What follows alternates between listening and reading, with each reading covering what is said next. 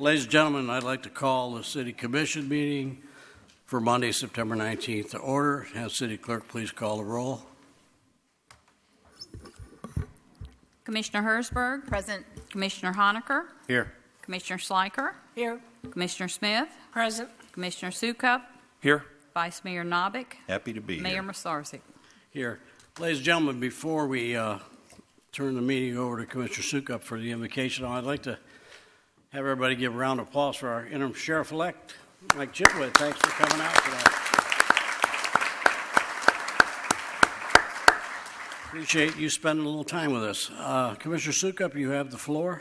Yeah, Tom, if you could come up to the podium while he's coming up. This is Tom Tragesser. He currently serves as the Director of Corporate Relations for Stetson University. Growing up in Deltona for all my years, he was actually my youth pastor at Faith Bible Church on Howland. He later became the senior pastor, and he actually married my wife and I. So we go way back. But Tom, if you could open us in prayer. If we could all please stand. By the way, I'm still amazed that Amanda said yes to Brian. It's not funny. Join me in prayer. Heavenly Father, the one above whom there is no other, the one who cares for the lilies of the field and the fowls of the air, and yet so much more cares for us, your children. It's to you we humbly pray. We pray for guidance and wisdom, humility, listening ears, kindness, discernment, creativity, courage, strength, and love. We pray for team, collaboration, and cooperation. We pray for your good and favor on our city, her residents, families, schools, and businesses. We pray safety for all, success for all, employment for all, health for all, joy for all. Make us good neighbors, good citizens, and good leaders. Fill this place tonight with yourself, and may this meeting please you. In your Son Jesus' name we pray. And everybody said, amen. Amen. We don't have a national anthem tonight. The young lady who was singing, there was a death in her family, so we'll just go straight to the pledge. I pledge allegiance to the flag of the United States of America and to the republic for which it stands, one nation, under God, indivisible, with liberty and justice for all.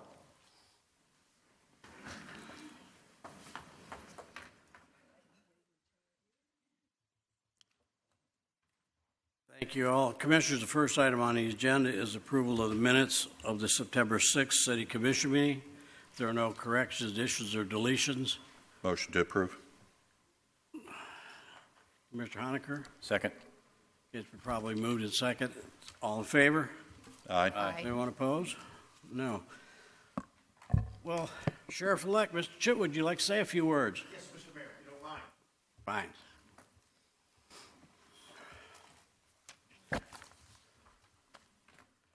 Good evening, Honorable Mayor, honorable members of the Commission. I appreciate the opportunity to take a few seconds to introduce myself.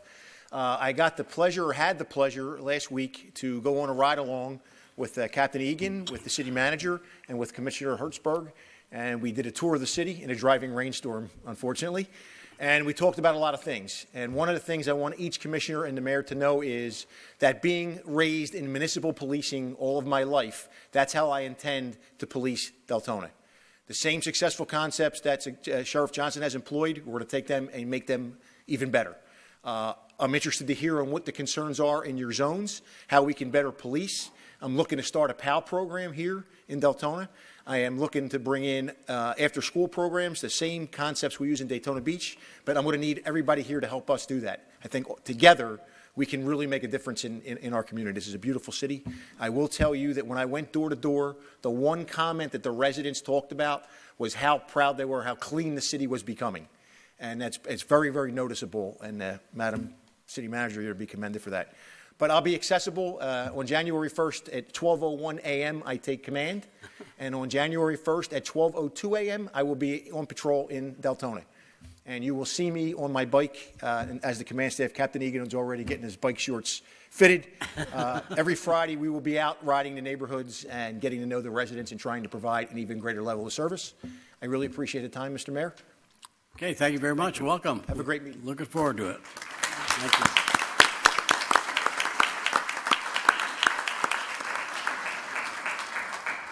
We're glad to have you here, and we just looking forward to some great partnerships in the next few years. Vice Mayor, you had a report? Yeah, just that I'm on the Academy Advisory Board at Pine Ridge, and the Health Academy there is working on putting together a program for anti-drinking around prom time in April. It's a program that all of the emergency services have come together in the past and put on at high schools throughout the community, but this year the advisory board suggested that Pine Ridge put that on. Chief Swisher's heading that up for the Deltona Fire Department. We had a meeting today. We've got all the players at the table from the sheriff's office, from Loman's Funeral Home, from the news media, from we're going to hopefully have Air One there, or we have Air Care and Fish Hospital's helicopters, possible standbys also. So it'll be a good event for the kids. We'll keep you posted as it comes about. Our next meeting will be in December. Okay, thank you. All right, next item on the agenda is a public forum. For items that are not on the agenda, do we have speakers tonight? Christina Martin. Ms. Martin, if you'll give us your full name and address, please. You need to say it in the mic. Christina Lynn Martin, 1417 Northeast Old Mill Drive, Deltona, Florida. Okay. I am coming to you to reach out for a little bit of help. We had a project completed, a reclaim line that was laid in front of our home and, down our road. With the completion of that, our driveway is a hill, so our house kind of sits up. Our whole front yard is a hill. And where the meter boxes are next to my driveway, the right-of-way was dug up, and the sod was just kind of thrown there. The earth was moved, disrupted, and there was nothing compacted back down, so it has now caused erosion all the way down the side of my house, all the way along my driveway. I provided some pictures and stuff so you guys can get an idea of what we're talking about. They said tomorrow you'll get them. I reached out, was working with Matt Doan and Phyllis Wallace in Public Works, and we've kind of talked circles for about 4 months. In the beginning of August, I had thought that finally we had come to a resolution, and then after Matt spoke with YCOM said that they have to choose, I'm only going to fix one or the other. So I reached out to Ms. Shang and then reached out to Ms. Smith to get some additional assistance, because I don't feel that we should have to choose which part is going to be fixed. I feel like there was no erosion in our yard, and the pre-construction videos and pictures Phyllis has showed us at the site visit that we had with them, and there was no erosion. And now there's a big gaping hole above my right-of-way, and the dirt just comes and sits along the bottom of my driveway every time it rains. I just don't feel like it's our responsibility as the homeowner to have to fix that. I feel like our yard was in good condition, and it was not restored back to the like condition that they, before the pre-construction. Okay. All right. And you have pictures that you've left with staff? Okay, we'll get those city manager find out, because if we disrupt your yard, we should put it back in the condition it was in at least, so. Yeah, it's... Okay. We'll have to review it and have someone I would from just staff appreciate, look at like I said, Matt and Phyllis, I have to give them credit. When we met for the site visit, they were very warm, very caring, wanted to meet in the middle the best they could. And then I felt like once they reached out to YCOM, it's kind of gone That's subcontractor? downhill fast. They said that YCOM didn't want to pay. Okay, well, YCOM is for you guys, They want working to for do, you they want to guys. do work for us, so I think Right. we have a little bit of a ability to talk to them a little further. Thank you. Thank you for the time. I appreciate it. Okay. Jim Pesha.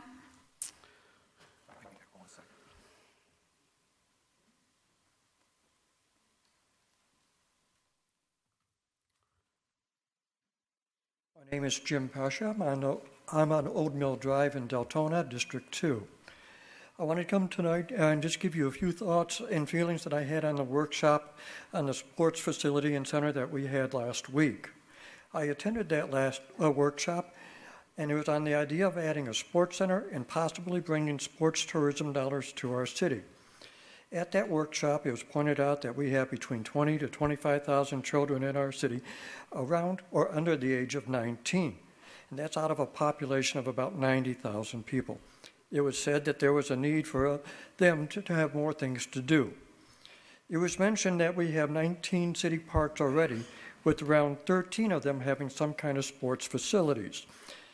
But there was an issue with parking and traffic to and from when there is an event held at those parks. To solve this, there was a proposal to build a multi-million-dollar sports center or stadium. One of the things that was pointed out was that we have a very large senior population in the city, and that our average income level is at the lower end of the income scale. Well, let me put it another way. With about 1/3 of our population as non-income producing people, too young to get into the workforce just yet, and our seniors that have left the workforce and are now on fixed incomes, that only leaves about 1/3 of our population left to pay for any kind of new event. Okay, our city already has one of the highest millage rates in the area. What I want to know is, where is all this money going to come from to build an additional sports complex? One of the things that was pointed out to me at the meeting was that we do not have a single large location for holding events.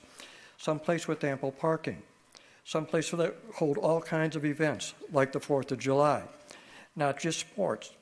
Can we make it an open-air venue if we look at something like that? Something that can support fairs, concerts, and yes, even sandlot baseball instead of formal organized ball. Something that will support the parking for major events and have room for lots of people to enjoy. To bring your blankets and your lawn chairs and to watch your kids play. Let the scouts have room to camp out, listen to a concert in the park. Will people come to a concert out in the field? Well, they did down at Woodstock. Do we really need to overbuild things? Can we achieve it just by providing us with enough room, a location in which to do things? Yes, providing things for the kids is something of importance, but so is providing something for the other 2/3 of our population. Not everyone is into sports. Some are into scouting, some into music, and some into 4-H or even Future Farmers of America. Sports should not be the only game in town. We need to open up to all kinds of activities as well. Why not look at a cultural center or a cultural park as well? Something with open spaces, plenty of parking, spaces for concession stands, maybe a band shell or a covered stage, room to play in, hold a family picnic, a nice open-air cultural area. We need something that everyone can use. Not everyone is into sports, but whatever we do, we know that everyone is going to end up having to pay for it. Oh, and one other thing. You were looking at sports tourism to help bring money into the city. So are a lot of other cities in our area. There is not a lot of competition in the outdoor concert area. So we can always bring in a battle of the bands. All you need would be a bandstand, bathrooms, parking, some food trucks, and a grassy area to sit in. We don't have to spend multi-million dollars to do that. Thank you, sir. Okay. Oh, one other thing. Could you possibly bring all of your meetings down here to the main? Commission has discussed that. You hurt yourself when you brought up Woodstock. You dated yourself a little bit. Those of us that are of that age understood what you were talking about. Thanks, Jim. I thought everybody knew about Woodstock by now. Thank you very much. Larry Kent.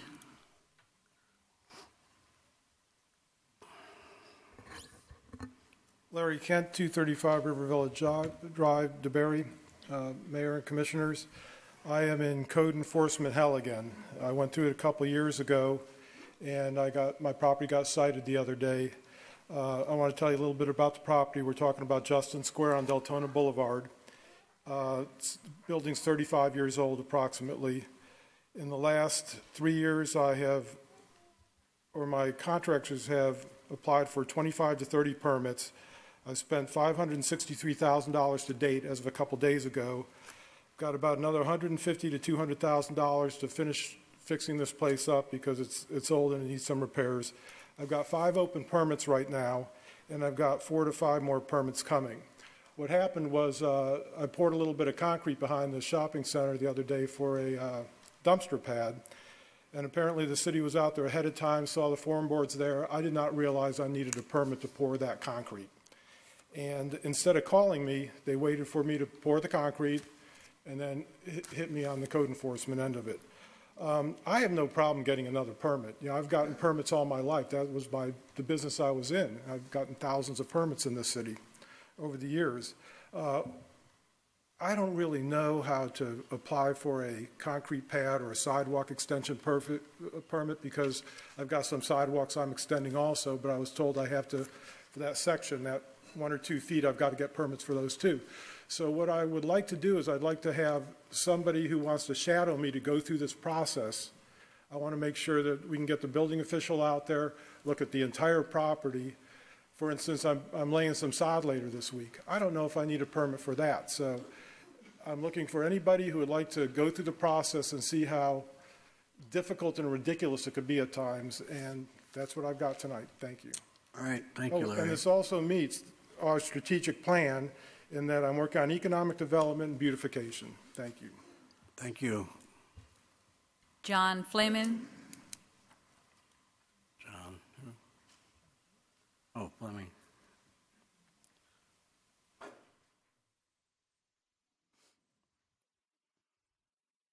Good evening, Mayor, Commissioners, Madam City Manager, Madam City Attorney. For the record, give us your address, okay? And your name and address. We Yes, all I'm know here who you are. representing Local 2913. I'm also a pension board member. Just to give y'all a quick brief, I'm here reading a statement or a letter to y'all on behalf of somebody, a fireman, who's not fond of public speaking. So I told him I'd help him out. So, Mayor and Commissioners, for many years now, I belong to a subgroup of city employees as a union firefighter. I go to shift and I get on the truck with my crew ready and willing to make the ultimate sacrifice in the faces of disease, fires, and chemical hazmat situations to protect our city. In bold, he says I'm not saying this for any special attention. I volunteered to do this job and very well knew the risks. With that said, almost every day I wear my uniform, I have citizens thanking me for serving them, and it's honestly overwhelming for such a desensitized guy. We deal with death and destruction of people's lives daily in one capacity or another, so those soft moments are very alien. Excuse me. The most interesting part is how one day the same people who are in charge of our community that praise us, they turn around within 1 week's time and publicly state that they would like to tear up the very document that affords us the safety of our livelihoods. Many people do take this approach to turn us into an outsider in order to create a prejudice against us. If you look back through history, it's not an uncommon strategy. Fortunately, at the same time, many do not take this approach. It's what saves my sanity. The irony about us being made into an outsider is that we're actually and truly at the opposite end of the spectrum. We're the people who, with a sacred trust, are called upon into people's homes at 2 a.m. on the most frantic, desperate moments of their lives. We know the community in a way that is deeper and darker than anybody else would know it. As a Deltona City firefighter, it really hurts to see when people's objective skills are diminished when it comes to political agendas. This is why it is also so difficult to ever see a kind word from certain people as nothing more than a glib attempt at upholding one society's standards to praise a firefighter. Hopefully, there will be less of this in the future than there has been in the past. Regardless, I will continue to be prepared to make the ultimate sacrifice in the face of this insane hypocrisy. Better together than divided. Sincerely, Firefighter X. Thank you. Thank you. John Vaccaro.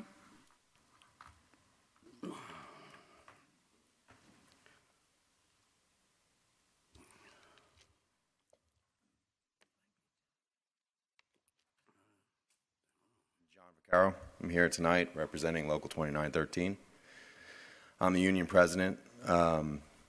Obviously, we put this on the agenda at the last minute. Most of what I have to say obviously reflects to what we're going to go over.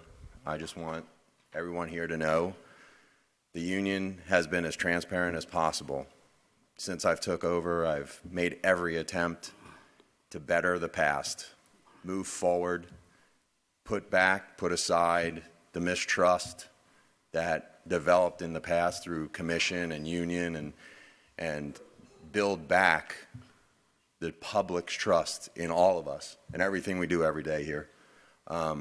It's a selfless job. Everybody up there spends a lot of their own personal time involved in other people's issues. I do the same, and so does my e-board. I'm going to discuss later some issues that have come up that personally offend me and they upset me. I believe that I have an open door policy. I've allowed every single person in this commission and in this city, including city staff, to address me, use my personal cell phone if they ever had any issues, any questions on union policy, procedures, or my personal feelings.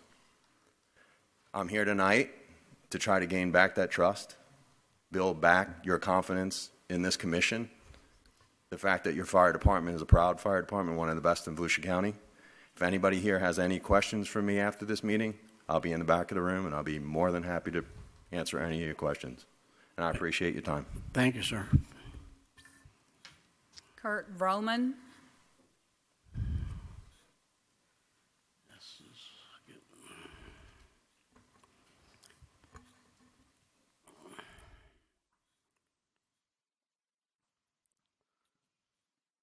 Good evening, Mayor, Commissioners, Madam City Manager, Madam City Attorney. Kurt Vroman on behalf of the Deltona Firefighters Association, 166 Wildwood Drive. Sorry. I don't have a prepared statement this evening, which is not the way I really like to normally do my business, but for those that maybe follow me on social media, you know that I just returned from the International Fallen Firefighter Memorial in Colorado Springs. There was 137 firefighters put on the wall this year. That means they died in the line of duty, whether it be actively in a house fire, cancer from the chemicals that were exposed to from the off-gassing, or in one case where a firefighter went into a duplex to save 6 little kids and an adult in a storm system that was causing flooding, was washed away after he saved them, and was basically pushed up against something, and the water was being forced down his throat so he couldn't breathe. But I'm here because I want to touch on the comments made at the City Commission workshop on 8/11. I would have to stop you if that's on the agenda, if you want to speak to it at the agenda. On your tour. August 11th? Oh, August 11th. I'm sorry. Yep. Nope. Okay, that's fine. I understand. I guess using numbers, I should have said August. I'm sorry. On August 11th, discussing the hiring of 3 firefighters. I'm not going to sit here and tell you if we need them or don't need them. That's a decision that you guys make, not myself. And I don't feel that I should influence those decisions. But what I am here to discuss is when it was brought up, the comment about them not being part of the union, and that they should be general employees. I want to make it clear, if you don't understand, Chapter 447 covers all labor in the public sector, and it covers everything about that. And I believe when everyone took the oath, they took the oath to uphold the Constitution of the United States, the state of Florida, and the ordinance of the city in Volusia County. So with that being said, I just want to put that out there so maybe some people can refresh. It's found with a simple Google search. I do it all the time. Can refresh how Chapter 447 works and some of the rules behind that. I think also that open and regular communications with both sides can help to alleviate some of these problems that I'm seeing. And when I say coming off the commission, it could be one of you, it could be all 7 of you. I'm just saying it generally. I don't want anyone to take offense single-handedly. That those communications can avoid these type of situations. We were the city that was always on the front page. And we all of a sudden became the city that was, I should say, on the front page for the wrong reasons. We became the city that was on the front page for the right reasons. DeBerry by chance, took the front page for the wrong reasons. And we don't want that back. We don't want that title back, I don't think. And I'm actually a DeBerry resident, so I don't want Deltona to have the title back. So basically, I just wanted to come up here and say, open communications. I'm always willing to talk to any one of the commissioners.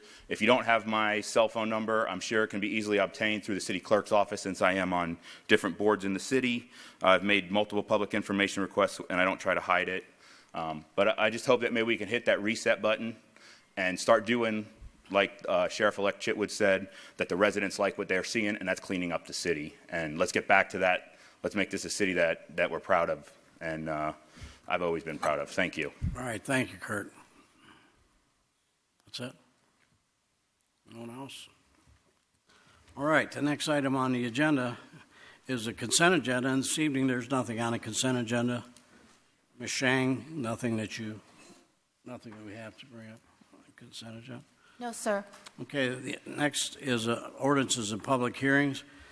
Request for approval of Resolution 2016-44, adopting the final millage rate for the ad valorem taxes for fiscal 16-17. And I have a state mandated responsibility to read the following statement. This is a public hearing to hear and consider comments and questions regarding the city's millage rate and proposed annual budget for the coming fiscal year 2016-17. The city of Deltona hereby proposes a millage rate of 7.95. The millage rate reflects a 7.3% increase from the rollback rate of 7.4120 mils. The millage rate is higher than the rollback rate of 7.4120 mils in order to cover increased operating costs. The floor is now open to hear public comments and to take questions from the public. Is there anyone that's asked to speak concerning this?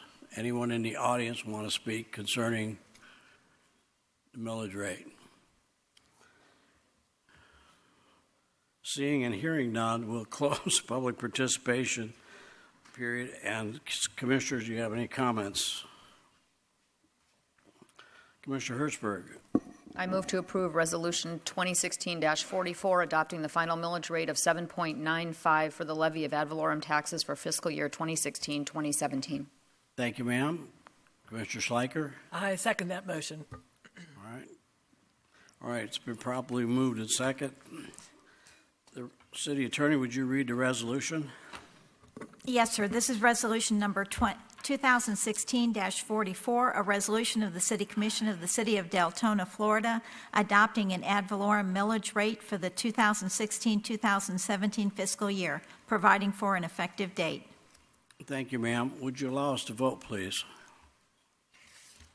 Commissioners, if you'd vote.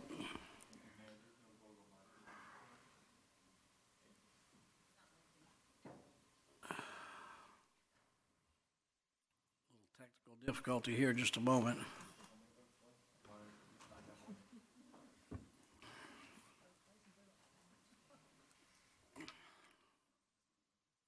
There you go, sir. All right. Are we good to tally, or do we need to vote again? Okay. Okay, the motion passed 6-1 with Commissioner Smith voting no. All right. Next item on the agenda is item number B. It's approval of a resolution 2016-44, approval of the register for the final budget for fiscal year 16-17.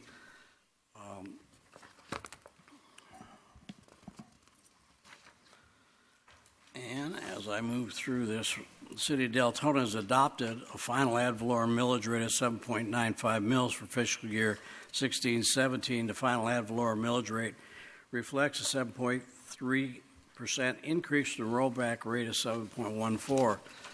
The Commission's proposed annual budget is summarized as follows. $56,613,387 in general fund. Special revenue funds, $39,727,829. Enterprise fund, $46,053,397. And capital project funds of $13,453,000. $596,795 for a total budget of $155,991,408. The floor is now open for public hearing or comments from the public. Is anyone asked to speak? Anyone want to speak? Seeing none, we'll close the public hearing. Any questions or comments by the City Commission? Commissioner Hertzberg? I move to approve Resolution 2016-45, adopting the final budget for fiscal year 2016-2017. Thank you, ma'am. Commissioner Schleicher? Second. Okay, the motion's been made and seconded. And Ms. Voss, if you'd read the resolution, please.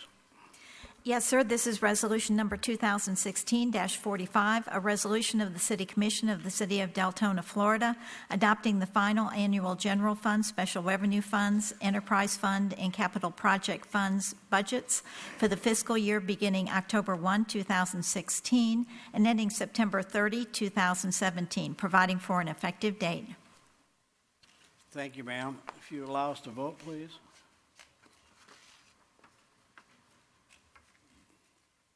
And the tally, please.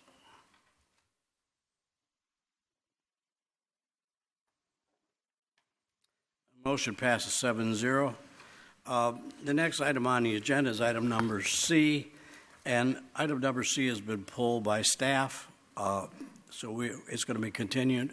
Is it continued time certain or just continued? It's been withdrawn. Withdrawn? Oh, it's withdrawn? Yes, sir. Okay, it's been withdrawn by the applicant. All right, we'll move on to item number D then. D is a public hearing with a resolution, conditional use permit for a house of worship at 2745 Lake Helen Osteen Road. Mr. Boley, do you want to give us an update? Yes, sir. Just very briefly, this project has been out there for some time. Over the years, it's had several conditional use approvals, the last of which expired, and they came back and made application. They are making improvements on the building, but they need this conditional use approval prior to doing any work on the property. Okay, this is the infamous metal building? Yes, sir. It's on Lake Helen Osteen Road? Yeah. Yes, sir. Okay.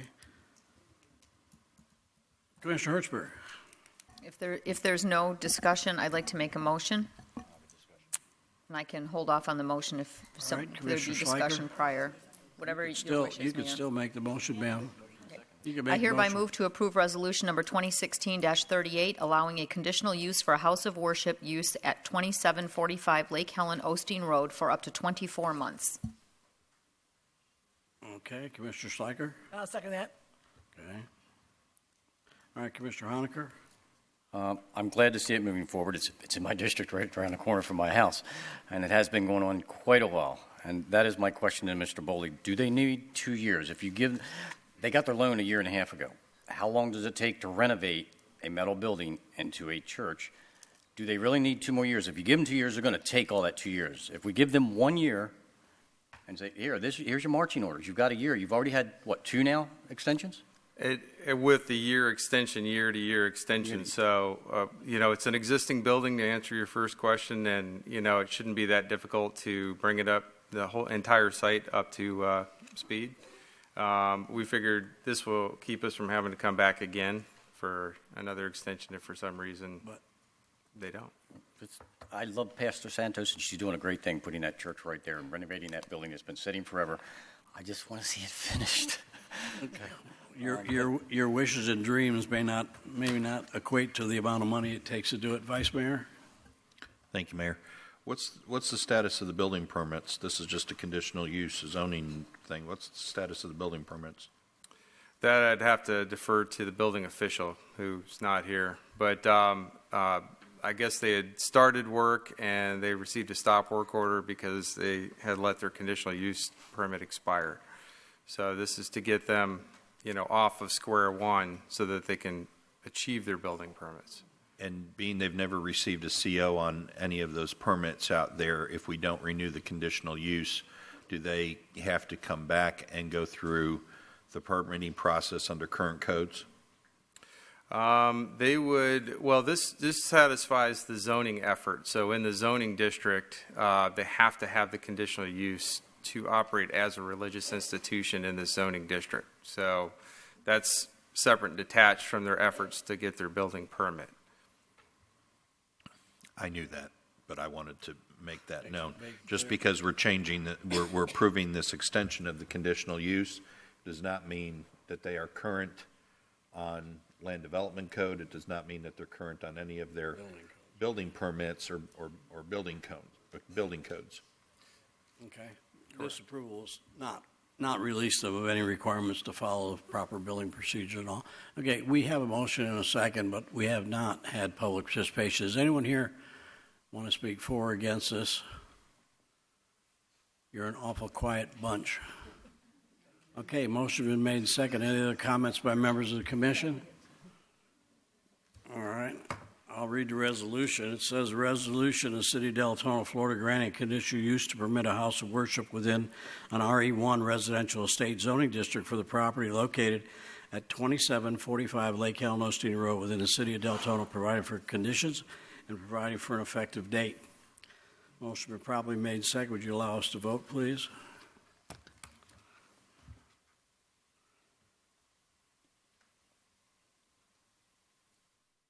The motion passes 6-1 with Vice Mayor Novick voting no. Next item on the agenda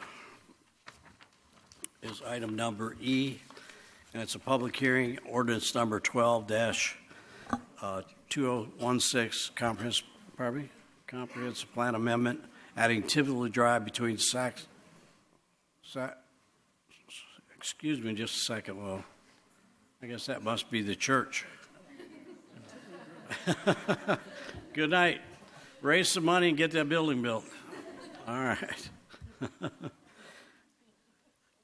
wonder what all those people are back there for.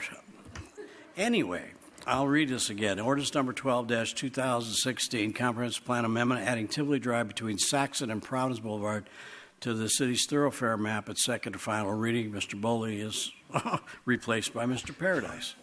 We were tired of looking at him anyway. Is there any updates you have?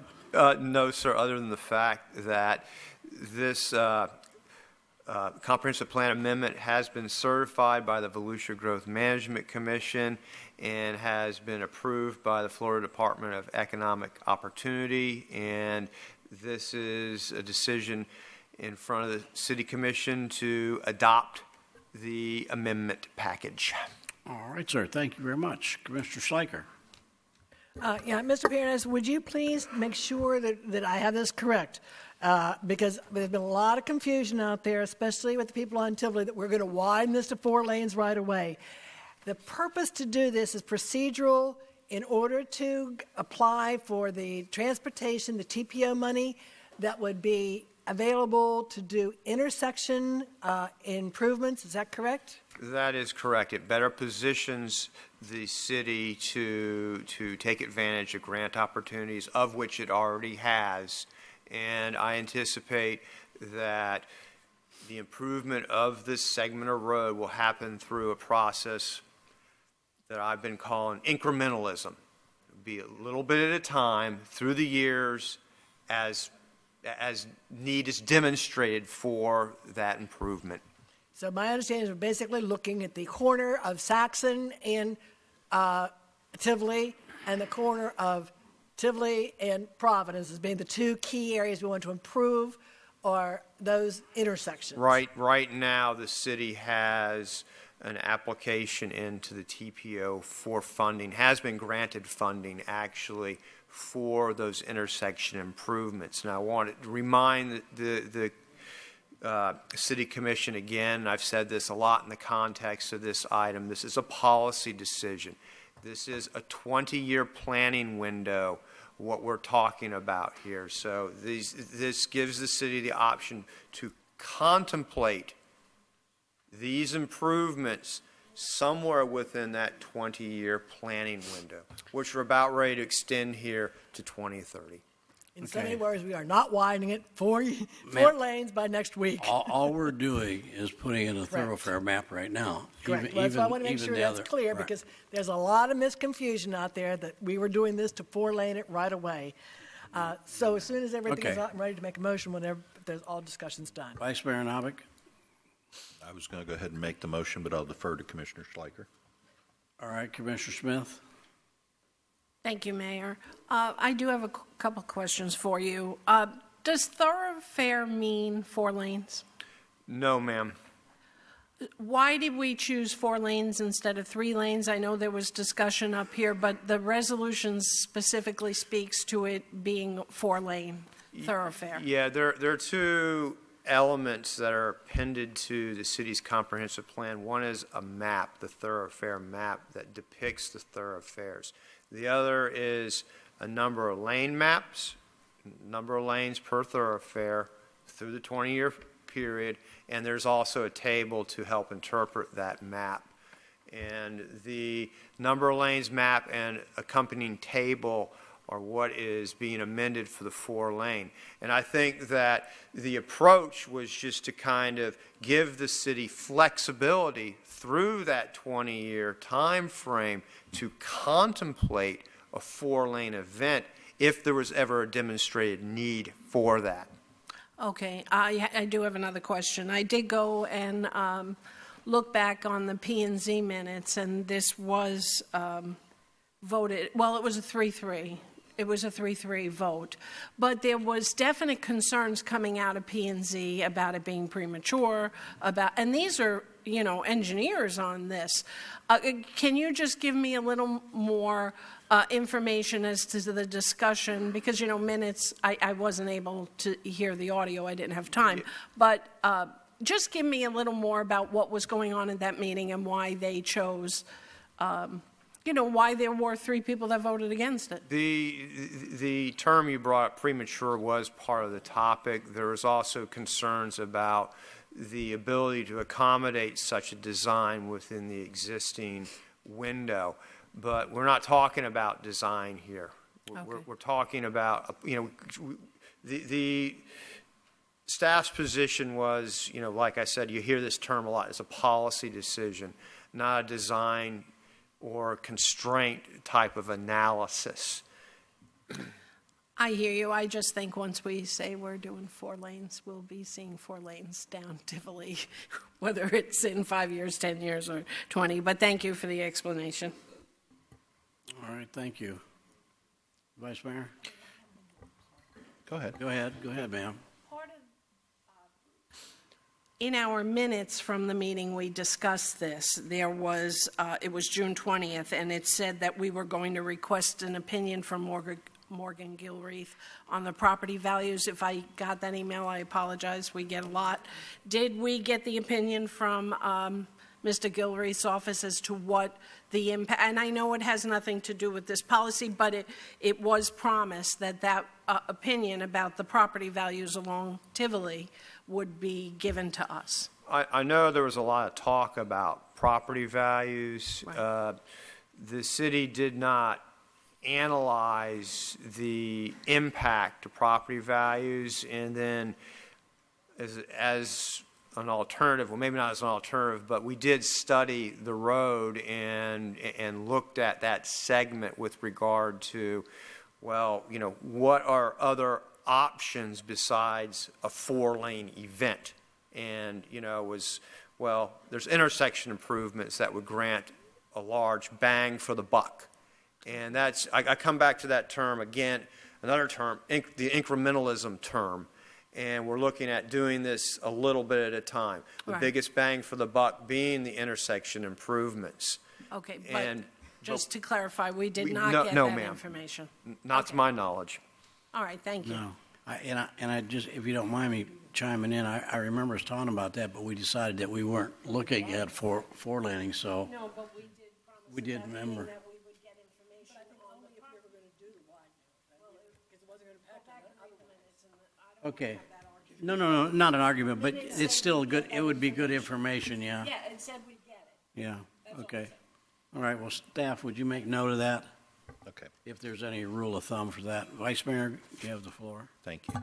Mr. Paradise, just to confirm and remind everybody, we did hire a traffic engineer to go out and do a TIA on this.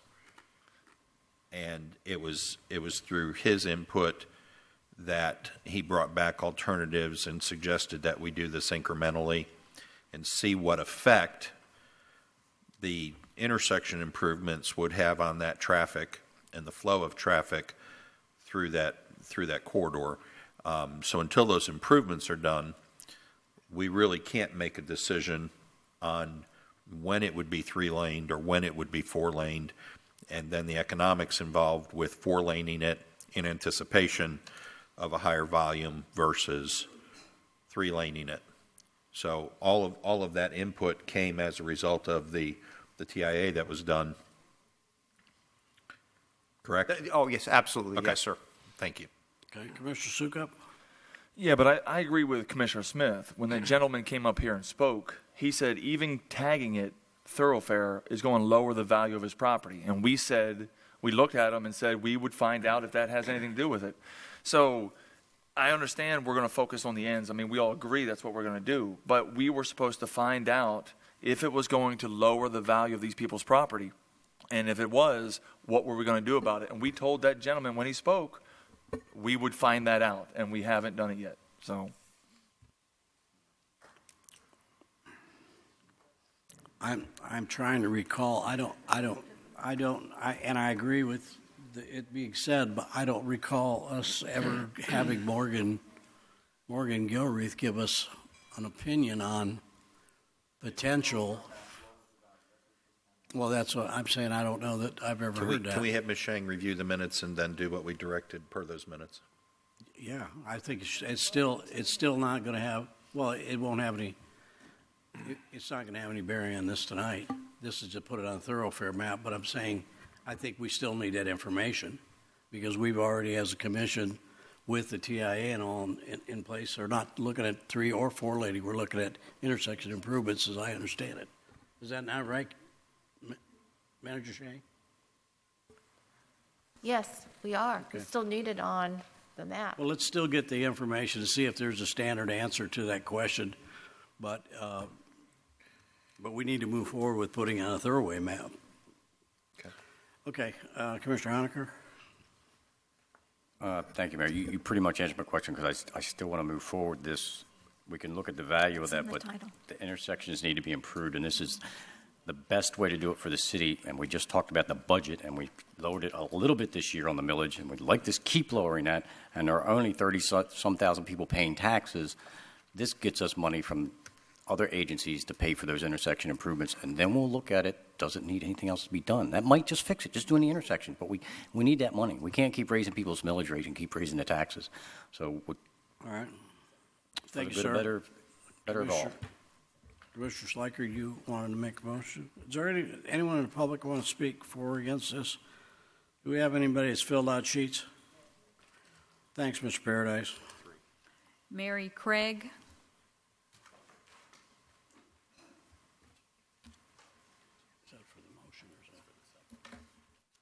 Good evening. My name is Mary Craig. I reside at 1313 Tivoli Drive. I'm new to this area. We just purchased our home at the end of May. We were not made aware of this widening. Our realtor did not make us aware. The sellers did not make us aware, and nor did their realtor make us aware. We found out when you all sent us the certified letter to come here this evening.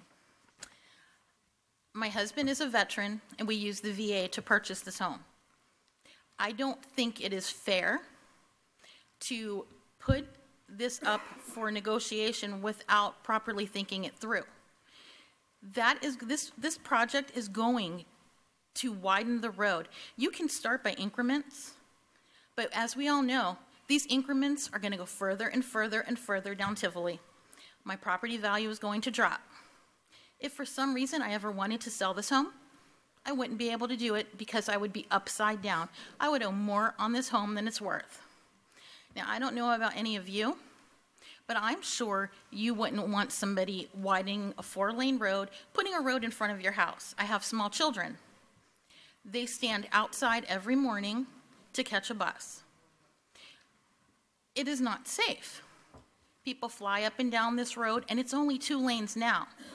Eventually widening this road, it's going to be it's going to be a very bad problem. People are going to get killed on this road. People fly up and down this road every single day. My luck is I have this barrier that works for me. My front yard is quite large. And what's going to happen is somebody's going to come in and say, well, we want to take part of your property to go ahead and widen this road. Then my barrier's gone. And what happens when a car comes through my yard and into my home or into my vehicles parked in my driveway? It is not right, and I am totally against this. And had I known that this was going on, I wouldn't have purchased this home. This home was something that my husband and I thought that we could raise our family in, and we were excited because everybody was saying Deltona is an up-and-coming area. Although friends and family told us otherwise and steered us clear of it, we took a chance. We like living in this community. I want to raise my kids in this community. I have a baby granddaughter who was born in this community, and she is growing up in this community. I would like you all to take into consideration how we, the taxpayers, feel. I understand this is an incremental procedure, but come on, let's not beat around the bush. It's going to go down Tivoli, it's going to widen, and our property values are going to plummet.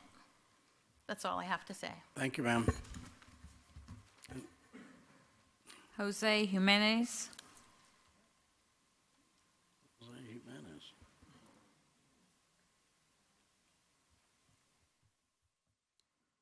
Good evening, Mr. Mayor, Commissioners. My name is Joseph Jimenez. I reside at 1371 Tivoli Drive, Deltona.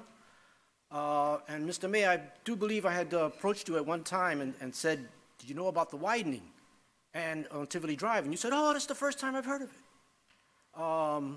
Now you're hearing about it, and I guess you all have heard about it. And I respectfully submit, as a citizen and voter, and as a person whose family will be directly impacted by this plan, the following. One, I think as was just mentioned, it will severely affect the quality of life by those families that live in the area of expansion. It has already been noted at a former hearing where the gentleman was speaking before in terms of the technicalities involved. That at that meeting it was considered a bad idea, but the gentleman who was presenting it said it would be tight on Tivoli Drive. Tight meaning too tight. Tight meaning no space. So as we are here, it's a bad idea, and it will not rectify the problem at hand, which is the traffic that's involved. And again, it's intended to relieve traffic. We don't really think that that's what's really going to happen. I was going to say, and I have also, said before, there's an old saying that you can't fight City Hall. And I had considered that the Tivoli expansion was a foregone conclusion. And I think that was being referred to by somebody else here. But the point, and I remember it was the gentleman talking about the contemplating incrementalization or incrementalism. I have contemplated his incrementalism, and I reject it. 20 years or not, 4 lanes, bad idea. Okay, I was going to say, but I stand in respect of all of you, because I've been noting how you're listening. I've been noting how respectful you are. I was going to say, and I guess I'm saying it, that this hearing, this formality is a sham. If the city is determined to go ahead with this project, it's going to do so regardless of whatever input we put in. I want you to make me wrong about this. Whether this is a contemplation of incrementalization or whatever it's termed, it is a bad idea. Please, I think you all have hearts and souls. I've heard you speak. You all speak very well. And I want to thank you for allowing me to present at least my opinion regarding this. Thank you very much. Thank you, sir. Appreciate it. Janet?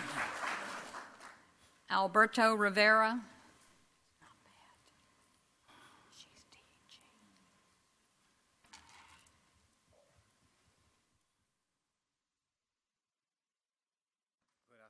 Mayor and Commissioners, my name is Alberto Luis Rivera. I live at 1351 Baton Drive, That's corner with Tivoli. And I came to object to the project because even though that you have been explaining to us the way that you are planning to do it by starting with the intersections, like they said, I think that will lower the properties, the value of our properties. I don't know if you have contemplated of turning these properties that we have in that area in Tivoli Drive on commercial properties, since you are thinking of 20 years and the increment on the traffic in that area. That would be, I think, the only alternative we have. Maybe turn our properties into commercial properties, because it would not be proper to live in that road if you convert that road into a 4-lane road. Or even though if you do it as an incremental, like you're saying. That's all I have to say. Thank you for listening and for your information. Have a good night. All right, sir. Thank you. Is that it? Okay, I want to make one thing clear. We really can't talk about 3 and 4 laning, and Mr. Paradise talked about incrementally. That's just looking at the future. We don't know what's going to happen 5 years, 10 years. Right now, this commission is very adamant that they didn't want the 3 or 4 lane. We directed staff to look at only intersection improvements which are required for safety. So any incrementally, as time goes on and Deltona grows, there may be a need for that in the future, but right now they're not. But tonight, the issue at hand is to put it on a thoroughfare map so that we can avail ourselves of funding that is available. So that's really all we're doing here tonight. We're not approving anything other than that. Vice Mayor Novick? I believe Commissioner Schleicher. Commissioner Schleicher? Again, reiterating the fact, this is basically to get TPO funds to do intersection improvements. So therefore, I hereby move to adopt ordinance number 12, 2016, adding Tivoli Drive between Saxon Boulevard and Providence Boulevard to the city's thoroughfare map as second and final reading. Thank you, ma'am. Commissioner Hertzberg? I was before her then. Vice Mayor? They pulled me off. I'll second the motion. All right, it's been moved by Commissioner Schleicher, second by Vice Mayor Novick. Commissioner Hertzberg, comments? I just have a comment and a question, actually. So we're looking at declaring this a thoroughfare in order to receive funding to, at this point, work on the intersections. Am I correct? Yes. So if we don't do this tonight and don't declare it a thoroughfare, then what happens to the funding? I don't know. It probably would be retained in some manner or another, but we were awarded points for the road, being positioned for recognition under the comprehensive plan. And the other question I have, do you have any type of a dollar amount what you're looking at? Because I think we can all agree that the intersection of Tivoli and Providence is not a good intersection. It needs help. And Providence is a county road. So in order to actually even work on that, we have to work hand in hand with the county on that intersection, as is Saxon. So you're looking at a collaboration that you have to have between city and county on those 2 intersections. Do you have any kind of a dollar amount, what you're looking at for one intersection, or either just a, not asking. Yeah, we applied for about a $4 million grant for both intersection improvements. $4 million for both. And at this point, even if we were to not declare that a thoroughfare and not get the money, the city can't afford it. We don't have those kind of dollars to even work. And then are we going to actually look at partnering with the county? And it's just it's a big financial problem to do that on our own. Yeah, I don't think there's a partnership with the county per se on funding. Obviously, the county is going to be a very active backseat driver in the process with regard to the engineering and design. There's no doubt about that. But this is a project that would be funded mostly through the TPO with, the city coming up with a grant match of 33%. So basically, we get the improvements for 33 cents on the dollar. Okay, thank you. Thank you. Yes, Vice Mayor, go ahead. Just as part of the scoring on that, because this project did score out in order to grant us the funding, it was because it is going to affect a city-county intersection. So that was in part of the scoring for the TPO, why it ranked higher. Commissioner Smith? Just want to make sure I'm clear, though. The grant application was approved. We are, did I hear you say that the grant? We have been ranked in a position where there could be monies available next fiscal year, which is not keyed to the city's fiscal year, but it's a July to July, so it would be July 2017. It's incumbent upon the city at this juncture to go ahead and design these intersection improvements so that when monies become available, they can be spent and the project would be shovel ready. So that's the mission before the city now. And the monies spent by the city for the design work will be part of the city's grant match. Okay. But part of that ranking was that if we did not declare this a thoroughfare, meaning that we will more than likely have to make this a 3 to 4 lane, otherwise the projects probably won't. Yeah, like I said, the project was based specifically on intersection improvements. Oh, but I thought you said that we got like bonus points for, the thoroughfare. Yes, it helped in our grant application to state that the city was in the process of designating this corridor, this segment of Tivoli, as a thoroughfare. Thank you. Okay. All right, motion been made and second. We've had a public hearing. I'll close the public hearing and read the ordinance.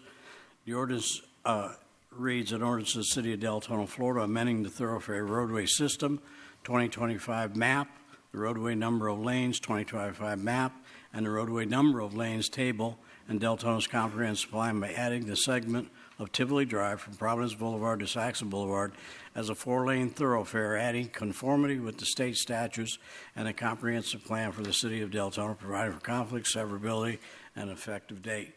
Would you allow us to vote, please?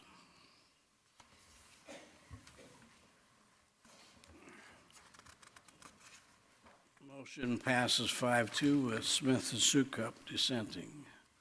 Okay, next item on the agenda is item number F. It's a public hearing concerning ordinance number 26-2016, Deltona Freestanding Emergency Room, BPUD RZ 16001 at second final reading. Mr. Boley, do you have any additional information or upgrades? Yes, sir. Just from the first hearing was brought to you, we were going off of... Can I ask you to hold on just a second while some of the people clear?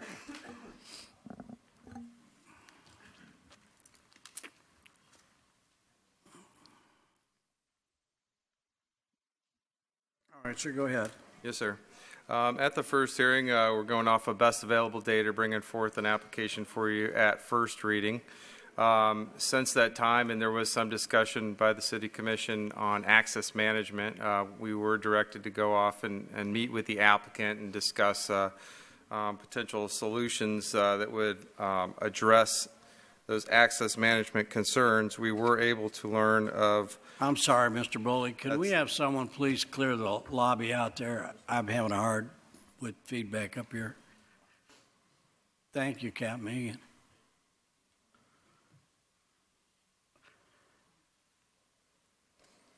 All right, go ahead, sir. Yes, sir.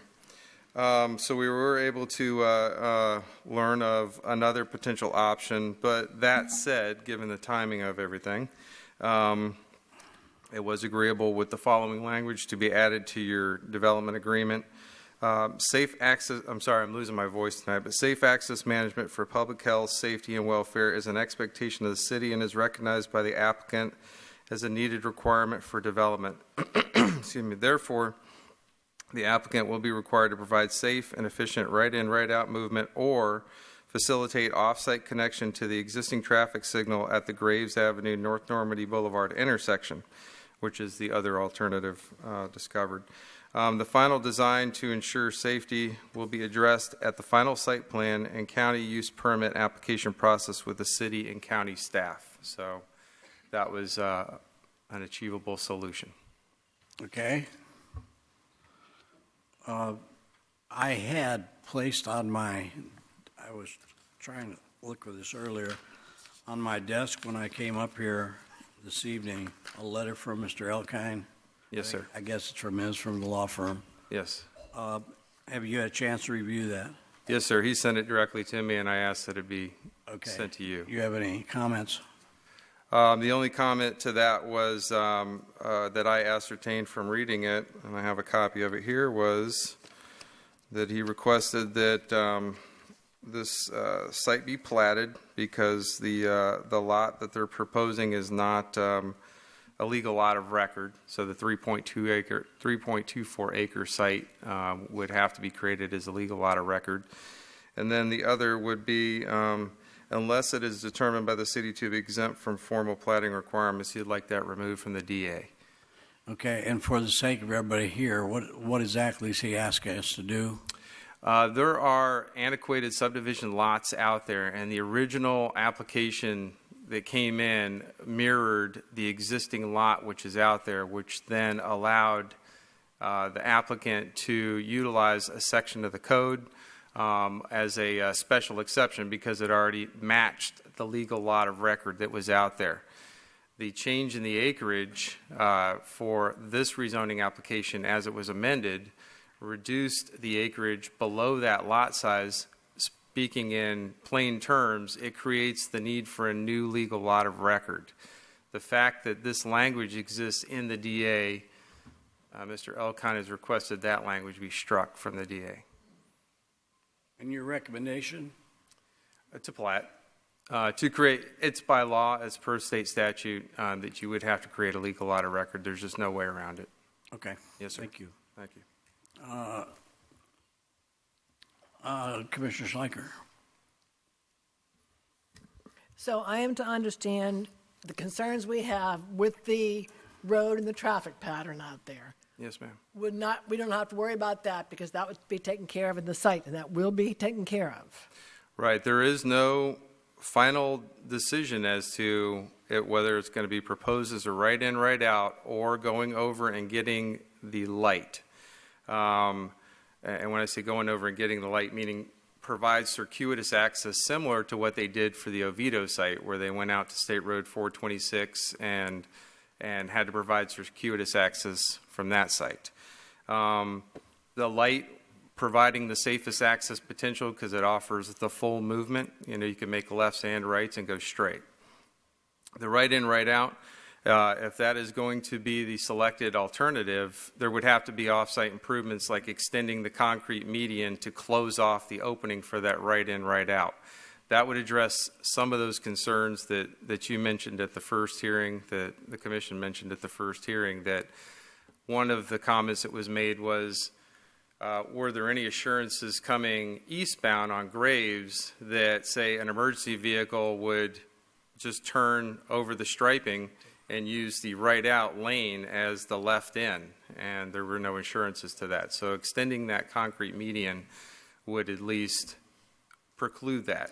Another potential would be maybe a batwing design. Batwing design is where you accentuate the right in, right out. So in other words, instead of the right in, right out just coming right up to Graves, it flares out and there's actually a concrete barrier there in addition to whatever concrete barrier is in Graves. So that also is a right in, right out.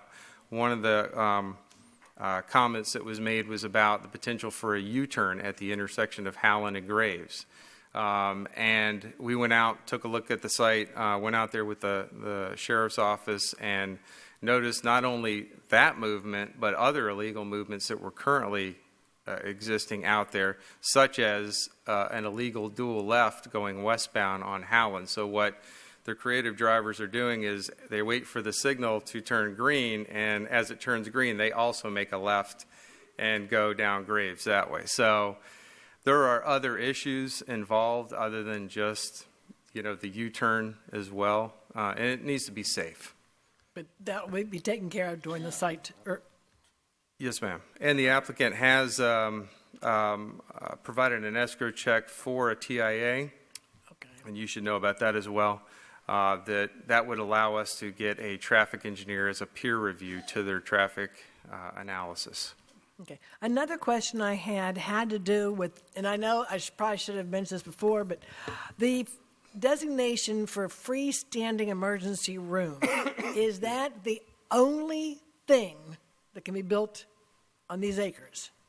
Per this PUD, yes, ma'am. Okay. There is kind of a little concern of why do not we just do a medical facility PUD? Because I guess my thinking is, what happens in an instance where maybe the emergency room fails or whatever, but we've designated that as land. You can't put anything else in there. It couldn't be opted for something else. For that So use. is it too limited?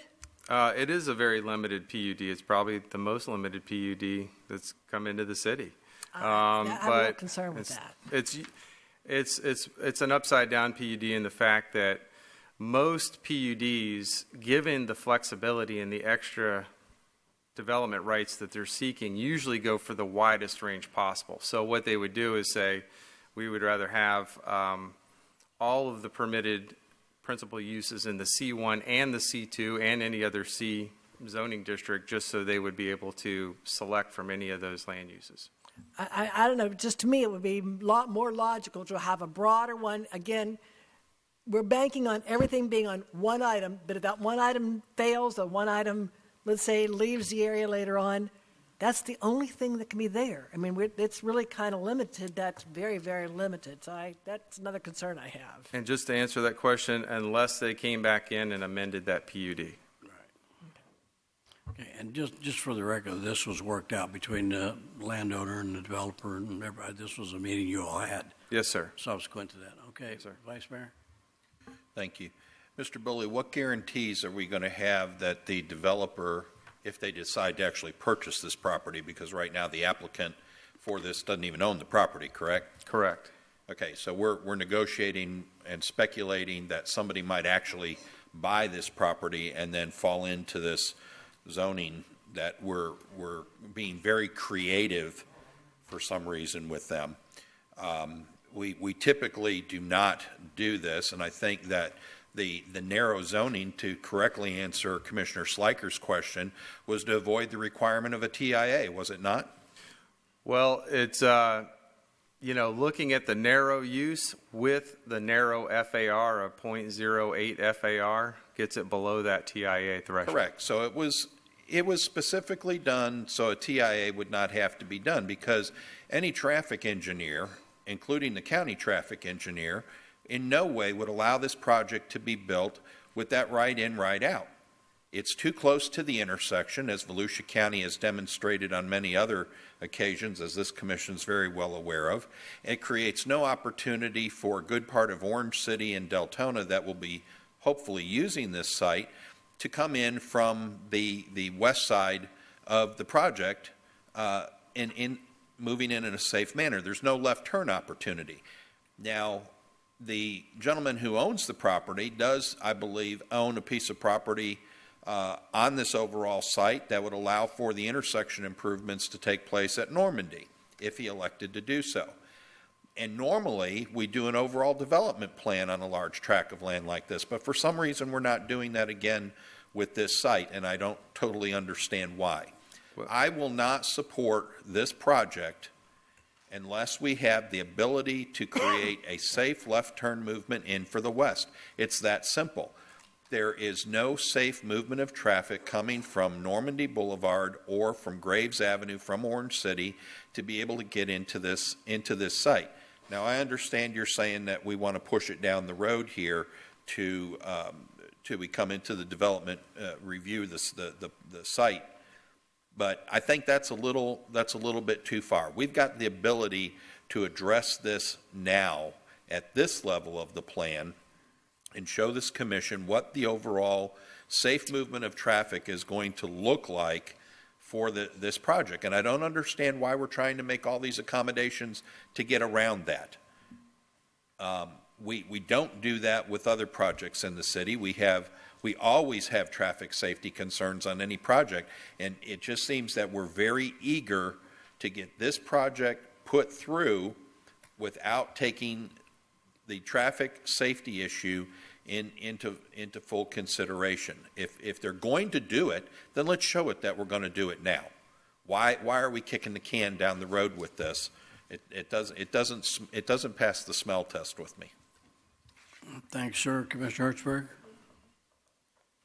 Thank you, Mayor. I think Commissioner or Vice Mayor Novick answered or addressed some of my concerns, but you are saying now that they're willing to do a TIA or a traffic impact analysis? Yes, ma'am. Then why are we still going with the limited use of even narrowing what we can put on that piece of property? Because if that's the case, that they were looking at just this one use to avoid having the traffic impact analysis or TIA, then now they're willing to have it. Why do we have to go ahead and just do that as a single use? That'll have to defer to the applicant to answer that question. Thank you. Commissioner Honecker. Thank you, Mayor. Whichever way he clarifies it, one of the things that they mentioned in their letter to the city was moving it from the final site plan and the county use permit application to the platting process. Okay, well, both of those, neither one of those involve the commission, do they? The final plat will come back to you, yes, sir. Okay, because you're just kicking the can down the road and it's going to come back to us again, and you put safety and efficient right in and right out. I will never pass this with a right in and right out. That is not safe. You're going up to Graves, up to Howland, and ex parte communication, I drove that again today, not purposely, just coming back from Orange City from the gym. I came across that way. And that is a very unsafe intersection already, and you want to make people do a U-turn there in an emergency situation when they're not thinking and their loved one is either bleeding out or having a problem, a broken arm. They're not making logical decisions. They're in a panic. It's not like making a U-turn to go buy a pair of pants if they put a store there or if they put a car dealership or something there that people aren't in an emergency situation. They're thinking clearly, I'm just going to go over here and buy some groceries, whatever goes there besides an emergency situation. I am never, ever going to pass this. I would suggest that they come back to the Planning and Zoning Board, go through the process again when they have finally decided that they are going to put a traffic light in there and they are going to come off that traffic light so they can have a normal access into an emergency situation center, into an emergency facility, because I will never approve this. They need to come back to go through the whole process again when you've done it right, because this is not right. Yes, sir. Excuse me. Commissioner Smith. Thank you, Mayor. I'm just asking for clarification on what we're voting on tonight, because what we're hearing, all due respect, I never heard an answer to Commissioner Novick's question as to why we're splitting it up into two separate meetings. I don't have a problem with the rezoning. I would support it, but we're hearing, we just had the Tivoli issue, and we were supposed to only be focusing on the thoroughfare map. That's what we heard loud and clear. Now we're on a different issue, but now we want to change what we're voting on this evening. So I think we need a little consistency. And could you just explain to Commissioner Novick why it was separated? Because he didn't Absolutely. get that answer. In a perfect situation, when they first came in with a pre-application conference, we recommended the TIA be done because it's part and parcel of doing the BPUD application. So, we didn't pick the narrowed use. We didn't pick the limited FAR. That's way too creative for the staff, unfortunately. We would just respond to the application as it comes in. But the right-in, right-out was what was originally proposed, and that's what we had. At the first hearing, it was stated to you that there are no other alternatives. There are several alternatives. One of the alternatives is there's a pad-ready site right next to the racetrack with a road built around the perimeter of racetrack with access to a signal that could accommodate this use. That is not the site that they selected. There is the same owner on the 28 acres as the formerly known as ICC BPUD, which this is the parent tract of. this could have been moved over anywhere closer to that signal for efficient access and access management. They also could have selected, since it's the same owner, to the south. We can't tell them where to go and to put an offer on a piece of property, but they could have selected any one of the tracks on the south side of the Deltona Village BPUD, which affords on Graves superior access. So, again, we can't tell them that they have to go chase a certain piece of property and put a contract offer on it. We can only react to what they're doing. At the first hearing, you were told by the applicant's team that they had no other alternatives, that they couldn't get over there. After that first hearing, we later found out that there is ownership of acquisition of the 1 acre that's in front of the signal at Normandy and Graves, which is just to the right, if you're looking northbound, of the batch plant, which changes quite a bit because now you do have a second alternative, which is to go over in a circuitous access and somehow get to that signal. You can do it through a frontage road, you can do it through interior of the property, anything. So, you know, we support that. That would be a great idea. But in the interim, we've already brought forward an application for the right in, right out. The applicant said we'd still like to be able to study that, and that's why this language was appealing to them as well, because it gives them the opportunity to study all of their options. Does that answer your question? Okay. Commissioner. Vice Mayor, do you have a comment? Did P&Z have that information when they made their recommendation with regards to the signalized intersection and the additional ownership of the property? No, sir. That came in much later. So they didn't even have the full package to make a decision on. So their recommendation is pretty much flawed. They didn't have information. It was based on information they had. Commissioner Honecker? Thank you, Mayor. Fast, because if you can't tell, I'm a little irritated that you would still try and move forward this when you know it's not the right thing. But number 6, and when the board is looking at rezoning, there are specific things we look at. Mm-hmm. Number 6 is any mistakes in original classification, any mistakes at all. And we just said there was another way to do this, and we said, no, there isn't. It's right in or right out or not at all. Well, there's another way to do it. But more importantly, number 8, its impact upon the public health, welfare, safety, which we've been hitting on, and morals. Safety, it's not safe. There are certain things we look at, and you say, well, why are they disapproving it, or why, if it gets disapproved? There are certain things that we have to look at by our own Section 110-1101. And we're looking at these, and I'm looking at them, and I cannot support this at all. So, thanks.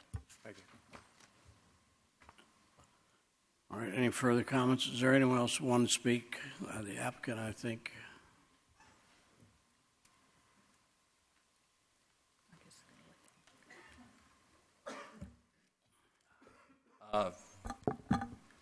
Good evening, Mayor and Commissioners. My name is Jonathan Hewells, and I'm an attorney with Lowndes, Drostick, Doster, Cantor, and Reed, 215 North Eola Drive, Orlando, 32801. And I'm here on behalf of the applicant, Central Florida Regional Hospital. Just want to real quickly introduce... Can you pull that up a little bit? Sure. A little bit of a time hearing you. There you go. I could talk louder, too, of course. Just want to introduce our project team who's in attendance tonight before we get into our presentation, and with that presentation, hoping to answer at least some of your questions. First of all, we have the CEO of Central Florida Regional Hospital, Wendy Brandon. We also have the COO of Central Florida Hospital, Richard Reed, and then we have the actual the project team with George Huddleston serving as our civil engineer, Stephanie Sheely serving as our traffic engineer, and Matthew West serving as our project planner. Just a couple of quick introductory comments, and then I'm going to turn it over to Matthew West to go through the project, kind of similar to what we did with the first reading. This, of course, is our second reading, and it's the review and decision tonight. With respect to the new language inserted in the development agreement, we went ahead and had met with staff and had been exchanging quite a bit of information, and it became apparent that this access issue is complex.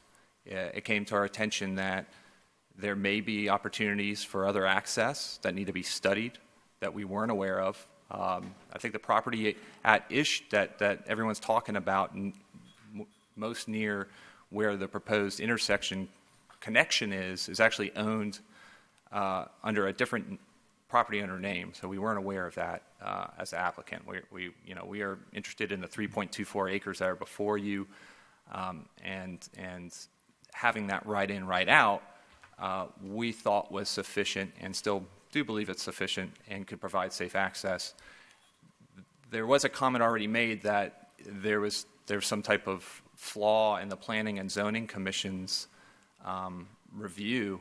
I would say that when we were here before them, there weren't the same concerns that were expressed by this commission at that Planning and Zoning meeting, and the reason why that wasn't looked at is because there wasn't the concerns expressed with whether the right in, right out was going to be adequate. So I don't believe that recommendation was flawed in any way. I believe that the information before them allowed them to make an adequate review and recommendation to you all.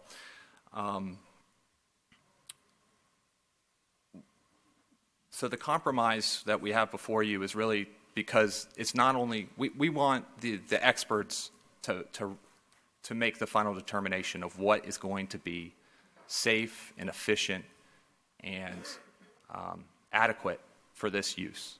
And those experts are going to be the city's traffic engineer, city's planning staff, the county's traffic engineer, because this is a county-controlled highway, or I'm sorry, road, and it's going to be the county traffic engineer is going to have just as much input as the city on what we're able to provide for a final access. And we want time to figure that out.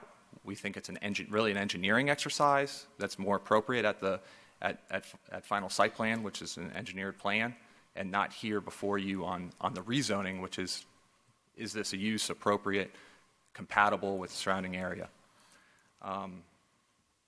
Just to get a formality out of the way, I'm going to go ahead and enter into the record because this is a quasi-judicial hearing, and we have the burden of bringing before you sufficient evidence for you to make a decision, and what we're trying to get is an approval here. So I have a evidence binder that I'm going to put into the record. Now, You don't want us to read through that tonight, do you? I don't, and I'm going to go over it quite. Don't be intimidated by its size. I was intimidated when I had everything printed out and assembled. I said, "Oh my goodness, that's quite a lot of information." But really, what it does is it just unifies almost a majority of the documentation is already documents that are on file with the city. And so, for instance, it has the proposed ordinance and the proposed development agreement in the staff report, which is included in your agenda package, and that's a staff report recommending approval. It also includes the minutes of the Planning and Zoning Board, where they unanimously approved or recommended approval, and as well as the first readings meetings minutes. It also includes our rezoning application documents, and it includes a lot of documents that are going to be referenced in Mr. West's presentation that he's about to give to you that talk about the traffic concurrency and mitigation that's already found in some of the previous entitlements that this city commission has approved for this property. So how I'd like to run this is have Matthew first go through his presentation, hopefully that reacquaint you with this project in a little bit more detail, and then answer some of your questions I know you'll have afterwards. I think it's painfully obvious what the questions are and what the concerns are with the commission from the questions. So, I mean, you're welcome to go through it, sure. but I think it's down to... And those will be addressed. Two real questions, but sure, those are the ones emphasis probably should be placed on those. I understand. We will. I mean, but we have to build our record because this is a quasi-judicial hearing, and you all will have to make a decision based on the competent, substantial evidence of record that's before you. Okay. And that's what we're going to do. And then hopefully as part of that, we can bring some... I wasn't trying to limit you. I just wanted to... I understand. It's a formality that we're going to have to go through on this project. So okay. I appreciate your time, and hopefully between myself and the rest of this project team, we can get the answers you need. Thank you.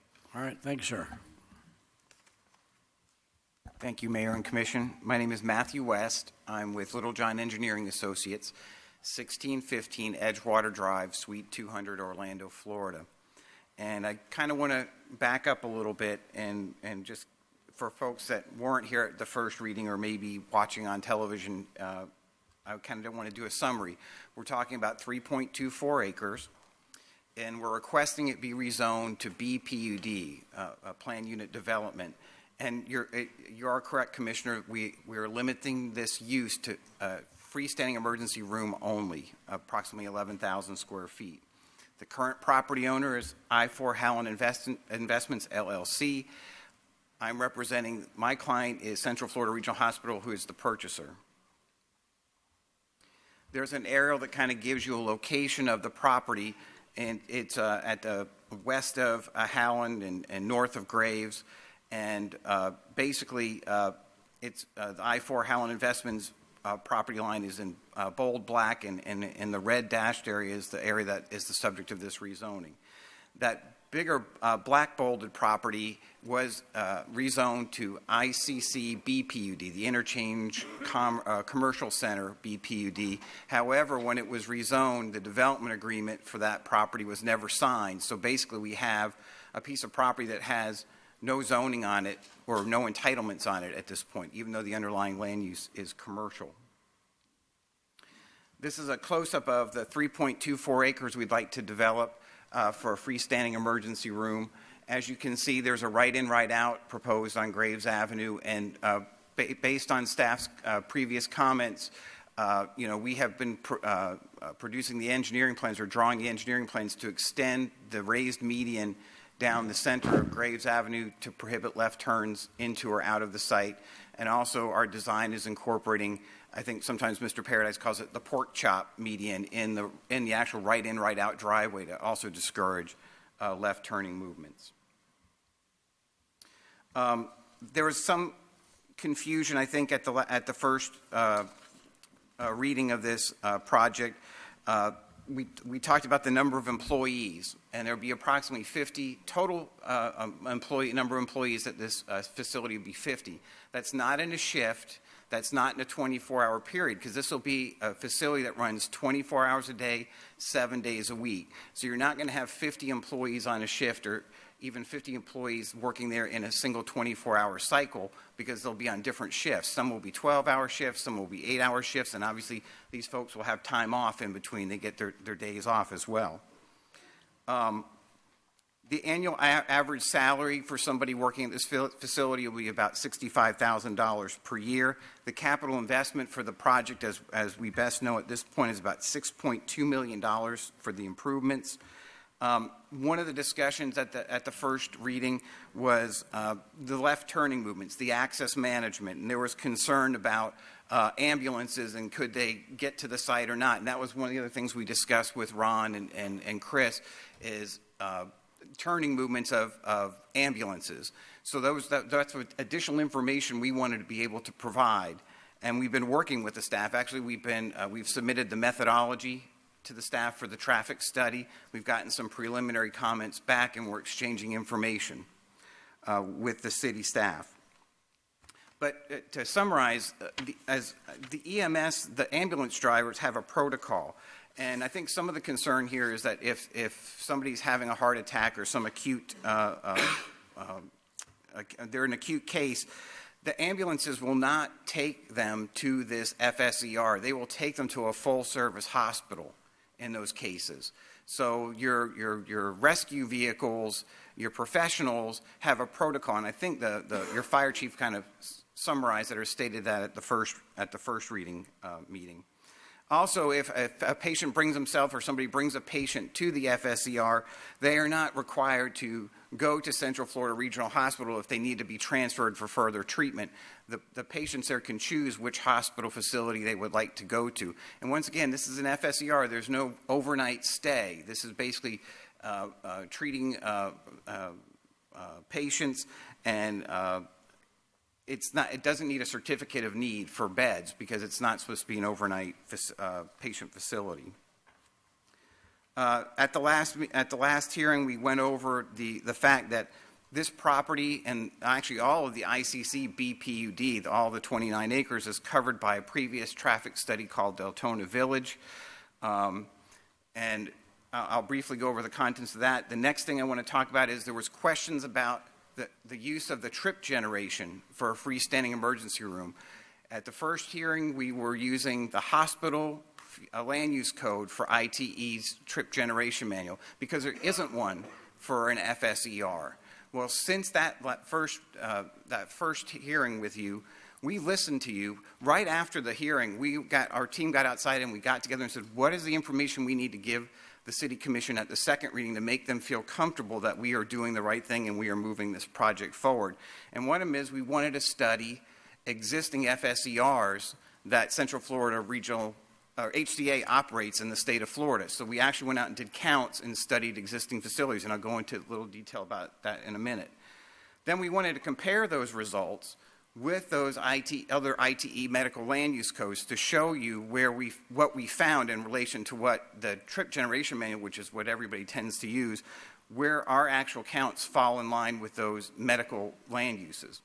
And then finally, I'm going to touch briefly on the whole issue of the U-turn movements and the intersection analyses that there is obviously of paramount concern to the City Commission. So quickly, this is a bullet point rundown of the project's impact is covered by the Deltona Village traffic impact analysis. This was in your staff report that the staff wrote and issued to you. It's in the evidence binder as well, the staff report and the information about that. This property is considered part of the county traffic impact analysis phase 1. Phase 1 mitigation improvements have been completed. So basically, if this site were approved, its responsibility would be to pay its proportionate share payments under that old ICC BPUD development agreement. That section's being put in this new development agreement that our client or the development would have to pay its fair share. At this point, I want to also talk about the assertion that the Planning and Zoning Board was working with flawed information. It is true that we became aware after the Planning and Zoning Board meeting that Mr. DeMarsh owns an additional piece of property in the vicinity of Normandy and Graves. However, to have an aligned intersection without having an offset, it's our understanding through our engineers that we would need 30 to 40 feet of the concrete plant so you'd have a plus intersection. Otherwise, you'd have the north leg offset from the south leg, from the Normandy leg. And the offset would create such a situation that your left turning movements would overlap and would be unsafe. So at this point, we have no commitment from the concrete plant to either sell or donate that 30 or 40 feet we would need to have an aligned intersection. And I'm not sure the county, which is the county engineer would have to make the decision, would authorize an offset intersection like that because of that, the conflicting left turn lanes. So I'm going to go into the traffic counts quickly. We picked 4 existing freestanding emergency rooms that HCA operates in the state. And these 4 existing emergency rooms are of a similar size, around 11,000 square feet. And they are actually in the higher 50, they're above the 50 percentile, the higher half of the patient volumes that HCA tracks for their FSERs. So these are 4 of the busier FSERs that HCA operates around the state of Florida. We took 72-hour traffic counts at these 4 facilities, and including Oviedo, because we heard Oviedo mentioned several times at the last commission meeting, so we made sure that we counted Oviedo as well. And what you can see as a result of our 72-hour trips is there's about an average of 264 vehicle trips a day at an FSER if you base it off these 4 that we studied. And that also equates to an average of about 26 p.m. peak hour trips. Now, when you compare that to the other 3 medical land uses in the ITE trip generation manual, such as hospital, and we had originally used hospital because there was no FSER category in the trip generation manual. When you compare it to hospital, we generate more trips than a hospital does. But when you look at it for a clinic or medical dental office, we generate less trips. So we're kind of falling in the middle of the medical land use categories.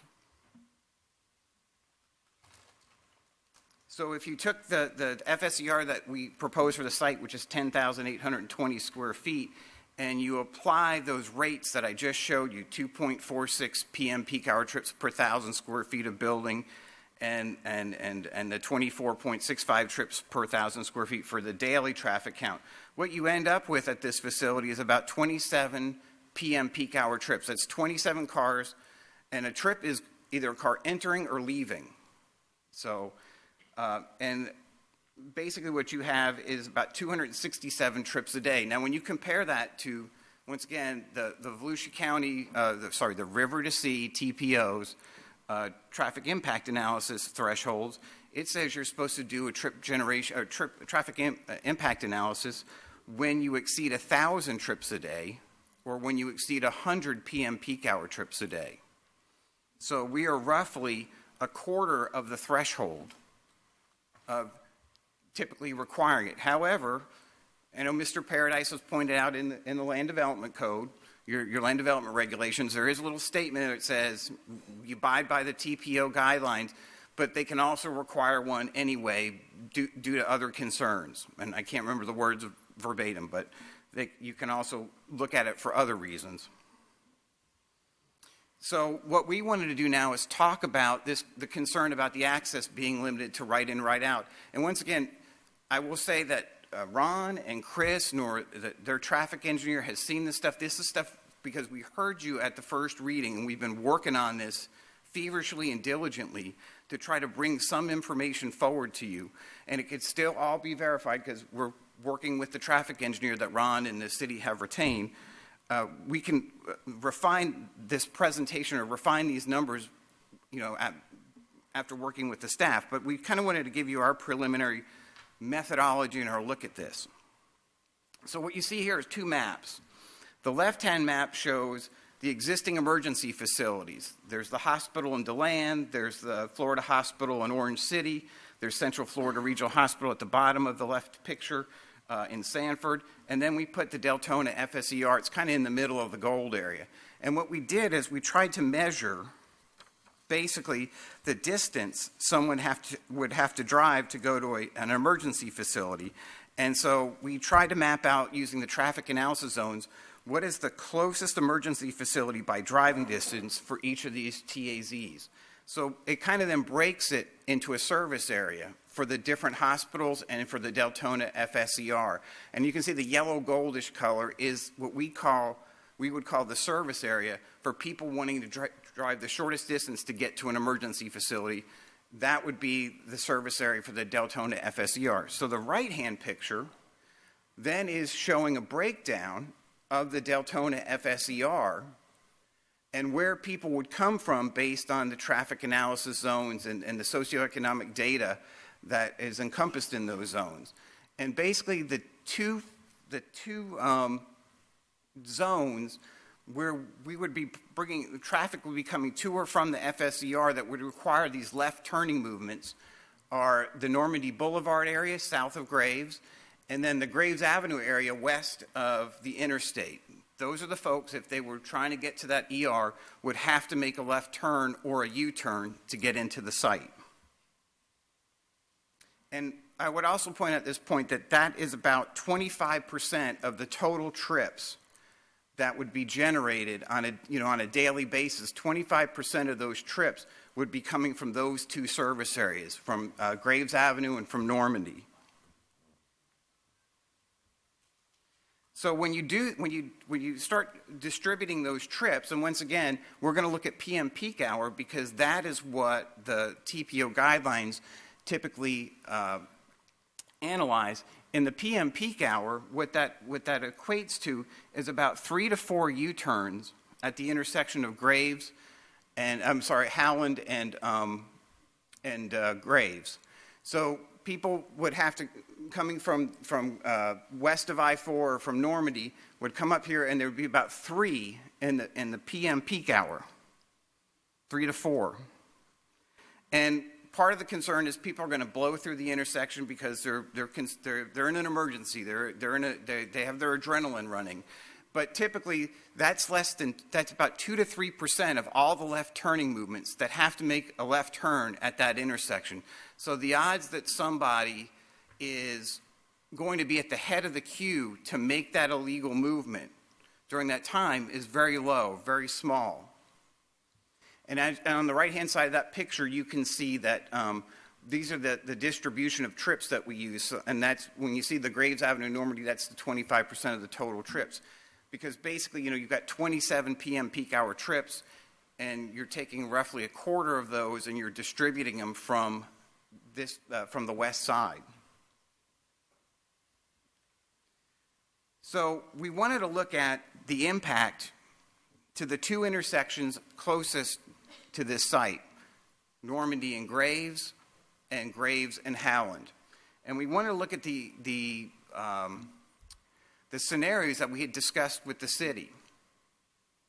And one of the scenarios, of course, is we want to look at the left-hand column that says existing. This is the existing level of service, your existing conditions at those two intersections. By the way, not only did we count the trips at those 4 FSERs, we did update the turning movement counts at these two intersections as well as part of this exercise. So we haven't been sitting idle between first and second reading. We're trying to bring you the information as quickly as we can.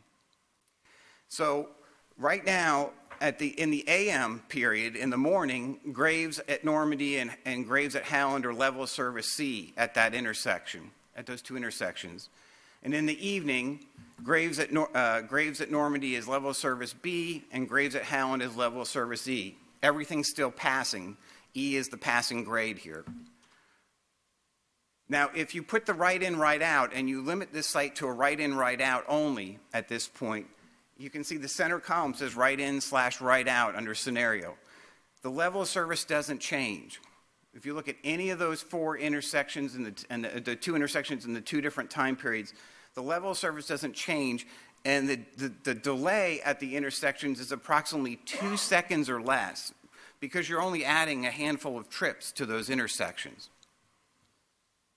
The far right column is, what if we had full access at Normandy? What if we made that a 4-way intersection to accommodate this project? What you would have is a degradation of the level of service for this facility, because now you're taking green time on the east-west movements of Graves Avenue, and you have to give that green time to this northern driveway, this northern access to the intersection. So you would degrade the level of service. It would still pass, because as you can see, E is still the passing grade. But for example, at Graves and Normandy, instead of level of service B, you would have level of service D to accommodate the green time for the handful of trips that would need to now go out to that light and need green time.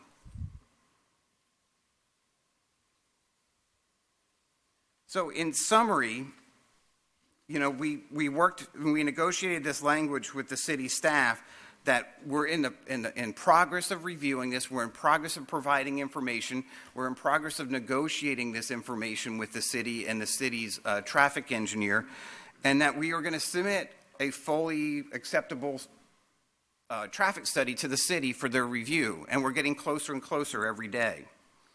We've our updated trip generation that I've shown you tonight still does not meet the TPO requirements for a traffic impact analysis. The addition of the project trips on the network, as I've kind of demonstrated here, does not significantly alter or delay or create delays at the intersections. I think it was about 2 seconds or less. The U-turn movements at Graves and Howland, if you're 3 to 4, based on the number of U-turns that are made at that intersection, or the left turns that are made at that intersection, are not significant, and it makes up a small percentage of the overall turning movements. Now, if we add that northern leg of that addition to Howland and to Normandy and Graves, the level of service would be degraded. It would still pass, but now your level of service would be lessened at Normandy and Graves. So to wrap up, our proposed use is limited to an FSER.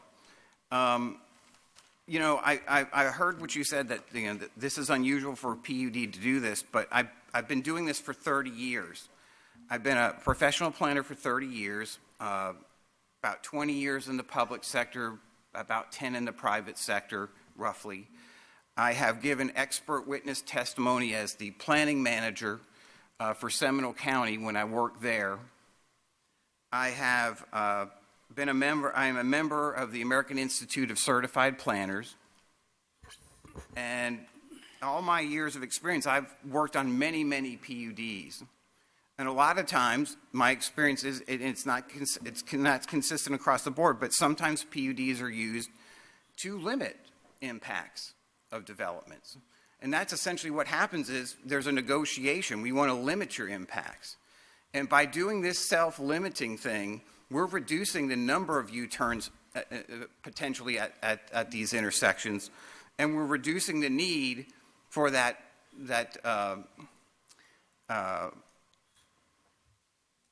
four-way intersection at Normandy and Graves, and so thereby we're not going to degrade the level of service of that intersection as quickly. So, in summary, in that binder, which I know it looks like a phone book, we have provided the information, including the staff report, where we have demonstrated that we are consistent with the comprehensive plan, we're consistent with the land development code, we're consistent with the city's vision for an activity center.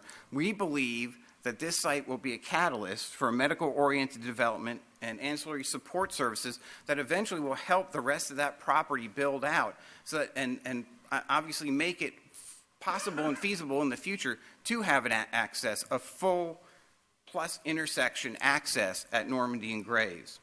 We've also demonstrated, and the information we've submitted with our application to the city, and the city staff report reflects it in the binder, that the infrastructure is available to serve the project as proposed, and that we are in agreement by this change in the language to the development agreement that we will be able to determine the appropriate safe access during site plan review. And with that, we hope you would adopt Ordinance 26, 2016. Okay, thank you.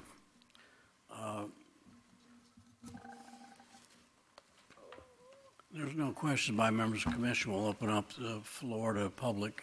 Is there anyone in the public who wants to speak for or against? Can I just make a request to have an opportunity to address any comments that might be expressed by the public as the applicant? Yes, when we're done. Okay, Yeah. thank you. Yeah. Is anyone in the public? Ms. Cook? For the record, would you give us your name, full name and address, please? Yeah, my name's Jenna Cook, and I live at 551 Keystone Terrace in Deltona. I just wanted to say, comment not so much on the safety aspect as far as the roadway is concerned, but on the need for an ER. A freestanding ER in Deltona specifically. As a former ER nurse, I can tell you, and I've been in 3 of the local emergency rooms, that there is a strong need for it. I mentioned former. That was one of the reasons that I left, is because of the issues that were caused by the lack of resources in our emergency room. It was too small for the community, and I think that with the addition of this, it would really improve the level of care that we're able to offer. And also, on a side note, my husband and I are both healthcare professionals, and we drive out of Deltona to go to work. So it would be nice to have this and the employment opportunities that it brings. So. Okay, thank you. Anyone else? Susan Burgos. Oh, I'm sorry.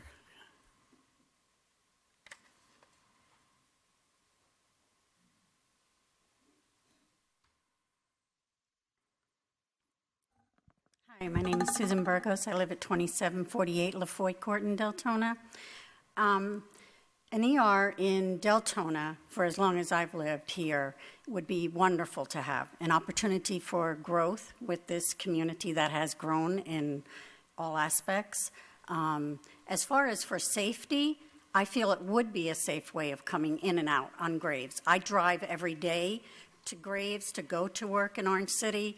I drive Normandy. I now drive to Sanford. So there's all different ways of going.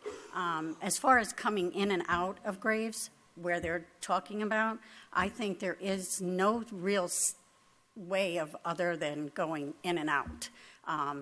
Off of Normandy, there's a safe way of going, and off of Howland Boulevard. I mean, no matter where you go, there's going to be an accident, no matter what you look at. Even with your racetrack, with them coming off of there at a rate of speed, trying to come down Howland and come off of Graves. Even with you building that, there was attempted accidents happening. So with an ER, I think you're better off having it there. Okay. Thank you. Thank you, ma'am. Is that it? Is there anyone else? All right, close the public hearing. I've got a...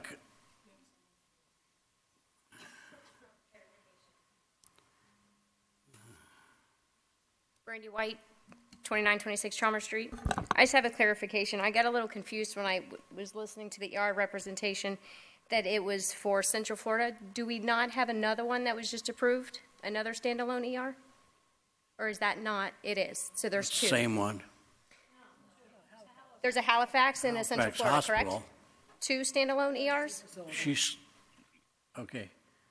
Freestanding emergency room is what they're talking about. That's different. There's only one of those being proposed. So Halifax wasn't presenting one Halifax as well? is different project altogether.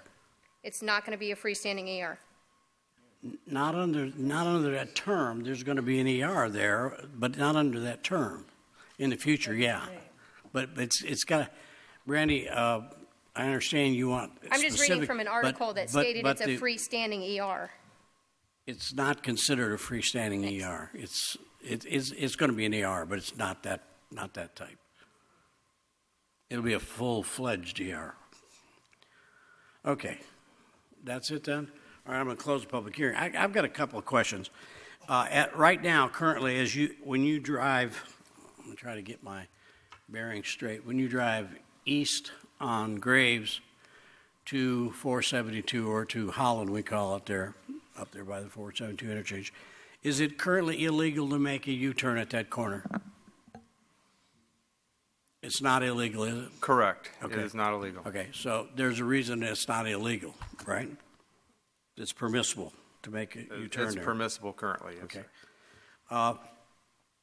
I think the question comes down to this, and I guess it's obvious I support this project because I support landowners' rights to sell this property and somebody to build on as long as they stay within the rules of this. But the biggest issue here is the feeling on some, and they have that right, that intersection should be at the corner of Normandy. And I heard some speaking here about green light time and that.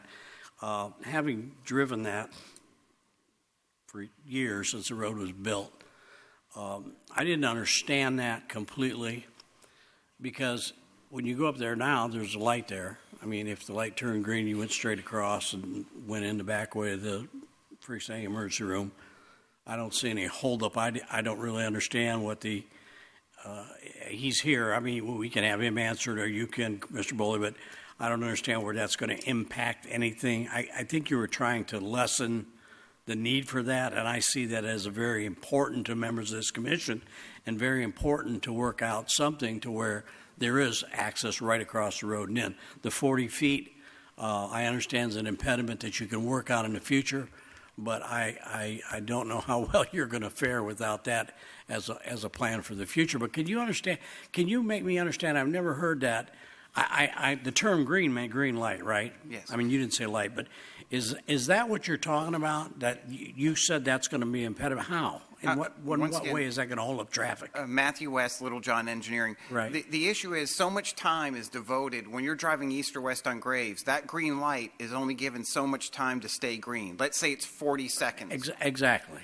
If you add a new leg onto that intersection, now that leg, somebody coming from the ICC property would need green time. So you've got to reduce the time the light is green east and west, so there's more time north and south. So instead with the number of trips you're talking about, it's negligible. But I won't argue that with you. You're the expert in the area. What about a single lane in only? What if I'm coming down Normandy Boulevard? You don't need the extra 40 foot if you just have an entryway only, and then a right out where the right in and right out's on Graves. What if you blew across Normandy right straight in, only one lane in?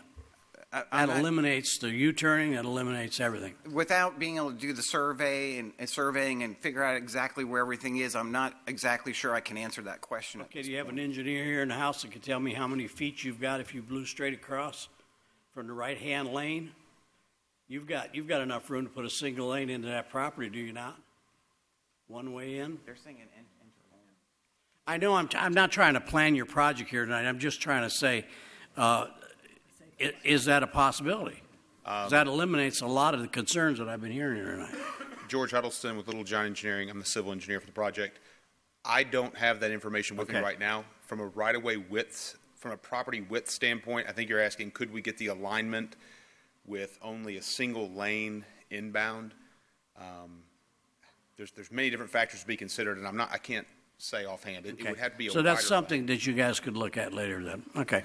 And that's exactly right. I think that's the point in this, Jonathan Hewell's, once again. But what we would like to do is get the experts in the room and have that negotiation. It's going to be a little bit of a negotiation. It's going to be a lot of collaboration.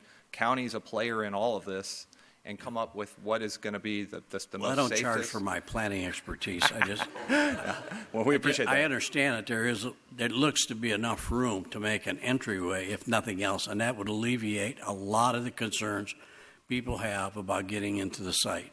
So that's a freebie for you. You don't have to pay me by the hour or anything. So. Appreciate it. Okay, thank you. Yep. Any other questions by members of the commission? I see Commissioner Hertzberg. Thank you, Mayor. Yes, I have a couple of questions. First of all, the traffic impact analysis that you showed on the screen was from 2009. Do we have any current traffic impact analysis in that whole intersection, even from our city, as to how many trips go through there? Graves, Howland. Matthew West again. Let's go back. I'm trying to figure out which information you're saying is. It was on your screen. Hold on. We'll get there. I think that's TIA for the entire project, wasn't it? Mm-hmm. Where do you it was 2009. That was the Deltona Village study. Right, the Deltona. Yeah, we did not conduct. Yeah. But is there another TIA in that entire intersection, Howland and Graves? Is there anything done certain. To show just the approximate amount of cars that are going through there now?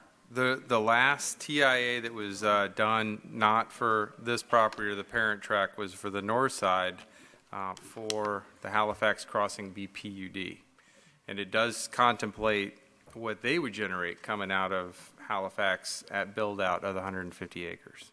I mean, is there any analysis of how many cars go through there? There's a lady back there getting very nervous, and I don't know if she needs we need to take a break or if she don't want to say something. Hi, I'm Stephanie Shealy. I'm with Little John Engineering Associates. I am the transportation engineer on this project. There you go. Since this last meeting, we have gone out and taken traffic counts at both the intersection of Graves and Normandy and Graves and Howland to figure out exactly what traffic is there. And that's a study that we've started on our own based on standard engineering practice to be able to give you some of the data that Matt showed you in the presentation, which is also included in this evidence binder. We are also working with the city to refine our assumptions with their traffic consultant to produce a final traffic study. But we have a preliminary study here for your record. But we did look at the existing traffic for this particular project, and we did our counts 2.5 weeks ago. We scaled them based on the seasonal factor, so we made them, okay, this is what it is right now. We're going to make them the peak season. So we've done that based on FDOT data. So we have a basis of what the existing traffic is, and then with what our project provides. Okay, thank you. The reason I asked that question is, this is a rezoning tonight. And no matter what happens, I mean, if this passes, then you'd have to come back to us anyway for other information. My concern is the entire piece of property. And I said this last time. It doesn't matter if it's a freestanding ER or a Longhorn or a medical office complex or public works depot. It doesn't matter what it is. You're going to have an issue with access. You have a right in, right out. And if we approve it with an ER, and if we don't, and the next thing comes up to be developed in that spot, you're going to run into the same issue. So that's my concern with that entire piece of property right there. And if the landowner owns access or can have access to Normandy and Graves, I mean, that would alleviate a problem for that piece of property no matter what goes on there. That's number one. Number two, the zoning issue. To go ahead and look at what we're voting tonight when we're going ahead to make this piece of property an only use for this freestanding ER. And I understand what you're saying. You want to reduce the impact by, going ahead and making this, it's like a reverse. You're like you said, you're limiting your impact of development by zoning this for a single-use facility. That's still, even if we did that still doesn't solve the problem of the traffic. So, and I have a concern, and Mr. Boley, do we have any other BPUDs in the city that have this single use or that we've lessened the impact on? And am I making myself clear? Just historically in the city, there are BPUDs that are single-use PUDs, not necessarily for this specific. They don't match up similarly. And the fact that the Allstate office down on Providence is a single-use BPUD. The Walmart came in as breaking out a PUD from a PUD. The racetrack at Welcome Center Drive was a larger PUD in which we created a smaller PUD just for the racetrack. So that kind of gives you some examples. Okay, and then just for general clarification, I know this passed on first reading, this is second reading. What has changed from first to second reading? Just the knowledge of being able to go over and get an alternate access point. That's really it. Nothing changed as far as the FAR, nothing changed as far as the use, or the location, or the property boundaries, or even the right-in, right-out request. The only thing that has changed is a potential safer access route. As an opinion from staff that would be safer to find an off-site access. And so the next step in this, if this doesn't pass, that's one thing. But if this does pass, what is the next step in the process? They would continue on with their TPO methodology for their TIA. They would be using the city's peer review traffic engineer, since we don't have one in-house, in which they've retained to review their analysis, their TIA, their new TIA, not the old BPUD one, but the new one that they're creating. They would take that information, go to the county, and work with city staff to analyze whether that is the best access potential. It would also have to be included on the site plan as it's written. It'd also have to be part of the platting scenario, because if they were to do some off-site access over to the light, they would have to create that inside of a tract on the face of the plat. And likely, if they're going to do it in public, a dedication of that road would have to be in the dedication language on the face of the plat. And it would also be included in their use permit application. Lastly, the final plat would have to come back to you for a vote. So I guess my question is, because the last time I argued very much for looking at this piece of property and not shooting it down for this service, but in looking at it closer, again, I have the concern that we're zoning this to a single use. And I really have the concern about the right-in, right-out for the piece of property in general. Forget about the use. It doesn't matter what the use is. So I don't know. And my dilemma is, if this is approved for zoning and that road decides not to pop through to make it safer, what are we setting ourselves up for? Do we have a process of denial after that? And I want that clarified for the general public. Is there a process to deny if that road doesn't pop through? Because the only reason I would vote for this is that possibility for safer access for that piece of property, no matter what goes on there. Well, the short answer to that is, on the final site plan, no. It would not come back to you, and you would not have a chance to comment on it. On the final plat, as a final plat, whatever access management is shown on that plat, whether it's recorded in a tract, if it's going to go off-site and get the light, or right there at the right in, right out, and there's an ingress and egress easement placed on the face of that plat, that is the only assurance that you have, that I know of, that you could make sure that you're getting the safest access provided. Then one more question, and I'm sorry to be so long-winded, but this is an important decision for me to make the right decision. If this is voted down, do they have the option of coming back with the road to go through? They would. There is an alternate which was not discussed tonight because we are at the second and final reading for adoption, but there is a potential for continuation. Thank you. All right, Vice Mayor's name got removed, but Ms. Voss, Becky, did you want to speak before? Yes, Vice Mayor? I have some process issues. Right at the very beginning of the meeting, I was handed the Deltona FSER BPUD Evidence Binder Index. I don't know if that was handed out to everybody, but I have some concerns. There's an affidavit of Stephanie Shealy, PE. We have not heard that affidavit. If we were to approve this, or if we were to disapprove this, whatever's in that affidavit would kind of be consented to us that as if we would have heard it. And we don't know what that says, and I really don't know what it says. And then there's also affidavit of Matthew West, and there's also a Deltona FSER traffic analysis, and I'm concerned because apparently this was just recently done, and it's my understanding there's been no peer review of that.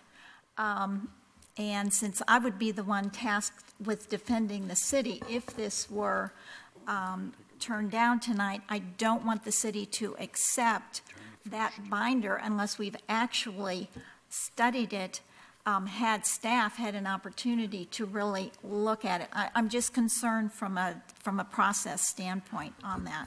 All right, thank you. Vice Mayor. Mayor, with that information, I'm going to make a motion to continue.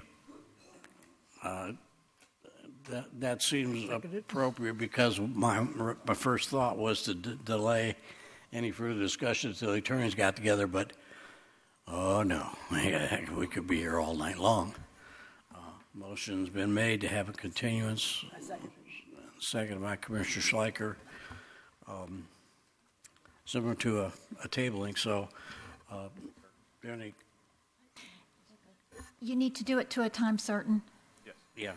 Yeah. How much time do you need? You need to ask staff how quickly they can do a peer analysis of that. Well, we have engaged the peer review, but I have not seen this binder, so I don't know what I'm really answering to, quite honestly. So I'm going to amend my motion. I'm going to amend my motion then to continue it to 30 days time certain. Yes, sir. Second meeting in October, would that be fair, sir? 30 days time certain. Well, second meeting in October. Fine, second meeting in October.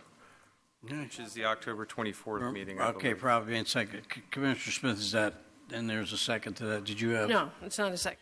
All right.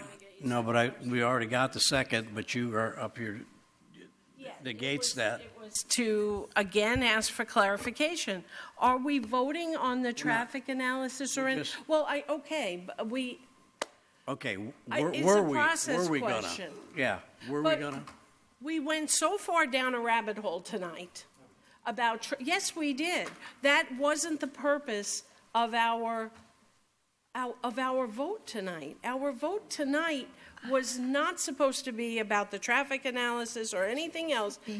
No, it wasn't. No, you're right, man. You're right. It's part of the zoning. It was zoning. It was only supposed to Zoning. deal with the rezoning. Right, exactly. We went way down that rabbit hole, as I said, and now we're on a totally different page.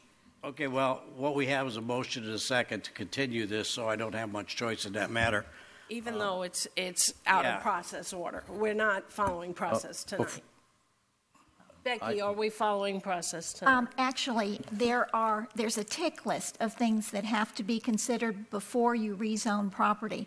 The last one on the tick list has to do with safety.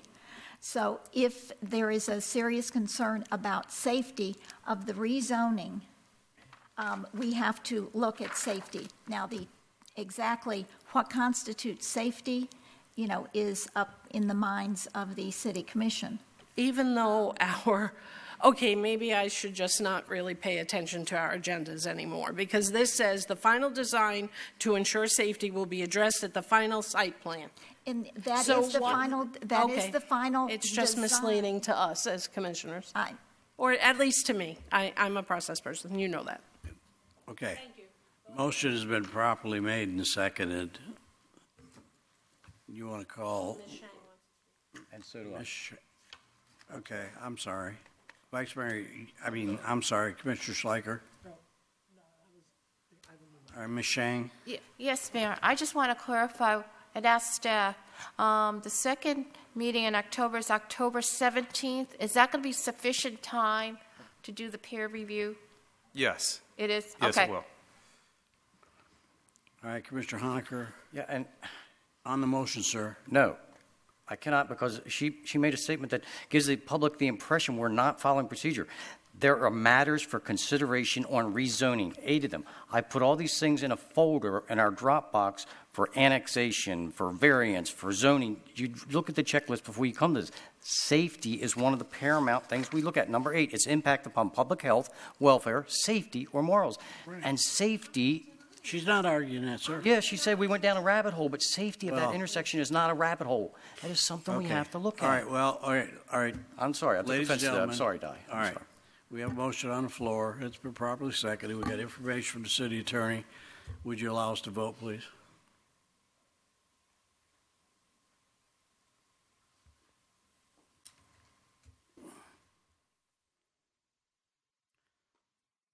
Motion passes 6-1. Commissioner Smith voting no. We're gonna take a 5-minute recess. We'll be back in 5 minutes.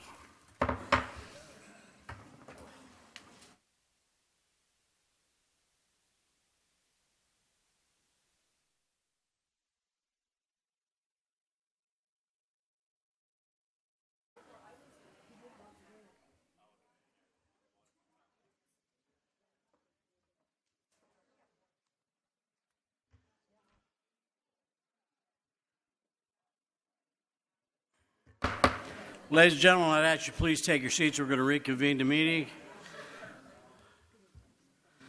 Next item on the agenda is item number G. It's a public hearing, ordinance number 30-201.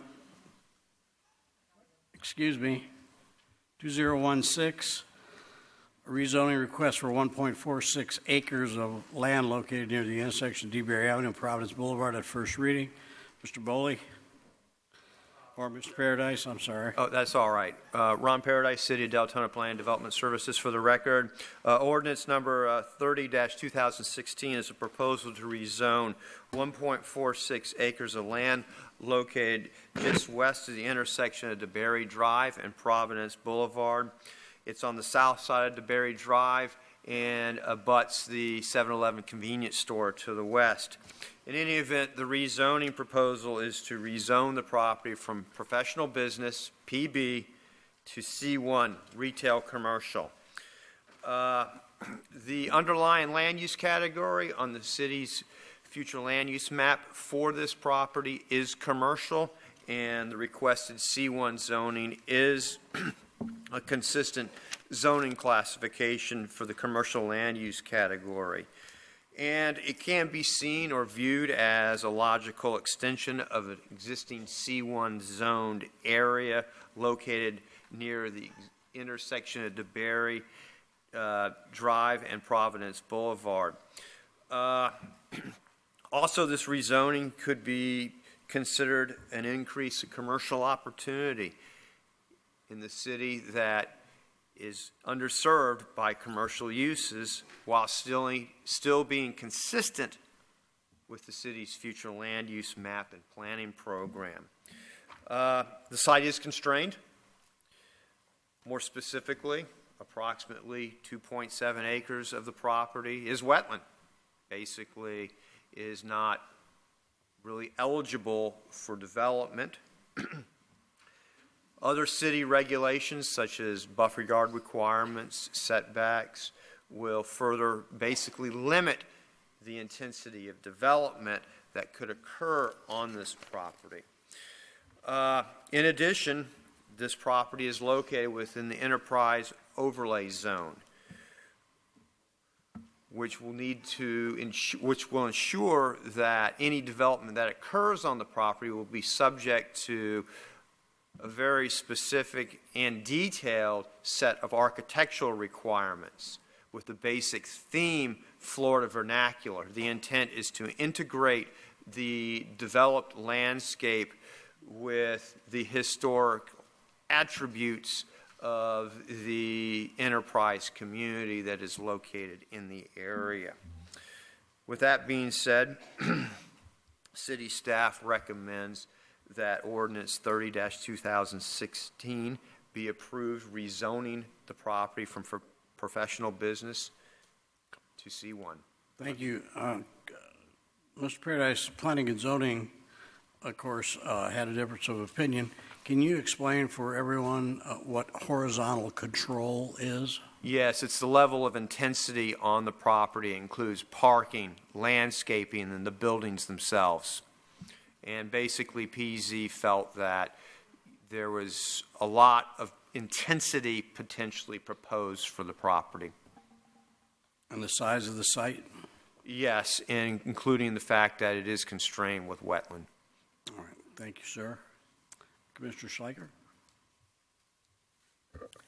Ron, I'm sorry, but I do have a lot of problems with this rezoning.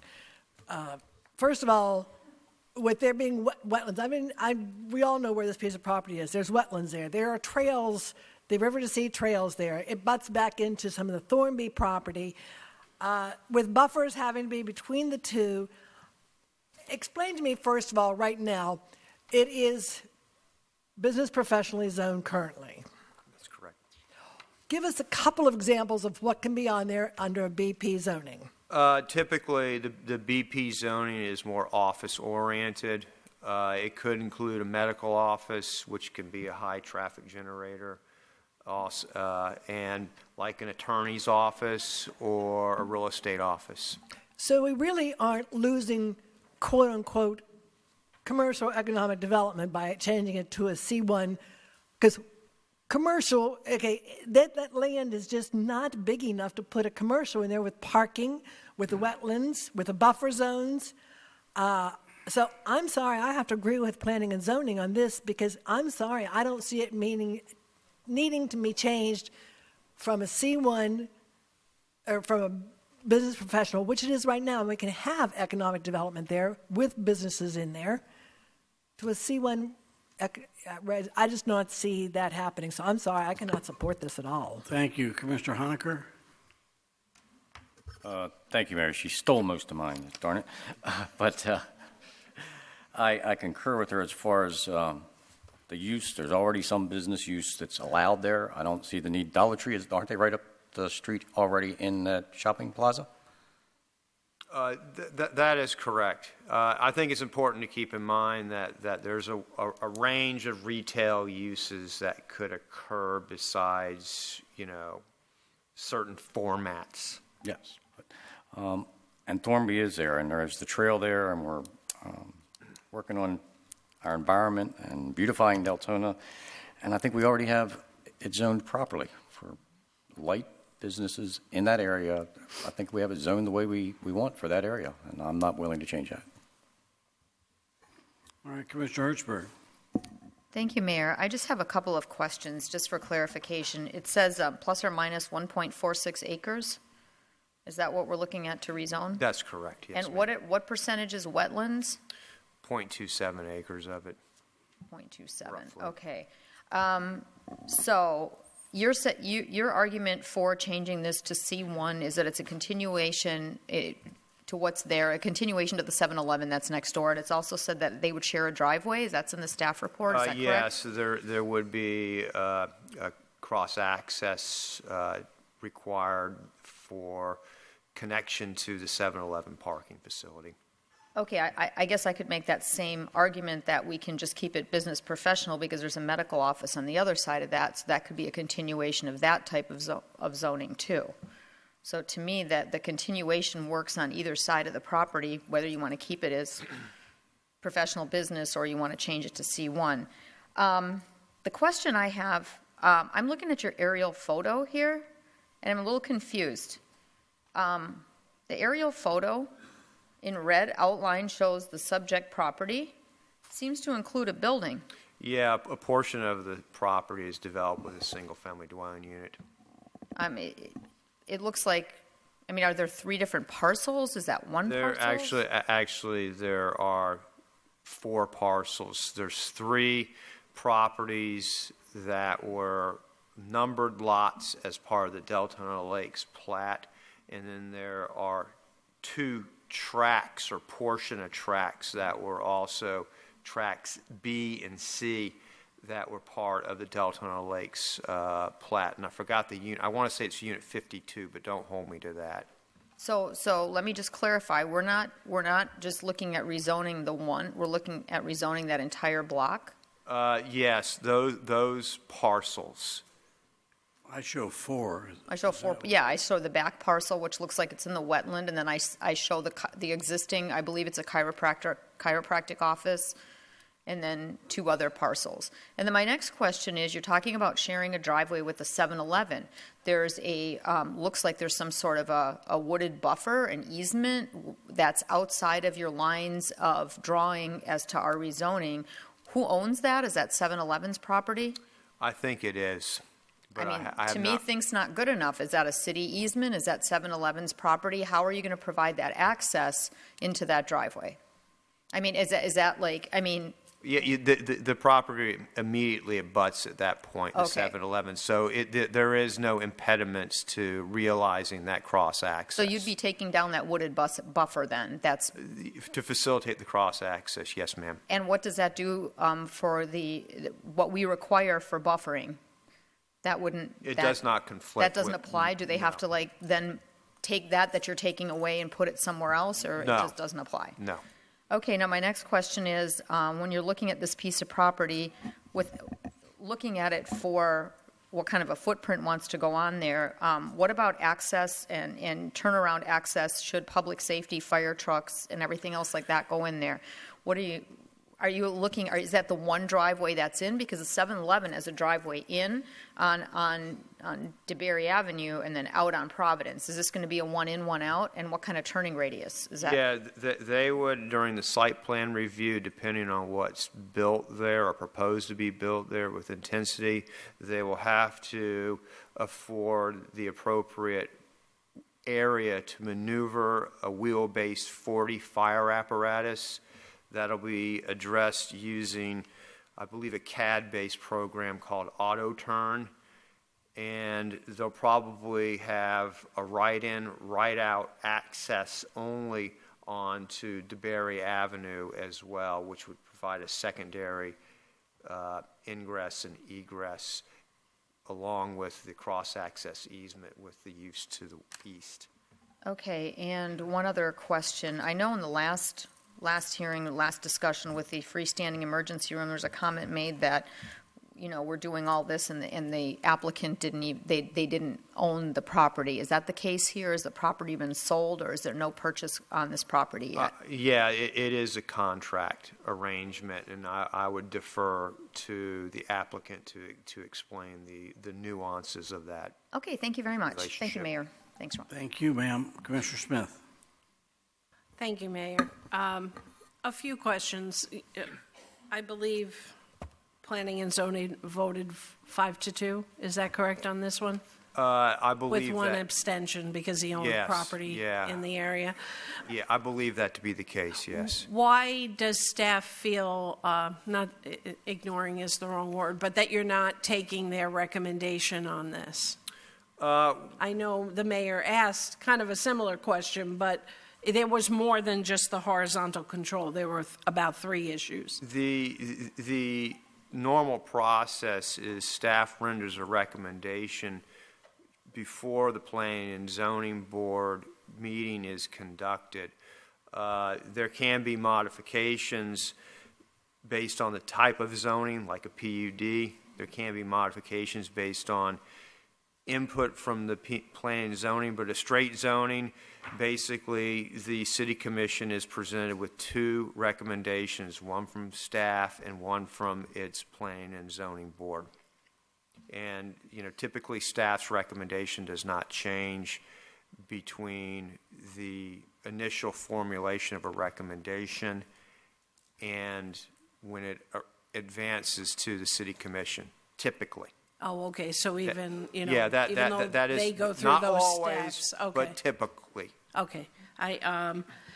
Now, I know this city worked very hard on the enterprise overlay zone that you were talking about earlier, and we want to be good neighbors to our residents in enterprise, but also, you know, understanding development in our area.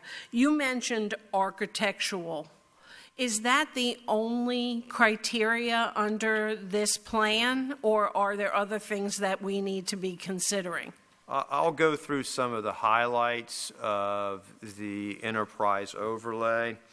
Enterprise overlay does go into detail about architectural guidelines regarding roof lines, fenestration, architectural treatments, can't have blank walls. There's also a requirement for submittal of elevations by the applicant. Exterior finishes, stone, stucco, brick, or wood. There's landscaping requirements. All mechanicals, HVAC systems, lift stations, whatever, need to be fully screened. And there's even requirements to provide guidance on light posts and how those light posts should appear. Okay. But you felt that there was nothing at this point that we should be considering under the vote tonight as far as the rezoning. You feel that we're in line with the overlay?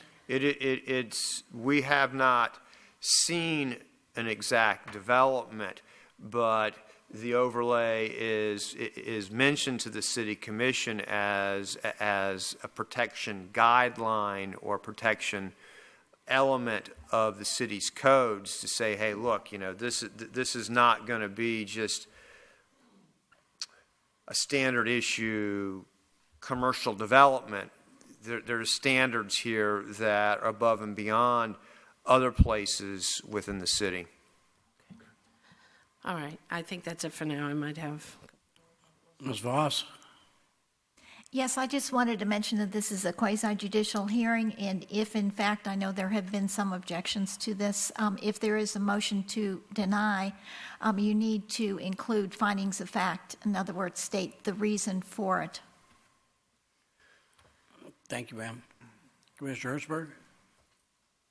Yes. You mentioned something, Ron, about lift stations. Is there sanitary sewer in that area down there? Yes. Okay. And the other question I have, again, going back to the map and the 4 parcels looking to be rezoned, there's one, the trail abuts on an angle down there, but there's one triangular piece on the corner before you hit the trail. But why is that not included? That is not part of the ownership, and I believe that triangular piece is zoned C1. That was my question. So you have C1 on the one side, and then C1 on the other, and then you're looking at. So the parcels that we're looking to rezone are all owned by one landowner? That's correct. Yes, they're under common ownership. Okay, thank you.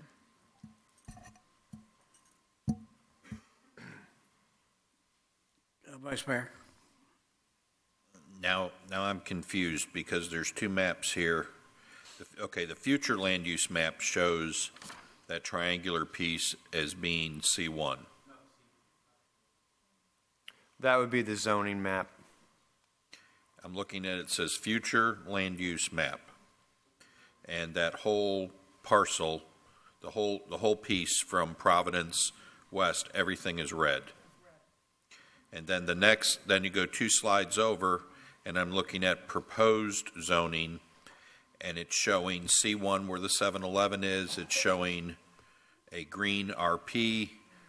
Then it's showing these 4 parcels that have been assembled as C1, and then it's showing business professional for that corner. That's correct. Okay. I believe C1 is too intense for this property. It's too sensitive a piece of property. I think business professional is most appropriate as it's currently zoned. It's a constrained site for C1. I think there's going to be a lot of issues with delivery and potentially what can go on this site.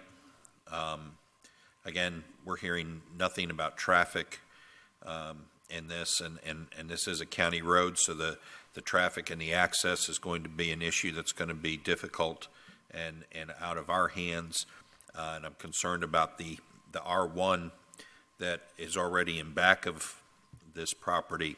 I remember when they built the 7-Eleven, there was a great deal of concern about the impact to the R1 that sits in back of this and how it was going to be buffered.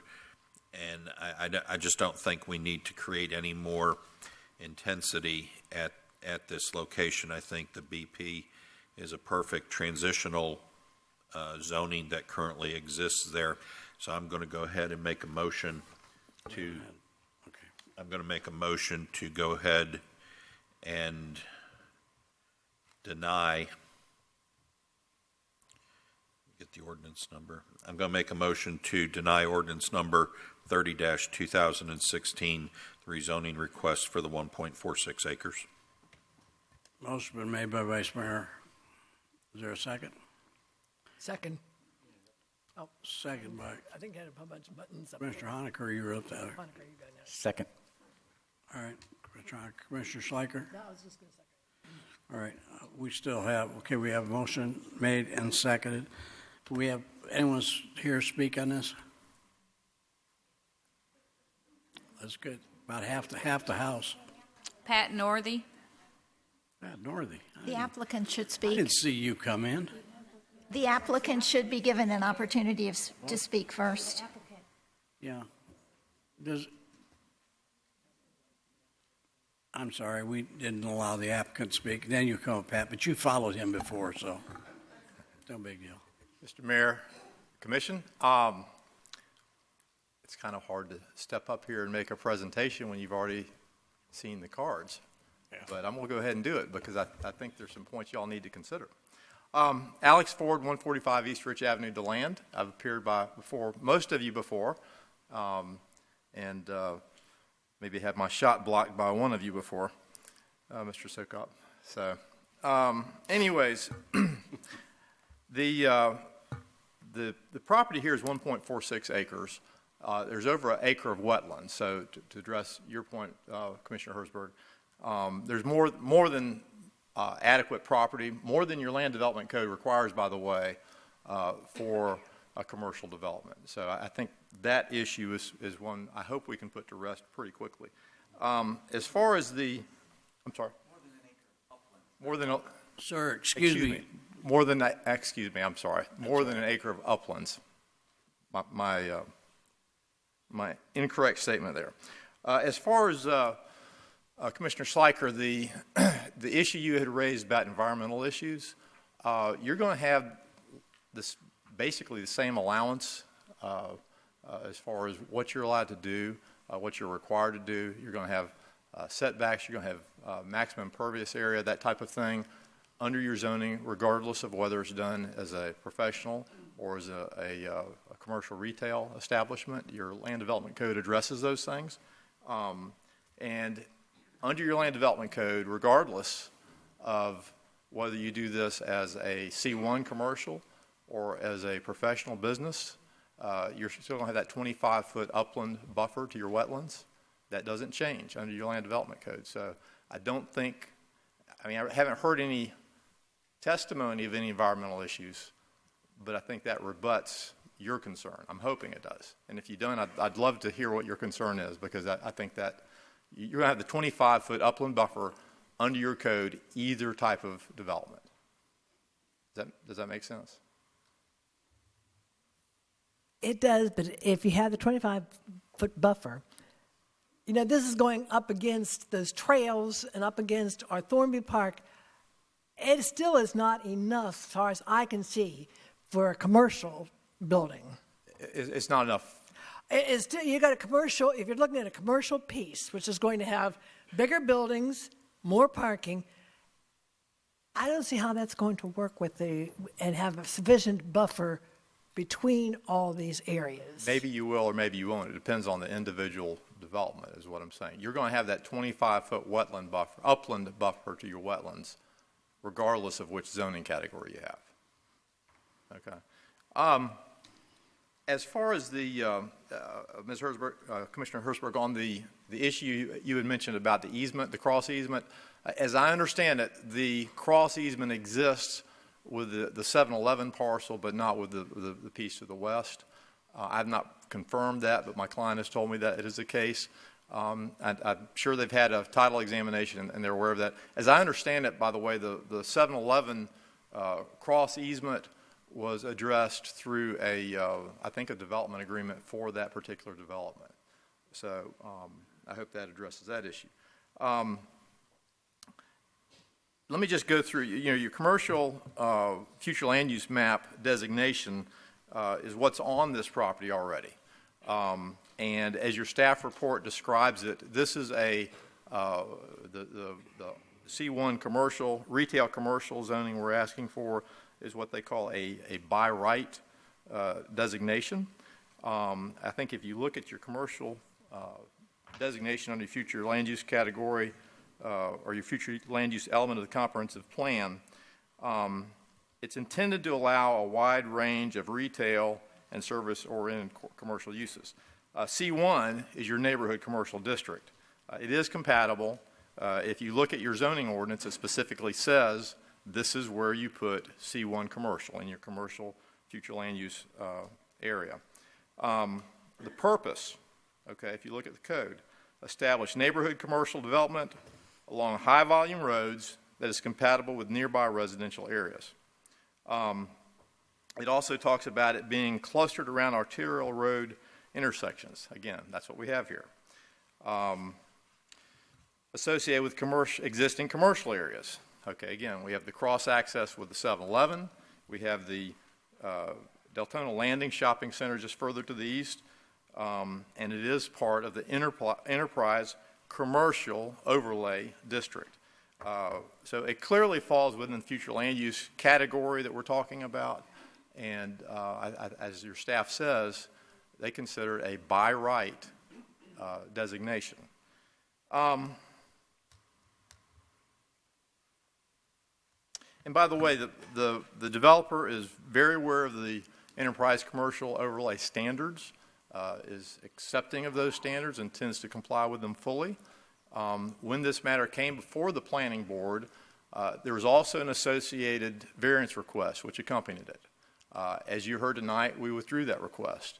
It's the developer's intention to, he did not feel that the application as we submitted it justified a variance, heard the message received by the planning board, the issue of the horizontal control, a term I wasn't necessarily familiar with either, Mr. Mayor. But by taking away this variance application, we're hoping to put that issue to bed. We're going to comply with the uplands buffer for the wetlands. So we're trying to take away those issues. As far as the another issue that came before the planning board was the number of dollar stores we have. We're not even certain, with removing the variance application, we're not even certain that it'll qualify for the dollar stores requirements. But this is the right zoning for this property. And the developer, who is also Commissioner Herzberg, he is the contract purchaser, which your code allows. So I just wanted to address that issue. But so anyways, the dollar store issue really shouldn't be an issue. It's a zoning issue, but we're thinking that the strong potential is without the variance request, which we've withdrawn, it won't be a dollar store. There's a very strong potential for that.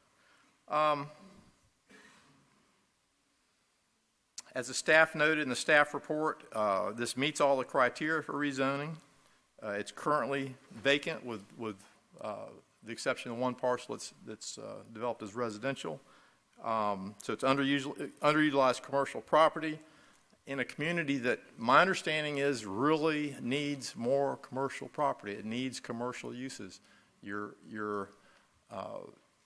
voters here, your taxpayers, have commercial needs that are going unfulfilled. I know the question that some of you raised, is this the right place? I'd say it is. And so I'd like to talk about that a little bit. Besides meeting all the requirements for the C1 zoning, I'd like to point out that, let's see here. To the north, we've got, of course, the 4-lane road, very busy road.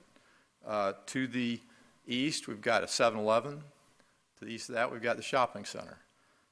To the west is the doctor's office. So I think the impact that we're really looking at is to the south. Maybe not entirely, but primarily. So you've got a 25-foot wetland, 25-foot upland buffer to your wetlands. Then you've got the wetlands. Then you've got the trail. And then you've got the neighbors to the south, which are a Volusia County retention pond, Duke Energy, I still call it Florida Power, and a common area for Miranda Home that's owned by Miranda Homes Corporation. So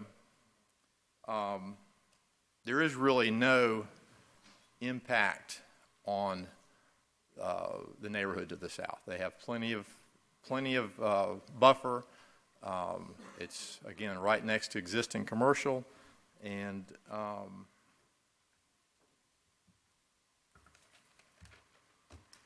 the other issue that was raised was traffic. As was noted in your staff report, you have plenty of capacity. If there was a requirement under the code for a transportation impact analysis, we would have had to have done one. There is no such requirement for this project, at least not at this stage. If it were to come in to a level that they thought it was required, then we would have to provide one. At this point, if you have any questions, I'd like to address them now, or if not, I would like to reserve time for rebuttal after hearing the public. Okay. Anybody? Nope. All right, Ms. Northey.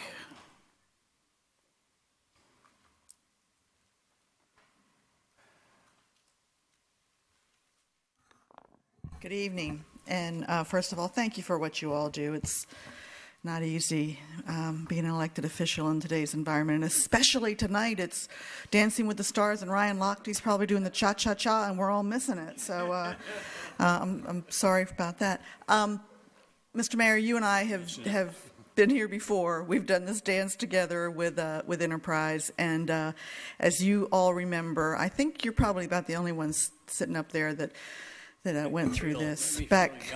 Yeah, it's been about 12 years ago that the county adopted the enterprise overlay, and after several years of work on the plan, then again, when I went back on council, we ended up doing the design standards, and it was done to specifically address and preserve the character of historic enterprise. Deltona was a good neighbor in that you added elements of the county plan to your own comprehensive plan.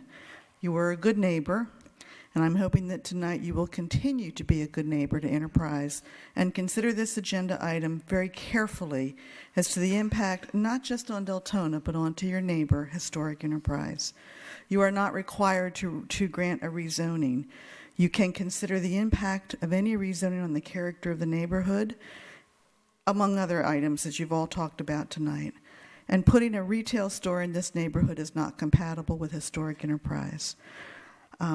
Please consider the impact of the traffic generation, the impact on the surrounding parkland, and the impact on your neighbors in Enterprise, the neighbors adjacent. If you decide to grant the rezoning, I would ask that you ensure that the conditions of the preservation plan are met as they were intended. And again, thank you for what you do. Thank you. Mr. Walters, is Roy here? Oh, there he is.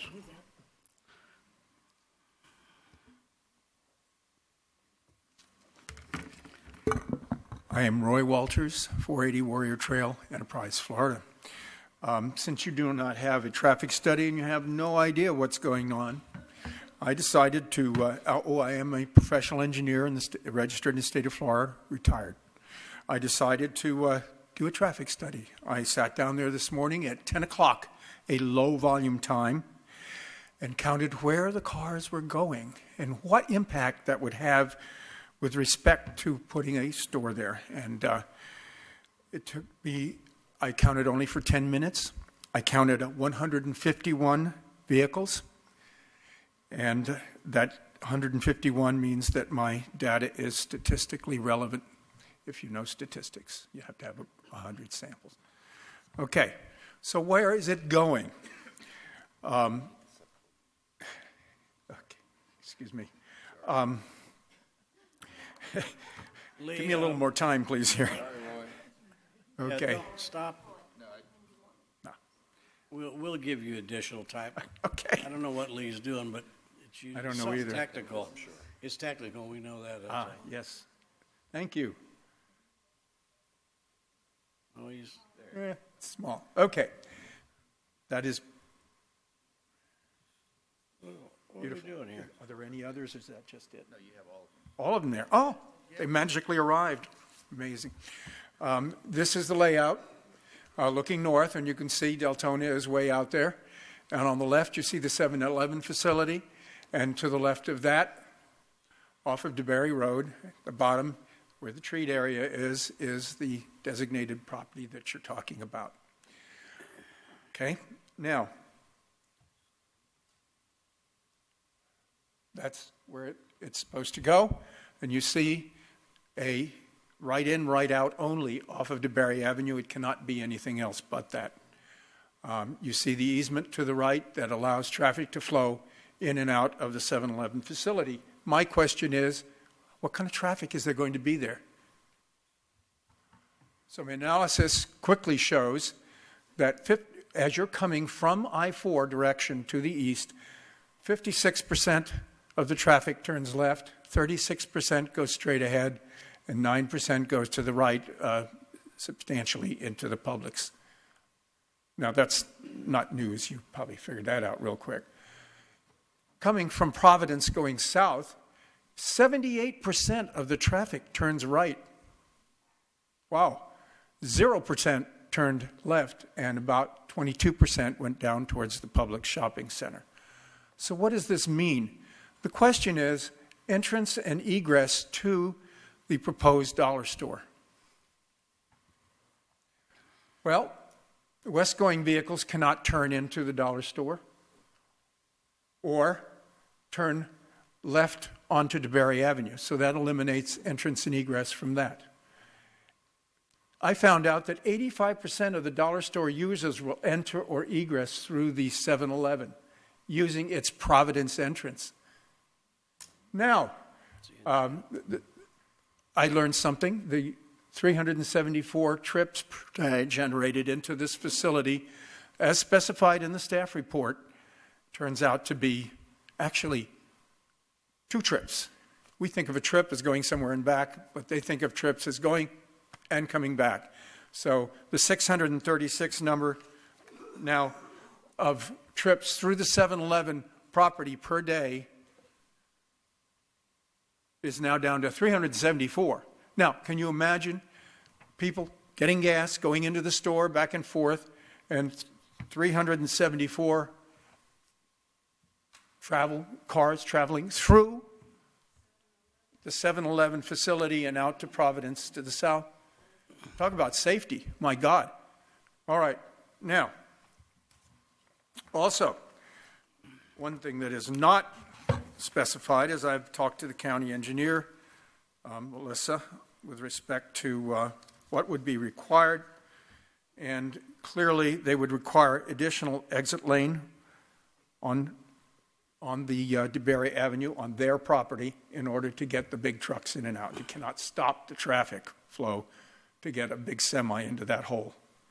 Okay? And I've talked to the 7-Eleven people. They are not happy at all. Believe me. All right. I have a solution. Okay? To this. I'm doing well. I'm allowing you a few more seconds, but go ahead. Okay, appreciate it. On July 5th, 2015, Dollar Tree announced that they have purchased Family Dollar stores. They want a 10,000 square foot facility. There is one 2 blocks away. All they have to do is change the name from Family Dollar to Dollar Tree and restock it with the appropriate materials. They own it. Crazy. Thank you. Thank you, Mr. Walters.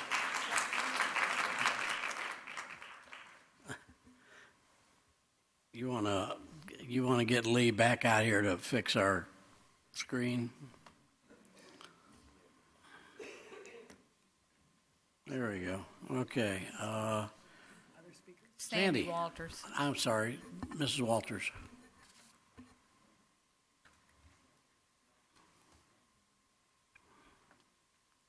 Hi, Sandy Walters, 480 Warrior Trail Enterprise. Sorry you've had people haranguing you all night. I'll try to not harangue so much.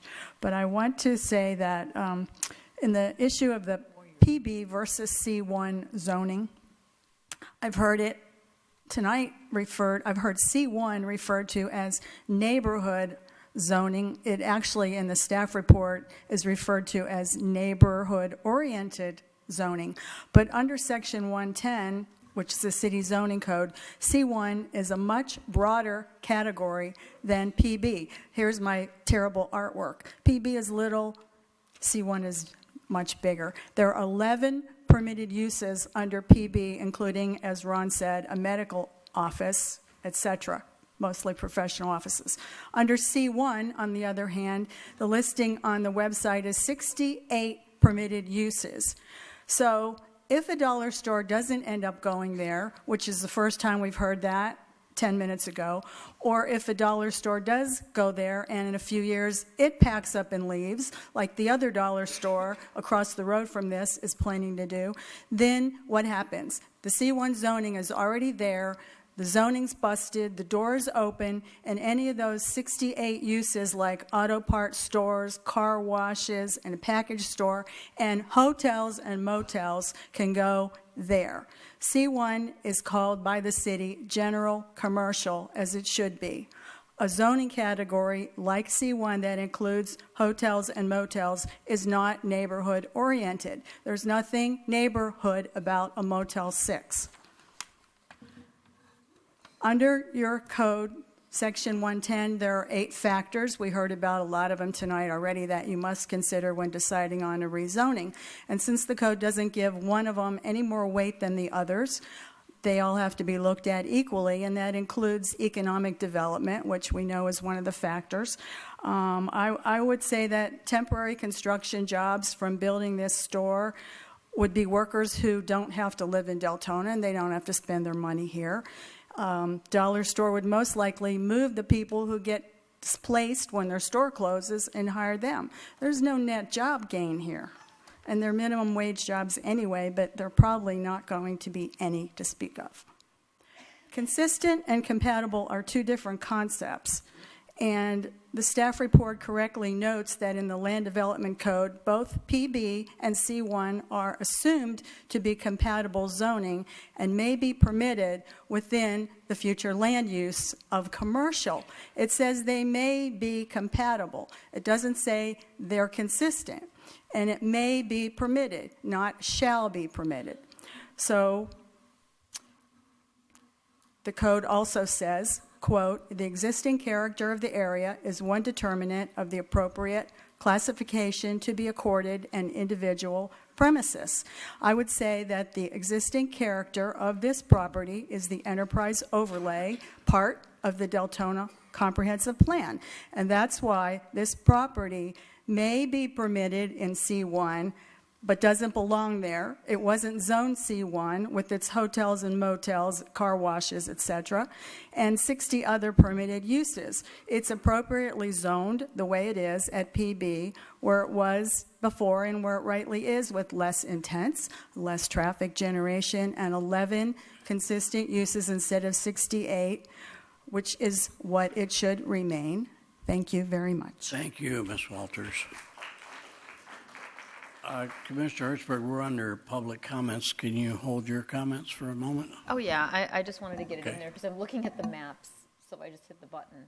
I'm sorry, okay. Whenever you're ready, I just wanted to make Okay. sure I hit the right button. Janet Diet. Diet.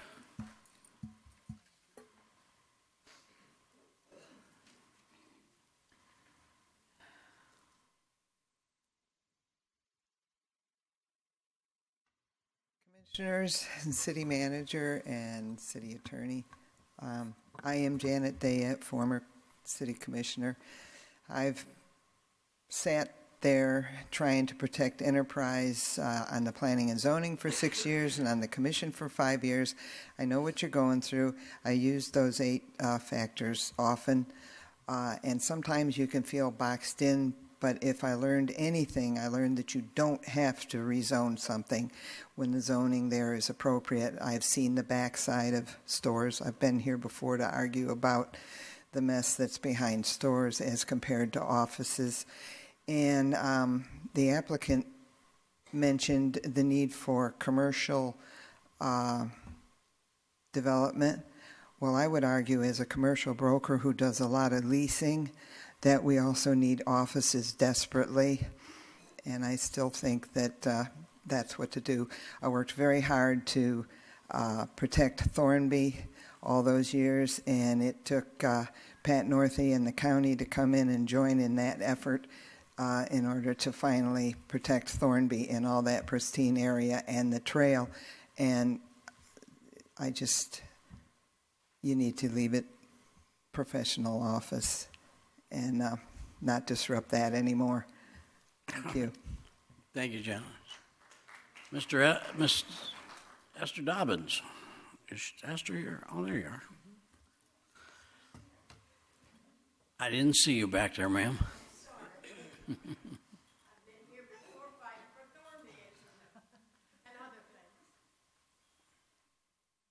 I'm here tonight. We need your name and address for the record. Esther Dobbins, 1347 East Normandy Boulevard. Been there since '77. I have seen this community grow from a retirement community to a bedroom community. Can't tell you I like it, but I live in it, and I'm happy. I don't plan to leave where I am. Mr. Walter spoke of the traffic study today. Well, I'm in that traffic study 3 or 4 times a week because I go to Barnett Church now.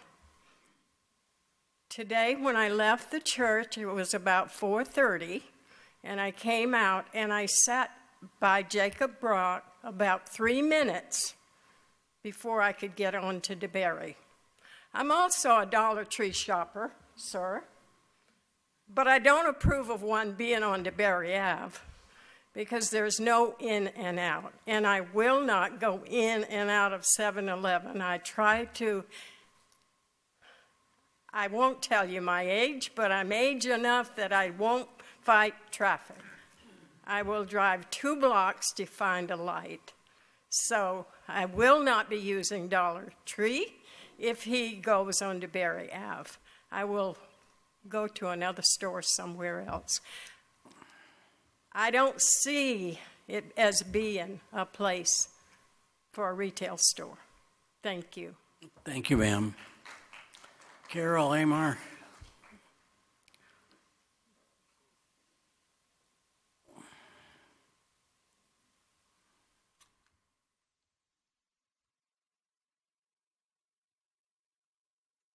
Good evening. Carol Amar, 1328 Sioux Trail, Enterprise. I thought I was going to get to show my very unprofessional diagram that I drew, but I don't think I need to with what I'm hearing. But I just want to reiterate the issue of safety just one more time, and you all have talked about safety and traffic, and so have some of the people speaking before me. But Mr. Commissioner Novick, you said there is no safe movement of traffic when you were talking about the freestanding emergency room. This is the same issue if you upzone that to C1 where there's more traffic generation, the right in, right out. People, as Mr. Walters said, the majority are coming south on Providence and turning right on DeBerry. Then there's no left turn. And then if they want to come out of the Dollar Tree and turn right, they've got to go across lanes and get in that left turn lane. Or have any of you ever been to the public shopping center and between like 4 and 7 and tried to get out the driveway on Providence? Have you done that? Do you know what a mess that is with the 7-Eleven people entering and exiting and going straight into the public shopping center? You don't know whether they're turning or not, and it is a nightmare. And with hundreds more trips accessing in through the 7-Eleven, it's going to be a dangerous, dangerous place. So I urge you to please deny this upzoning for public safety. Thank you. Is there anyone else? All right, sir, is there anyone else? Yeah, come on up. And I'm going to close the public hearing after this if I don't see any hands. Okay. You have the last word, sir. Hi, Ed Sullivan, 165 Oakley Drive in Enterprise. I'm also chairman of the Enterprise Preservation Society Board of Directors. And I have a good bit of information here, but first I want to just clear up a couple things I heard that may have been confusing or just plain wrong. But first, the two maps, the future land use map and the Deltona zoning map, they use two different color codes. In the land use map, red is all commercial, including PB, including industrial, everything is red. And on the zoning map, PB is purple and red is C1. They are two different things, two different color codes, two different maps. I've heard people say that the chiropractor's office to the west, property to the west was C1. It is not, it's PB. I've also heard people say that it's somehow inevitable that this property is by right C1. It is not. It's now PB, which is in the future land use map under commercial, which is under PB. It is what it is, and there's no compelling reason to change it. Another thing I've heard is that there is no transitional zoning district. Well, in section 110.314 PB Professional Business Zoning District, purpose and intent. The purpose of the Professional Business Zoning District is to establish a transitional zone between high volume streets and single-family residential areas and between higher intensity development and single-family residential areas. So that's what we have now. We have 7-Eleven as C1, high intensity commercial, then we have PB for the rest of that block, and then we have residential. Now this property, the southwest corner of this property, is directly across from a residential lot on Eric Jason Court. It's county C2, 2 to 4 acres, which gives it a, by your code, land use intensity of 2. A C1 with a more than 0.65 impervious is a land use intensity of 7. So the difference is 5. It's reduced by 1 because of the 60-foot or smaller right-of-way. So that's a land use intensity of difference of 4, which requires a 30-foot buffer on that side. In addition, the difference between the 0.65 and above impervious C1 and the 0.5 impervious and below PB is a difference of 7 to 4, which is a difference of 3, requiring a 20-foot buffer on that side.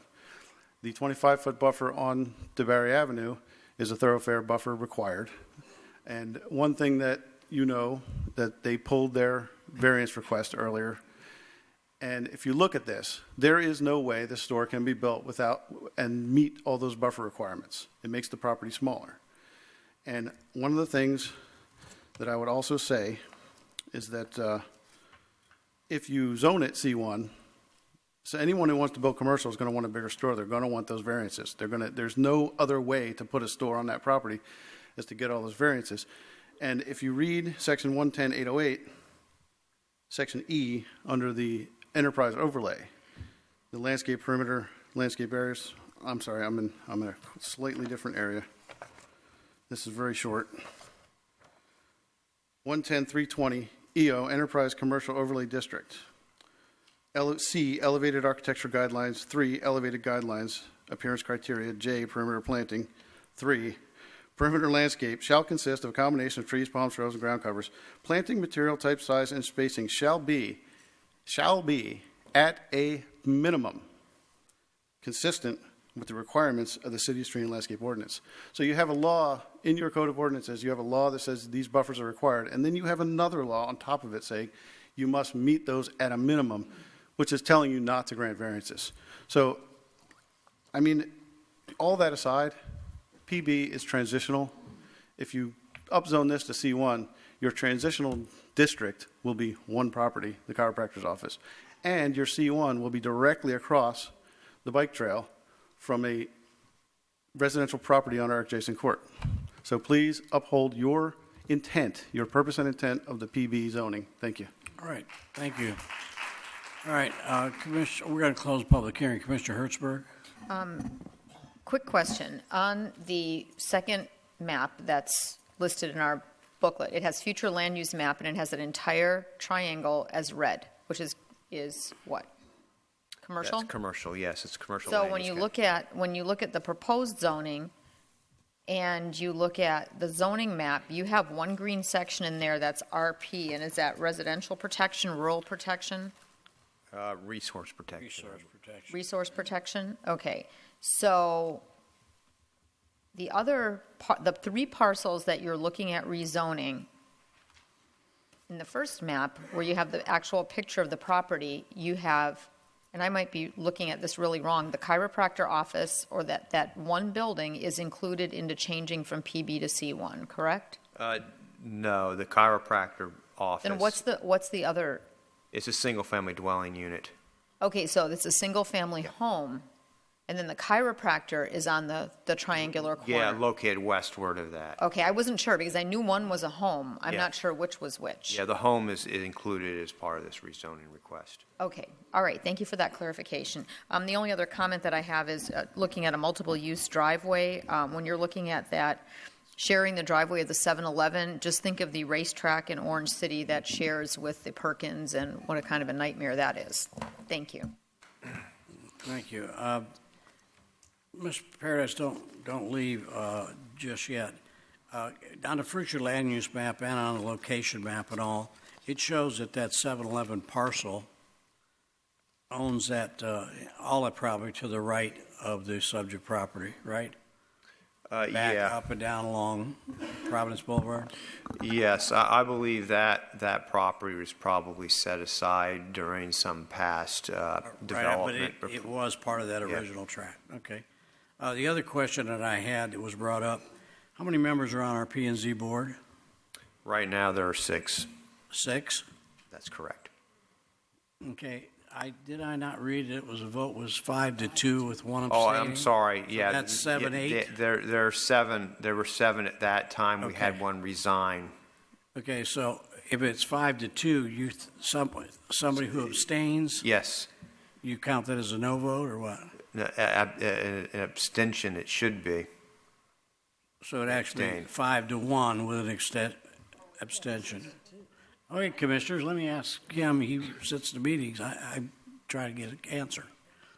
Yes, he withdrew from the vote, if memory serves me. Okay, so abstained from voting. Yeah, he said he conflicted out is what that member said. So there were 7 there. So you had 5 opposed, 1 in favor, and 1 abstention, right? No, that's not what. I know that's what I'm trying to get at. That's what I'm trying to get at. Okay. What did I'm just curious how you classified abstention. I'd have to recheck the minutes on that. Okay. Thank you. All right. Commissioner Smith. For you, Mr. Paradise. Mr. Sullivan, I believe it was, just spoke about the overlay, spoke about addressing the buffer requirements and the landscape requirements. Can you please address that for us? Are we looking at a piece of property that really will not be able to handle commercial? I mean, that's what it sounds like from what we just heard. That what are you thinking of putting there?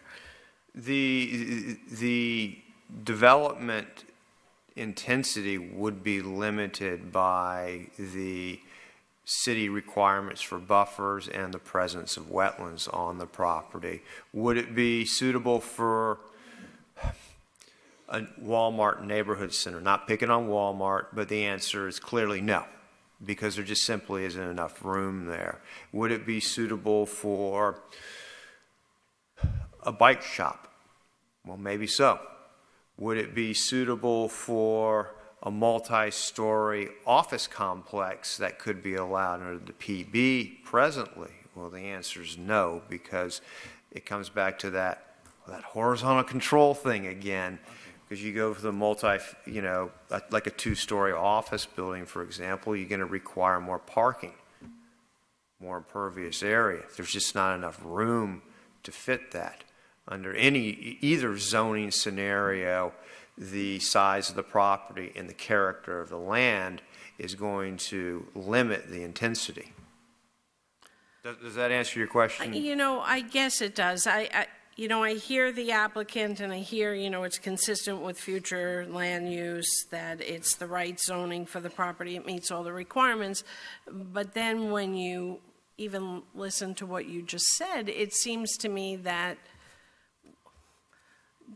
why did staff recommend that it go to the commercial? It seems to me like what we have in place right now might be what should be there.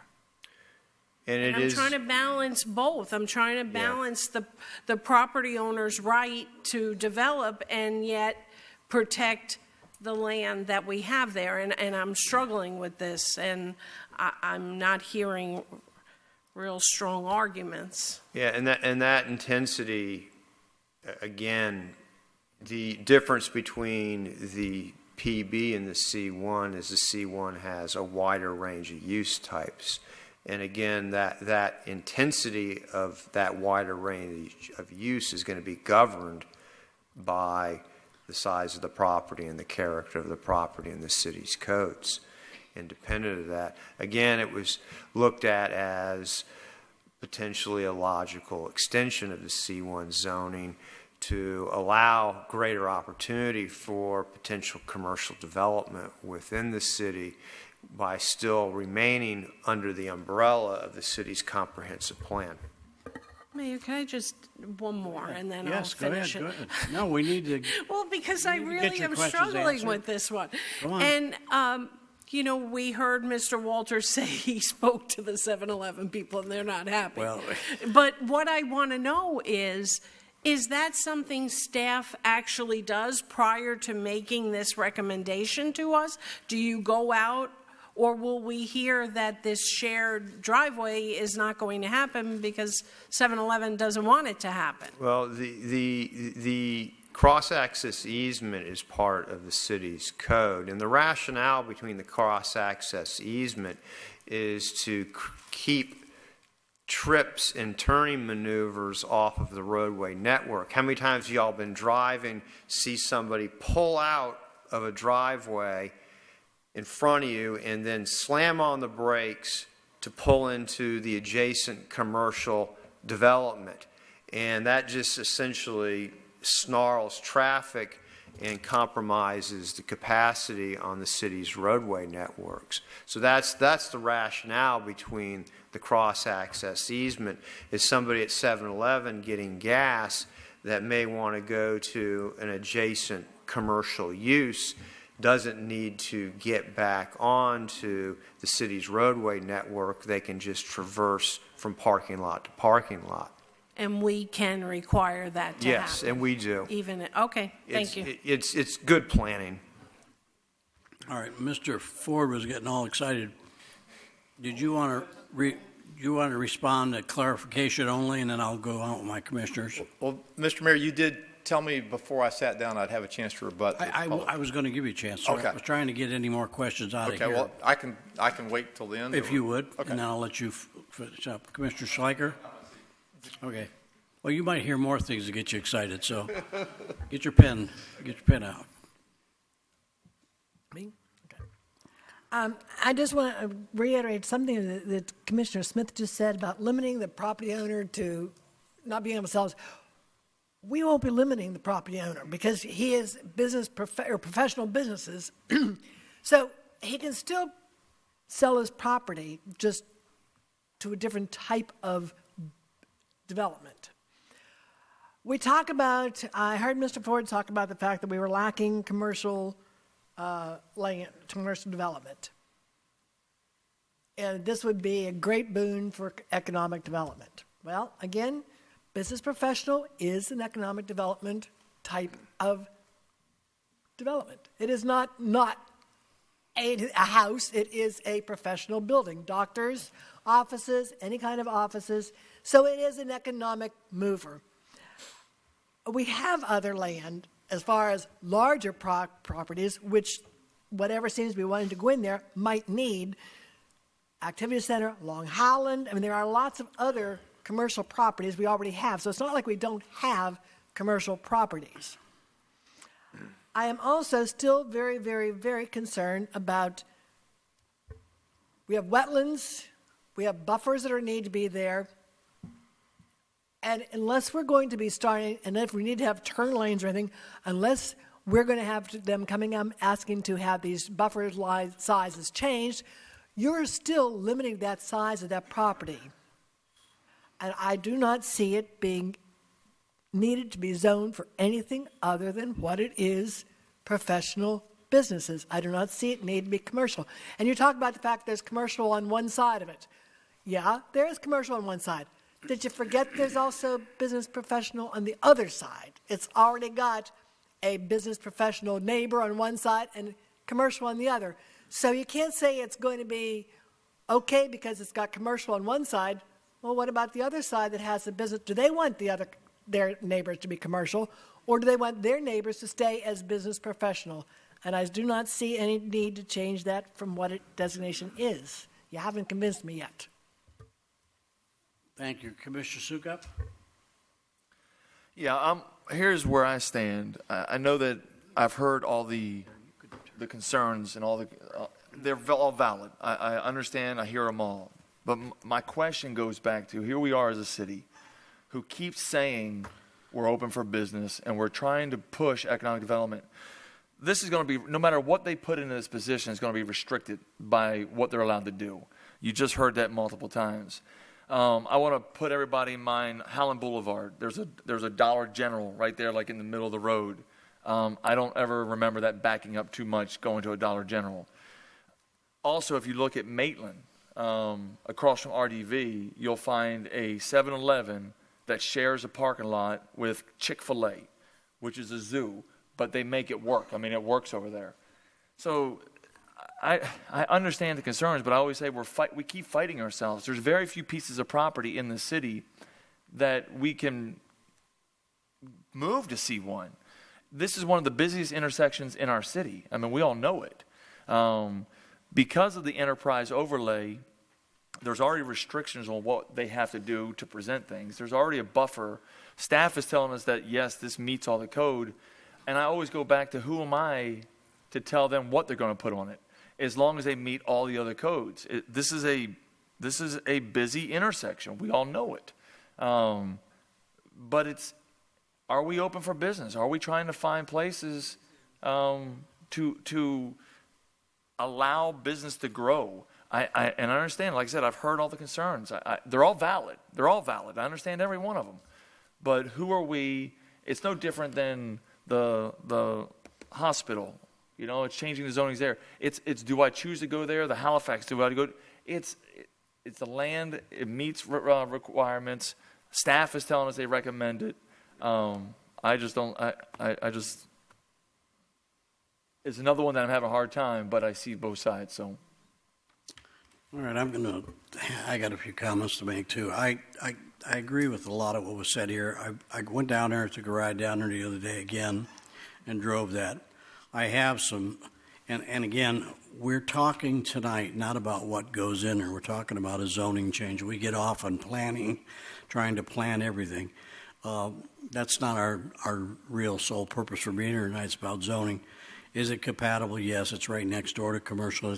That's not really the issue with me.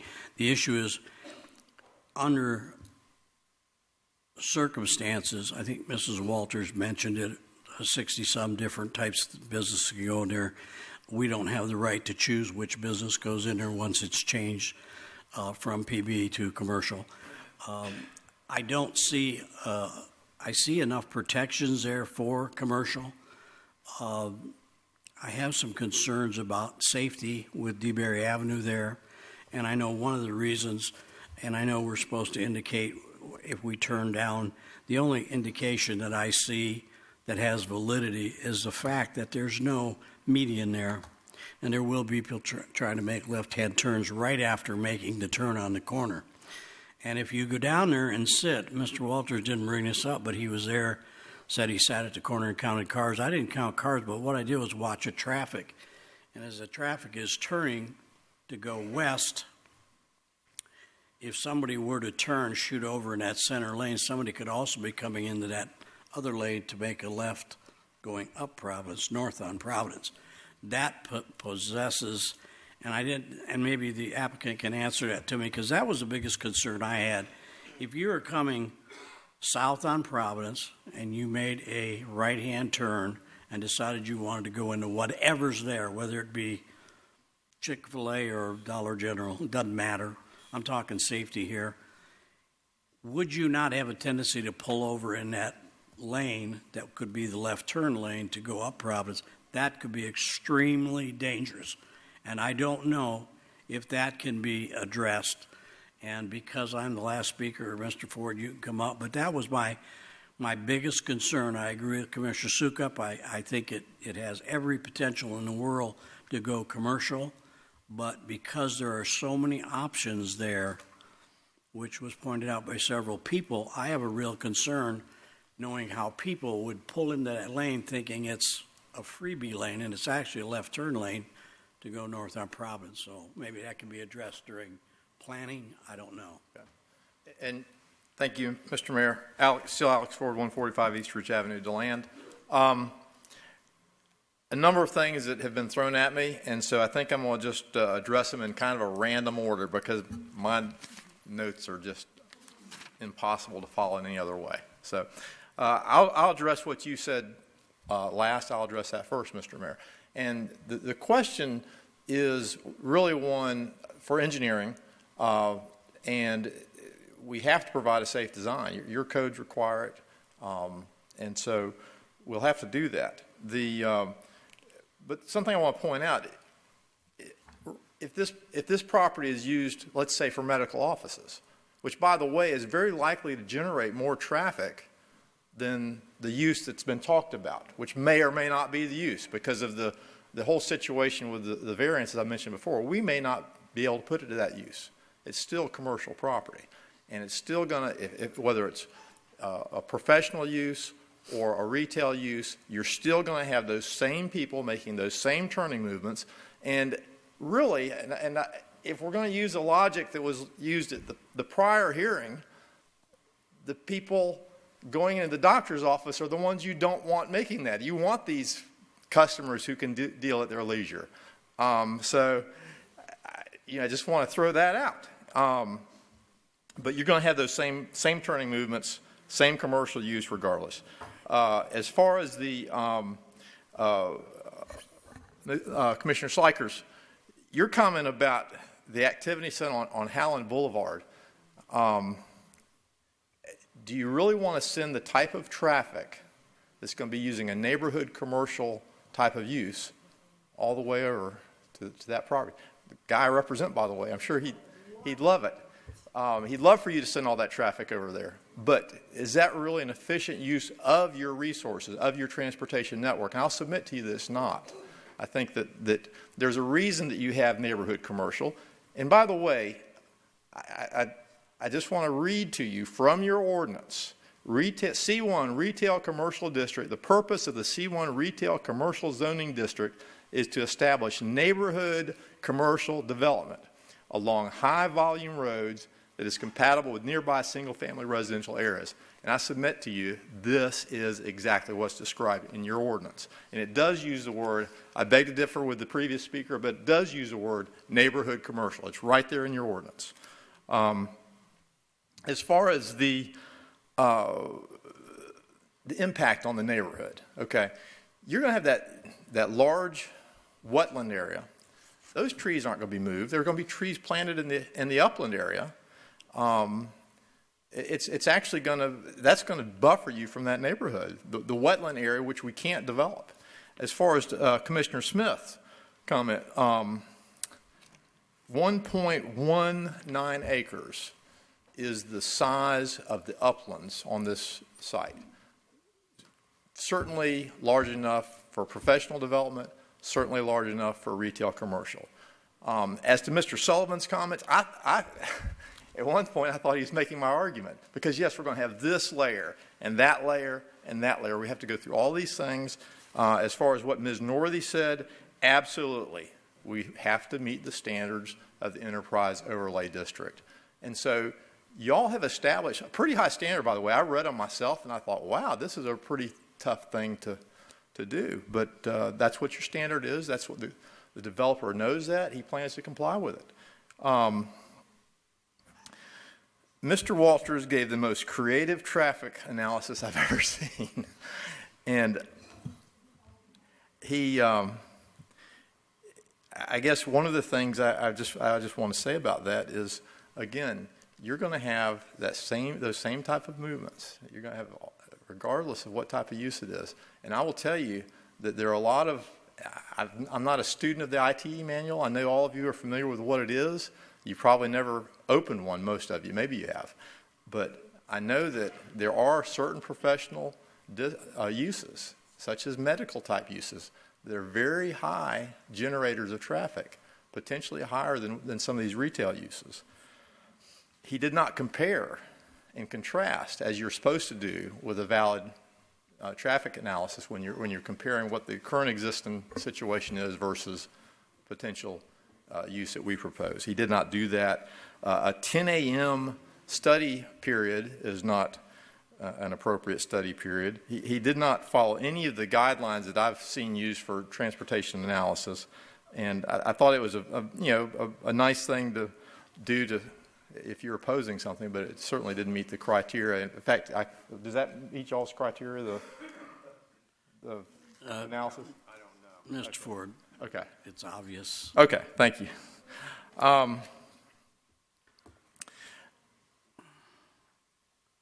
As to the question of the professional, yes, of course, professional development,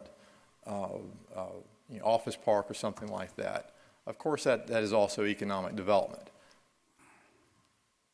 Hadn't happened. And maybe there's a reason it happened. Maybe the demand for professional uses isn't right in this neighborhood. Maybe the doctors want to be near the freestanding emergency room or the Walmart neighborhood center, or one of the other places where they have those type of uses going in. And I'm going to submit to you that the market is the best judge of where you would put that type of use.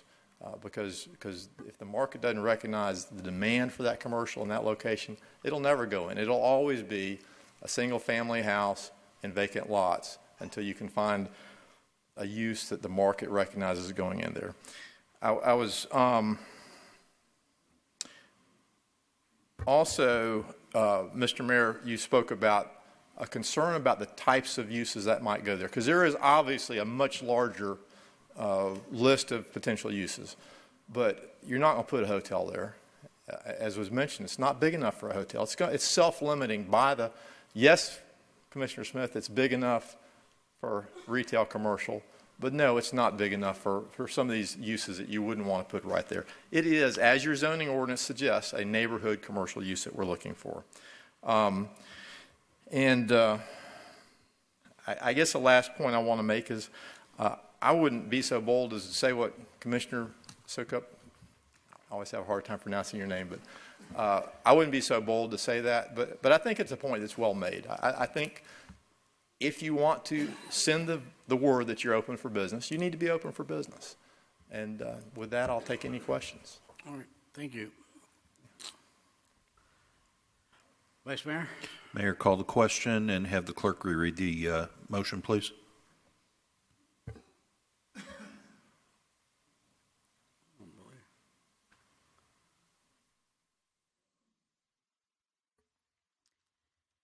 Motion to deny ordinance number 30-2016 for rezoning the request for plus or minus 1.46 acres. Excuse me. Motion by who? And seconded by who? Motion by Vice Mayor, second by Commissioner Honaker. Mayor. Okay, and the motion?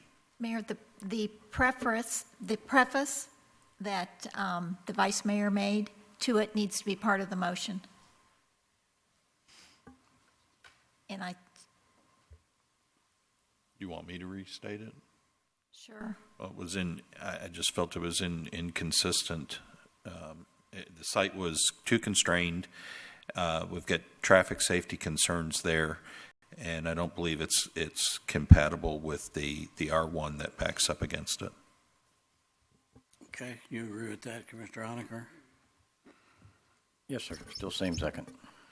Motion made and seconded. The ordinance reads: an ordinance of the City of Deltona, Florida, amending the official zoning map pursuant to Chapter 110, Section 1101 of the City Code of Ordinances for lots 2, 3, 4, and Tract C and D, Block 1396, Deltona Lakes, Unit 52, Map Book 28, pages 58 and 59 for professional business to retail commercial, providing for conflict, severability, and effective date.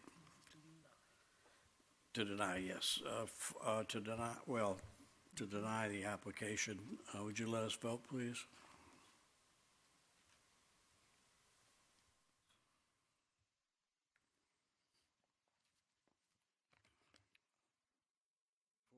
Three in favor. Motion denied. Motion passes. No. I'm going to pass the gavel, Vice Mayor.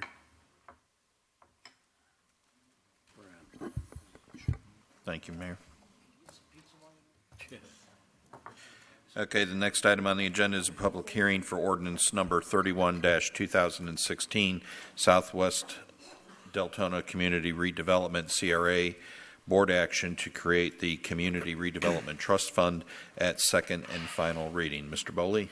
Yes, sir. Thank you. I just need to give you guys some congratulations because this isn't the last 8 steps that were done since August the 15th, but actually a very long, arduous process that you went through to not only desire to get a CRA, but taking the proper steps and also being very supportive of other communities in Volusia County, such as Edgewater and Orange City on the southwest side, to get their first CRAs as well. So as the largest city in Volusia County, it is a great moment for us after a long period of time to bring the 8th and final step to you, which is the second reading of Ordinance 31-2016. Thank you, Mr. Boley. Thank you. Commissioner Hertzberg? I'd like to make a motion. I hereby move to adopt ordinance number 31-2016, the Southwest Deltona Community Redevelopment Area Community Redevelopment Trust Fund at second and final reading. We have a motion. Commissioner Honaker, do we have a second? Second. Commissioner Honaker seconded it. Is there any public participation? Anybody from the public want to speak for or against this item?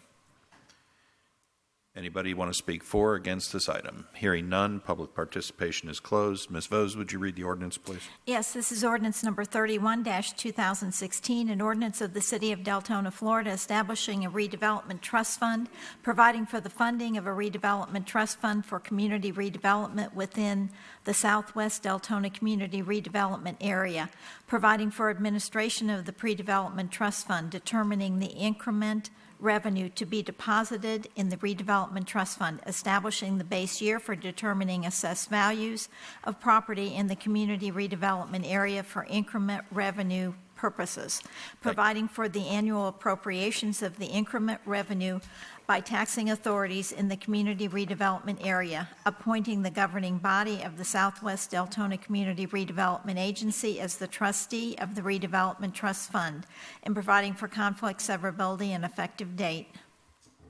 Thank you, Ms. Vose. Will you please allow us to vote?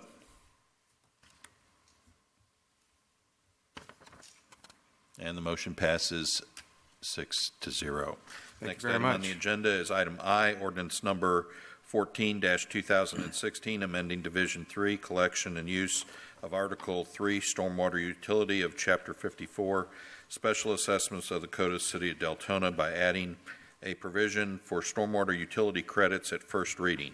Ms. Vose? Yes, this ordinance was discussed at a workshop, and it is very straightforward, frankly. It allows existing commercial properties which provide their own, essentially, stormwater utility to get a credit for a portion of the stormwater utility assessment. Thank you, Ms. Vose. Commissioner Honaker? Thank you, Commissioner Novick. I did look at Tetra Tech's opinion of 5% of no more, and we had discussed previously at other commission meetings that it would, cost a little bit. We're going to have more building going on, and we're going to have more money coming in from that. And I move to approve ordinance number 14-2016 at first reading. Properly motioned. Commissioner Schleicher? I second that motion. We have a motion and a second. Commissioner Hertzberg? I was going to second or make the motion, so that's already done. Any other comments by the commissioners? Hearing none, open the public hearing. Is there any public participation? Anybody wish to comment? Hearing Mr. Kent. I knew I couldn't get through it. On? It is on. Name and address, please, sir. Larry Kent, 235 River Village Drive. It's been a long haul on this thing. We've been working on it a year, and I just want to thank everybody that's helped us in the process. I know we still have a little work to do on it. I support what is being discussed tonight, and I will be available moving forward if you so wish. Thank you. Thank you, Mr. Kent. Any other public participation? Hearing none, public hearing is closed. Ms. Vose, read the ordinance, please. This is ordinance number 14-2016, an ordinance of the City of Deltona, Florida, amending Division 3, collection and use of Article 3, stormwater utility of Chapter 54, special assessments of the Code of the City of Deltona by adding a provision for stormwater utility fee credits and for providing conflict severability and effective date. Thank you, Madam Clerk. Please allow us to vote.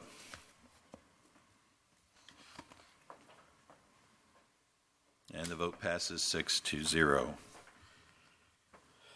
And we have no old business on the schedule tonight. New business, item A, consideration of Commissioner Schleicher's appointment to the Planning and Zoning Board. Commissioner Schleicher? Yes, seeing as how there's only one application right now, I would like to postpone this to next month to allow an opening for perhaps more applications to be submitted. Is that a motion? Yes, I move to table the appointment to next month. Do we have a second? Second. Thank you, Commissioner Honaker. We have a motion and a second. Any further discussion? Hearing none, Madam Clerk, will you allow us to vote, please?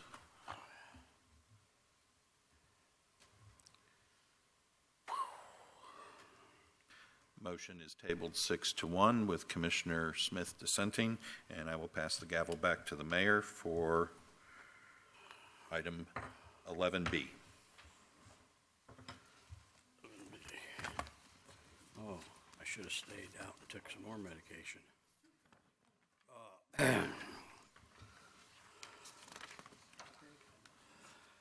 What? Yeah, request approval of resolution 2016-46, amending the city's commission operating guidelines and meeting rules and procedures.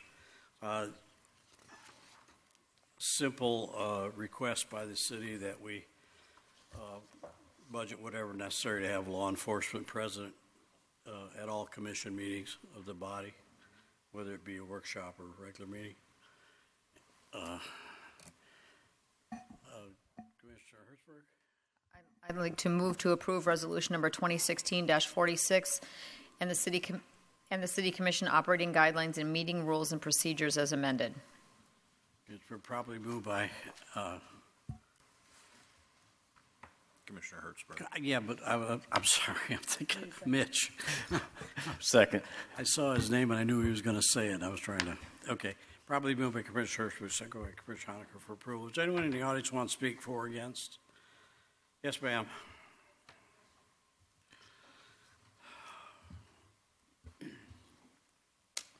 Brandy White, 2926 Chalmers Street. I noticed on the budget that the law enforcement expense, and I know this was talked about, had increased dramatically. Is this going to be an extra fee, or is this going to be included in the hours that's already set?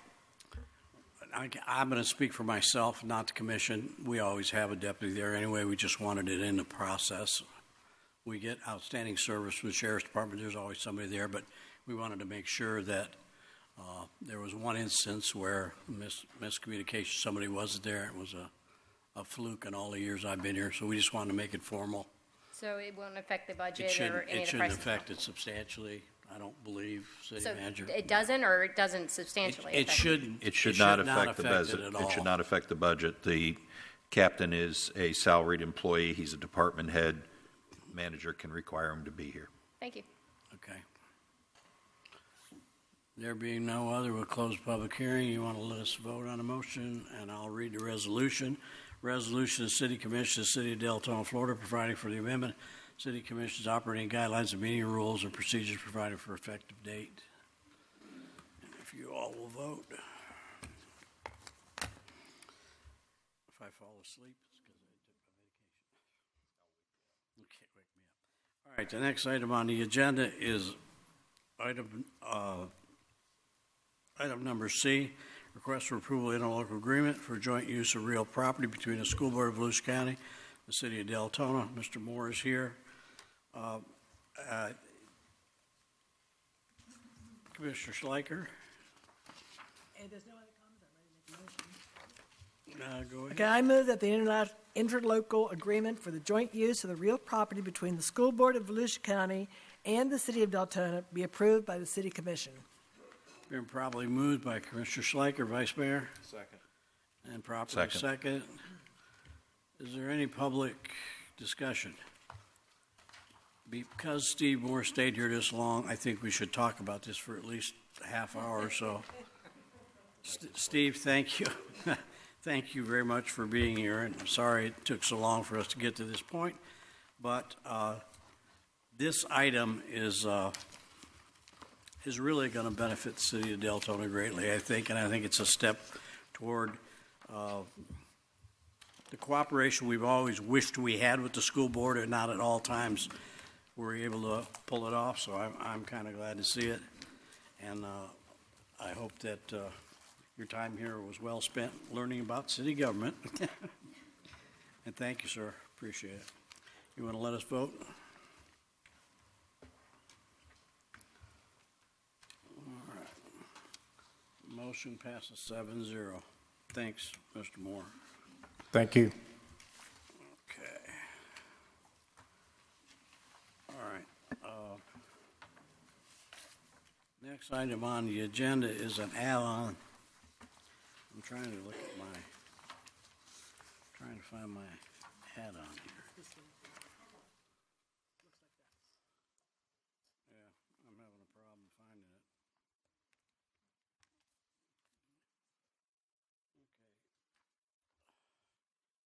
it. Discussion of issues raised by Commissioner Sukup at the September 12th workshop. Hey, Mayor. Yes, sir.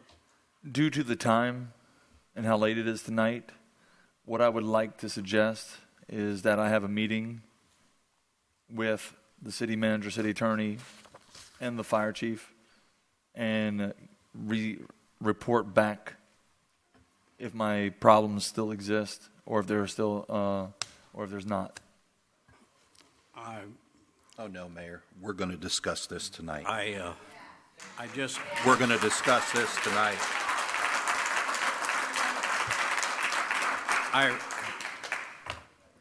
I respect your request, but that would be a request for a commission. If you want to put that in the form of a motion, we'll see if it passes, but up to you. Hey, I'm ready to go, so let's go. Okay. All right. You want to clear the board then for speakers, or did you want to speak? Start this off. I think I wanted to I'm going to refer it to Becky if there's no objections. Becky, would you? Yeah, I'd just like to start it off. Last Monday, a question was raised as to whether there was a breach of the collective bargaining agreement when the city manager negotiated the payment of 75% of accumulated sick leave as a part of an employment package for the promotion of a bargaining unit employee to fire department senior management, a position not in the bargaining unit. A statement was made that the collective bargaining agreement was breached. There was no breach. The provision in the collective bargaining agreement that addresses the payout of accumulated sick leave and accumulated vacation leave by its very terms only applies to employees whose city employment is actually terminated. It does not apply to employees who are promoted out of the bargaining unit but remain employees of the department. Therefore, the payout to the promoted employee of 75% of his accumulated sick leave as an incentive to take the senior management position was not related to the collective bargaining agreement. It in no way caused any sort of breach of the collective bargaining agreement and was not in violation of the terms of the collective bargaining agreement. I've received a copy of a letter from James H. Sullivan III, an attorney with the law firm of Donnelly Gross, which represents the fire union. He confirms that the collective bargaining agreement was not breached since the city has the right to negotiate with a union member for a promotion to a position outside the bargaining unit without following the provisions of the collective bargaining agreement. In addition, the payment would not create any sort of precedent for other firefighters, past, present, or future, to demand a payment in excess of what is provided in the collective bargaining agreement when they terminate their employment with the city, since the payout was not made in accordance with any provision in the collective bargaining agreement. In addition, the employee who was promoted was required to remain in city employment so as to have 25 years employment to retain his 75% payout.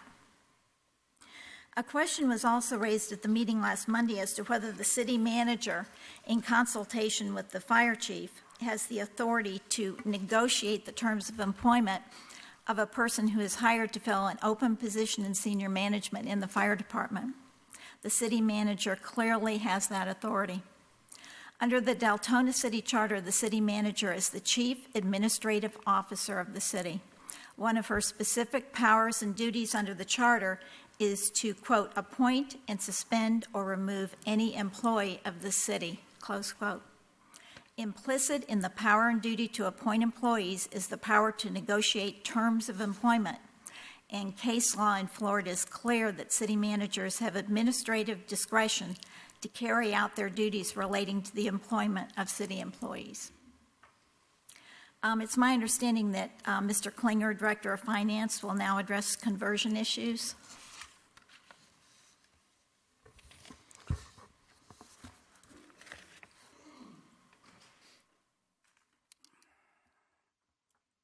Mr. Klinger, hold up.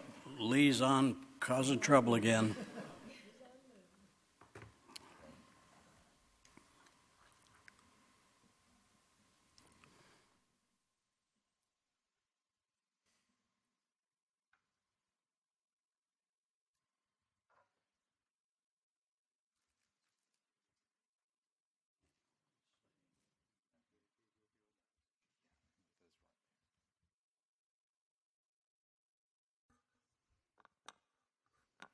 Okay, I'll try and make this short and sweet because there I think has been confusion over time.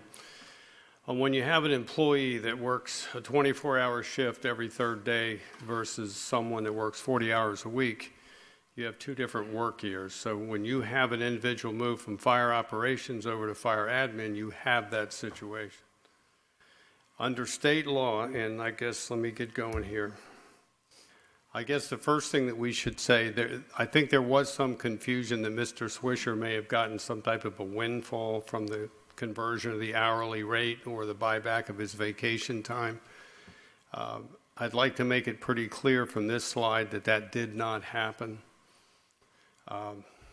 If you look, for example, in the sick time, that's the amount of sick time that he had accumulated. That was his hourly rate of pay prior to being promoted. So there's the dollar value of his sick time. And you'll see on another sheet, if you take that dollar value and divide it by his new hourly rate, see how the hours went down? They went from 1,600 to 1,100, but it's the same dollar amount. So it's always, it's always a neutral conversion. There's no windfall. The same thing happened with the vacation time. The 2,900 hours become 2,077 hours. So you could pay it out either way. You could have paid 1,600 hours at 30/31 or 1,100 at 43, and it's going to be the same amount of a check. So that's the first point I wanted to make. There's no windfall here. It was all accounted for. Now, just to hopefully clear it up, for a firefighter under Department of Labor regulations, we pay them what amounts to 2,990 hours a year. So in Mr. Swisher's case, his standard base compensation would be 2,990 times 30/31, which works out to 90,626.90. If you want to convert that employee over to a standard 40-hour work week, you just simply take that dollar amount, 90,000, divide by 2,080, and you get your new hourly rate of pay. Either way, he's getting the same amount of money in the 52-week year.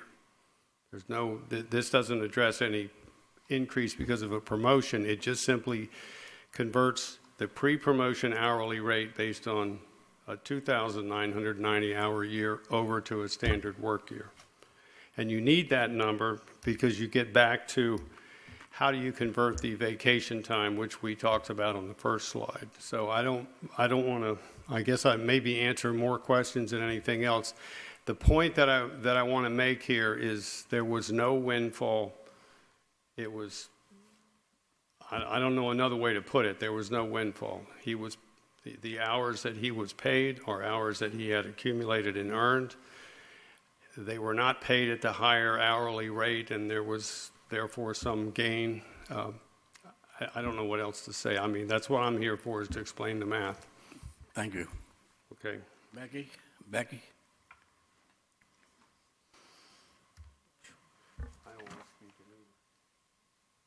The chief is next. Okay. I was asked to talk a little bit about how I went about hiring the position and why I felt that the person that I picked was the best position for the job. So as I looked to fill the position of deputy chief, I looked for someone that I felt was in the best interest of the fire department in the city. And I also felt that that should be someone from within the department at this time, at this juncture of where the department is. I felt this for several reasons. One, because if I would promote from within, it would promote professional development and encourage succession planning within the department, which I thought would increase our morale, which was pretty bad when I first started. Secondly, I thought that if I hired somebody from within, they would already have the pulse of the problems of the department and would be able to hit the ground running with a very small learning curve. Thirdly, we've had several people hired from the outside for the administration of the fire department, and all those people have come and gone. We just had our department's fire chief and deputy chief leave the department here just recently. Both of those people were hired from the outside. And lastly, I felt that I should hire from within because we had the candidates within the House that were qualified and that I thought that could do the job well. As the process went along and I reviewed the applications and the questionnaires, there was one candidate that stood out to me. His questionnaire stood out because it was comprehensive. He was someone that had led, someone that was a team builder, someone who had a situational style of leadership that had evolved over the years. He was one of only 2 candidates that applied that was currently a chief officer in the department, and his involvement in the union gave him a good understanding of labor management law. He also successfully led several groups and projects within the organization, including our Honor Guard, our Special Operations Team, and chaired several of our apparatus building committees. Finally, as I came through the door, I talked to a lot of people in the organization as I started, and most people wanted to know what my vision was, what I wanted to do. Most people wanted to know where their place in the organization was or whether promotions were coming, things like that. This person actually talked to me about where he felt the organization should go, how he could help move the organization forward, which to me really stood out as real leadership because he wasn't talking about himself. He was talking about how he could help move the department forward. So after I decided who I wanted as the fire chief, who I wanted to take this position, I spoke with the individual about the position, and he stated that he was excited about the position, but of course he would have to do what was in the best interest of his family. As we negotiated with the candidate, he advised that he felt that he should receive 75% of his sick leave, as he would receive this benefit anyway if he stayed where he was at. He was willing to take the cut in pay, the overtime reduction, give up the incentives that he was receiving from the operations side, but he felt that he would earn this benefit of the 75%, as he was not leaving employment with the city and was planning to stay the full 25 years. This was a sticking point for this candidate, as whether he was going to take the job or not. So as I sat there and I evaluated whether or not to just move on to the next person, do more interviews or whatever, it really came down to the fact that we were going to pay this gentleman anyway the 75%. If we overlooked him and he stayed where he was, he's only got a year and a half, and he would qualify for the 75% anyway. So it's either pay him now or pay him later. Pay him now, get the guy I want for the job, or pay him later when he decides to leave the department after he gets his full 75 or his full 25 years. So with that, I recommended to the city manager that we pay him the 75%, and she agreed. But she did ask that we put a provision in his offer letter that said that if he did leave early, that he would have to pay back the difference. So basically, that's how I went about the process of choosing who I thought was the best candidate for the job. Thank you, Chief. Appreciate it. Becky?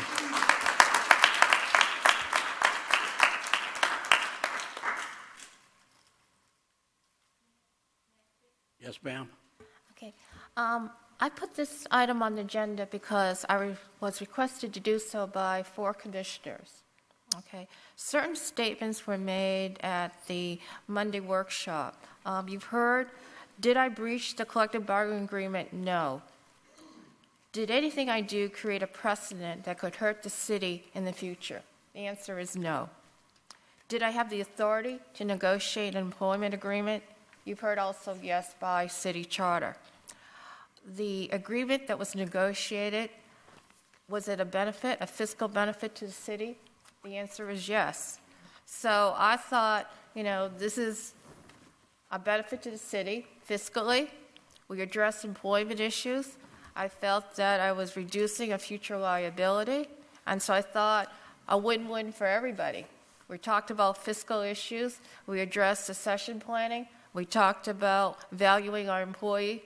Never did I think by adhering to our strategic goals would we result in this dialogue. So I'm a little lost. I also want to make a statement. Certain things that were raised at the workshop. Commissioner Sukup requested a meeting with me on September the 6th. He did not provide me with advance notice of the topics for discussion. We discussed many items. The entire meeting was about 40 minutes long, and about 10 minutes was devoted to the subject of hiring the new deputy chief of the fire department. Commissioner Sukup's talk about that subject was rambling and disjointed. He said he had heard that a firefighter had received a $50,000 check, that the firefighters were overpaid, that I violated the collective bargaining agreement, that their benefits were too high, that the firefighters were paid much better than the regular city employees, that I exceeded my authority. I did not perceive that the focus of the complaint was based on any one particular issue. He was just against the whole thing, and he didn't think I handled it properly. I explained many aspects of the hiring and interpreted his dissertation as a request for a general justification of the hiring. At no time during the meeting did he let me know that I should focus on a dollar figure salary or the amount of the payout. Actually, at the time of the meeting, I did not know the amount of the check that the new deputy chief had received. The offer he had been given gave him an option of cashing out vacation hours, or he could leave some of the converted vacation hours with the city and receive them when he retired at his then salary rate. I have since found out that he cashed out all the hours available to him, which actually, from a financial standpoint, was better for the city. and his check was for $48,924.16, which is net of taxes, retirement insurance. This amount is slightly less than the $50,000 figure Commissioner Sukup mentioned in his statements to me. 2 days after the Monday workshop, when he made his complaint about me, Commissioner Sukup told me they had been upset for 2 weeks about the subject, and he wanted to confront me. I told him that he had been upset about the subject for 2 weeks. I was confused as to why he did not provide me with advance notice of the specific issue he was concerned about. This would have allowed me time to review the file and have the file available for the meeting. Commissioner Sukup responded that his practice is to not provide someone with a heads up, regardless of the magnitude of his concern. It appears that rather than seeking full information, he wanted to spring the issue on me. I find this approach strange and non-productive if the goal is to obtain accurate information. Thank you, ma'am. Well, Commissioner Sukup, I guess I can allow you a chance to respond if you'd like to. You've heard the information. Yes, and I got a bunch of stuff, so bear with me as I go through this. First of all, this issue wasn't about a firefighter. This issue wasn't about overstating. This issue was about a meeting that Jay and I had, that we have on most Mondays, where since she's been city manager, we have these meetings. I never once have ever given her what we talk about. She never once has asked for it. She never once has ever told me what she's talking about. She just wants a weekly update. So every meeting we've ever had, we talk about things. I find out things, I ask her, she finds out things, she tells me. I had heard that a firefighter received a check for $50,000, but that was not the issue. The issue was that he was paid outside of the union contract, where he was entitled to 50%, and we decided to go to 75%. At no time did I start bashing the firefighters. My question to her in the conversation was, did we violate the union contract? As a city official, our job here is to make sure our city manager is doing what she's supposed to be doing. At no time in that meeting did she ever mention numbers, facts, or anything. All she mentioned was she saved the city money and it's pay them now or pay them later. We spoke for, she says 10 minutes. It was more than 15 or 20 minutes we spoke on this topic. I leave the meeting. I'm moving on. Life is good. We go on. Then I receive word that it was a $93,000 check, and I'm frustrated. I'm frustrated because I sat down with the city manager, which we do on most Mondays, and talk about multiple things. And instead of saying, hey, listen, I don't know if that's the right number, let me see what I can find you, like she normally does. She usually says, hey, I'll get you some information. She never said that. 2 days later, I hear this. So I call her up and I question her on it. And she's like, well, I wasn't real sure of the number, so I didn't want to give you a number. I said, well, it's been 2 days. I mean, we met 2 days ago. You could at least call me back and say, hey, here's what happened. So the question is not about firefighters. This is not about union. This is not about this. They are trying to spin this and make this about a union, but it's not. This is about a city manager that I'm questioning decisions she's making. And this is just one of them. This is just one of many questions. But let's start with it. Okay, let's just start with this one. And this is not about the firefighter that is in question, and this is not about the union. But if we're here and I have questions, let's go with them. The first thing was I called the finance department. Now, they said they didn't receive a huge windfall. I was on the phone with the finance department, and the windfall that he thought it was just over $8,500. Okay, that's the number that he was giving me. But that doesn't take in consideration the carryover hours that he had earned at $30 an hour, and now we're going to pay him out at $43.50, whatever it is. So although we've paid him 75% of his sick time, and we let him buy out his vacation time, we did this at the higher rate. But That's the numbers they keep showing you. He still has a load of time left. That is now valued at $43 an hour and not the $30 an hour. My question is, Jane said to justify this, the 75% was so close to his 25-year mark, okay? That's what she told me. That's what concerned me. Because, see, what we're talking about here is a precedence. We're talking about a precedence in the fire department that every firefighter from here on out, if he's a year and a half out, he's going to expect to be bumped up to the 75%. So all I was asking when I got in there was, does this set a precedence? Are we liable for a precedence? Now, we've had 2 other firefighters go through this process. The first one that went through had 600 hours of vacation time. The cap at the time was 400 for city employees, so we paid him out on the difference. Actually, it was $550. We paid him out on the difference. What did we pay him at? We paid him at his current firefighter salary. And then we froze all his sick time, and he started a whole new sick time level.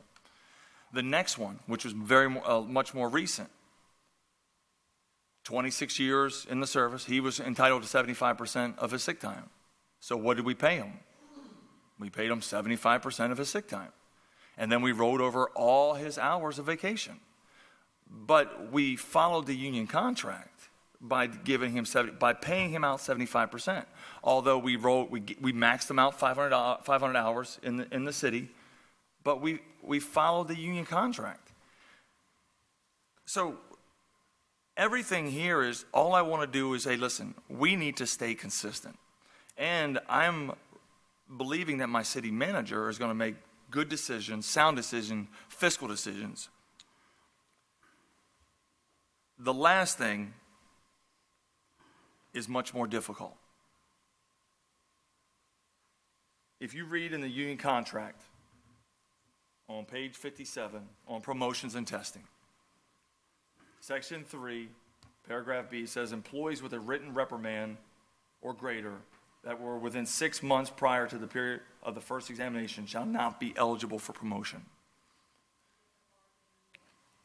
Here we go. Excuse me, please. Moral of the story is, if you go pull this firefighter's personnel file, you will find that he was reprimanded it finalized in March of 16. His promotion was April 5th. That's 5 months. Okay, that's 5 months. I don't know this firefighter from Adam, but when Jane says, why did we go above and beyond what the contract calls for or what the precedents had been set prior to this firefighter, Jane says it was the best qualified candidate, he was top notch, he was the best candidate for the job. My only concerns, and listen, this brings me no pleasure to do or have to do, but his boss at the time writes in his statement that it is obvious from this incident that this chief has a real problem with authority and his lack of ability to discuss matters in a calm and national nature. The witness that was dragged in there, this Chief Rogers told this chief that he needed to calm down and be professional and allow him to explain himself. This chief did not allow Chief Rogers to explain, and he walked away upset. Now, I always go back to the fact of our job here, and the city manager's job is to enforce the contract. And that's all I'm saying. Your job is to enforce the contract. All I'm feeling is that these contracts weren't abided by. Last week, I think, hold on just I a need to second. clarify something. Right. I was involved with regard to that disciplinary issue. There was not a written reprimand. There was a counseling session, and that's it. There was his Chief Rogers had recommended a written reprimand. That was not what occurred. It was a. Written warning is what it is. It's marked right here. No. Excuse me, let her It was finish. there was a counseling session. And this is another situation where if you would have asked, we would have shown you the paperwork. And this was just sprung out of nowhere. I have all that information. The president of the union was his representative at that issue, and I'd like to ask him to address it also. But I'm not had you finished yet. I asked- mean, can I finish? That's another. Yeah, are you going to get on a different topic, or are you staying on this topic? Because I feel compelled to say something, and I'm sorry. The issue is we hire a manager. I think we're all here tonight for one reason.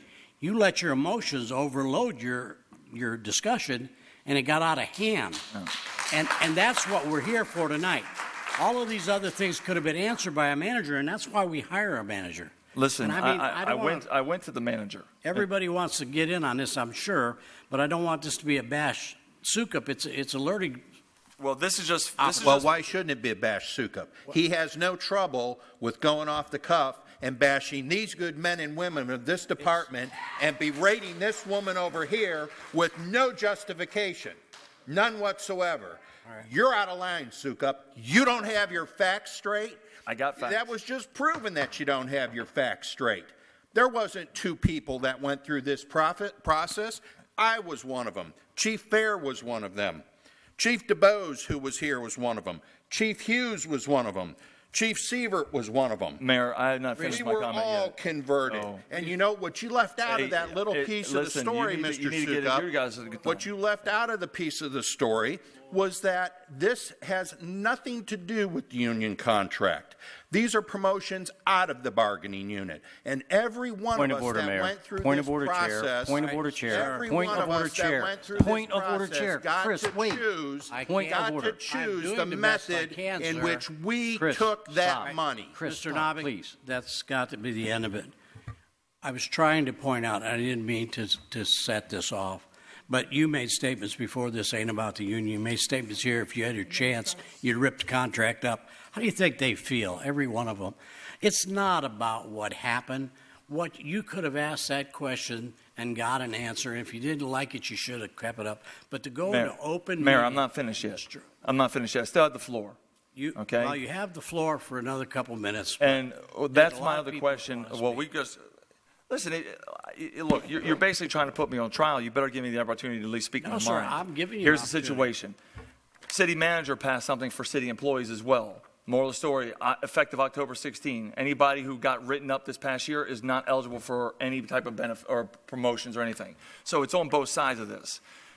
The question here is not about the union. It's not about the union. What does that mean? It's setting precedents. The setting precedents that now, and I spoke to past chiefs who all agree. And when I met with Jane last week. I said, Jane, how many commissioners knew about this before I brought it up? How many commissioners knew about this? She said one, Commissioner Novick. I said, well, why is one commissioner privy to this information and the rest of us? Because, see, if she would explain this in the first place, we wouldn't be sitting here, right? The city manager has a $25,000 limit. She wrote a $93,000 expense check. All I'm saying is, look, just tell me the facts. We move on. That's all I was wanting from this whole thing.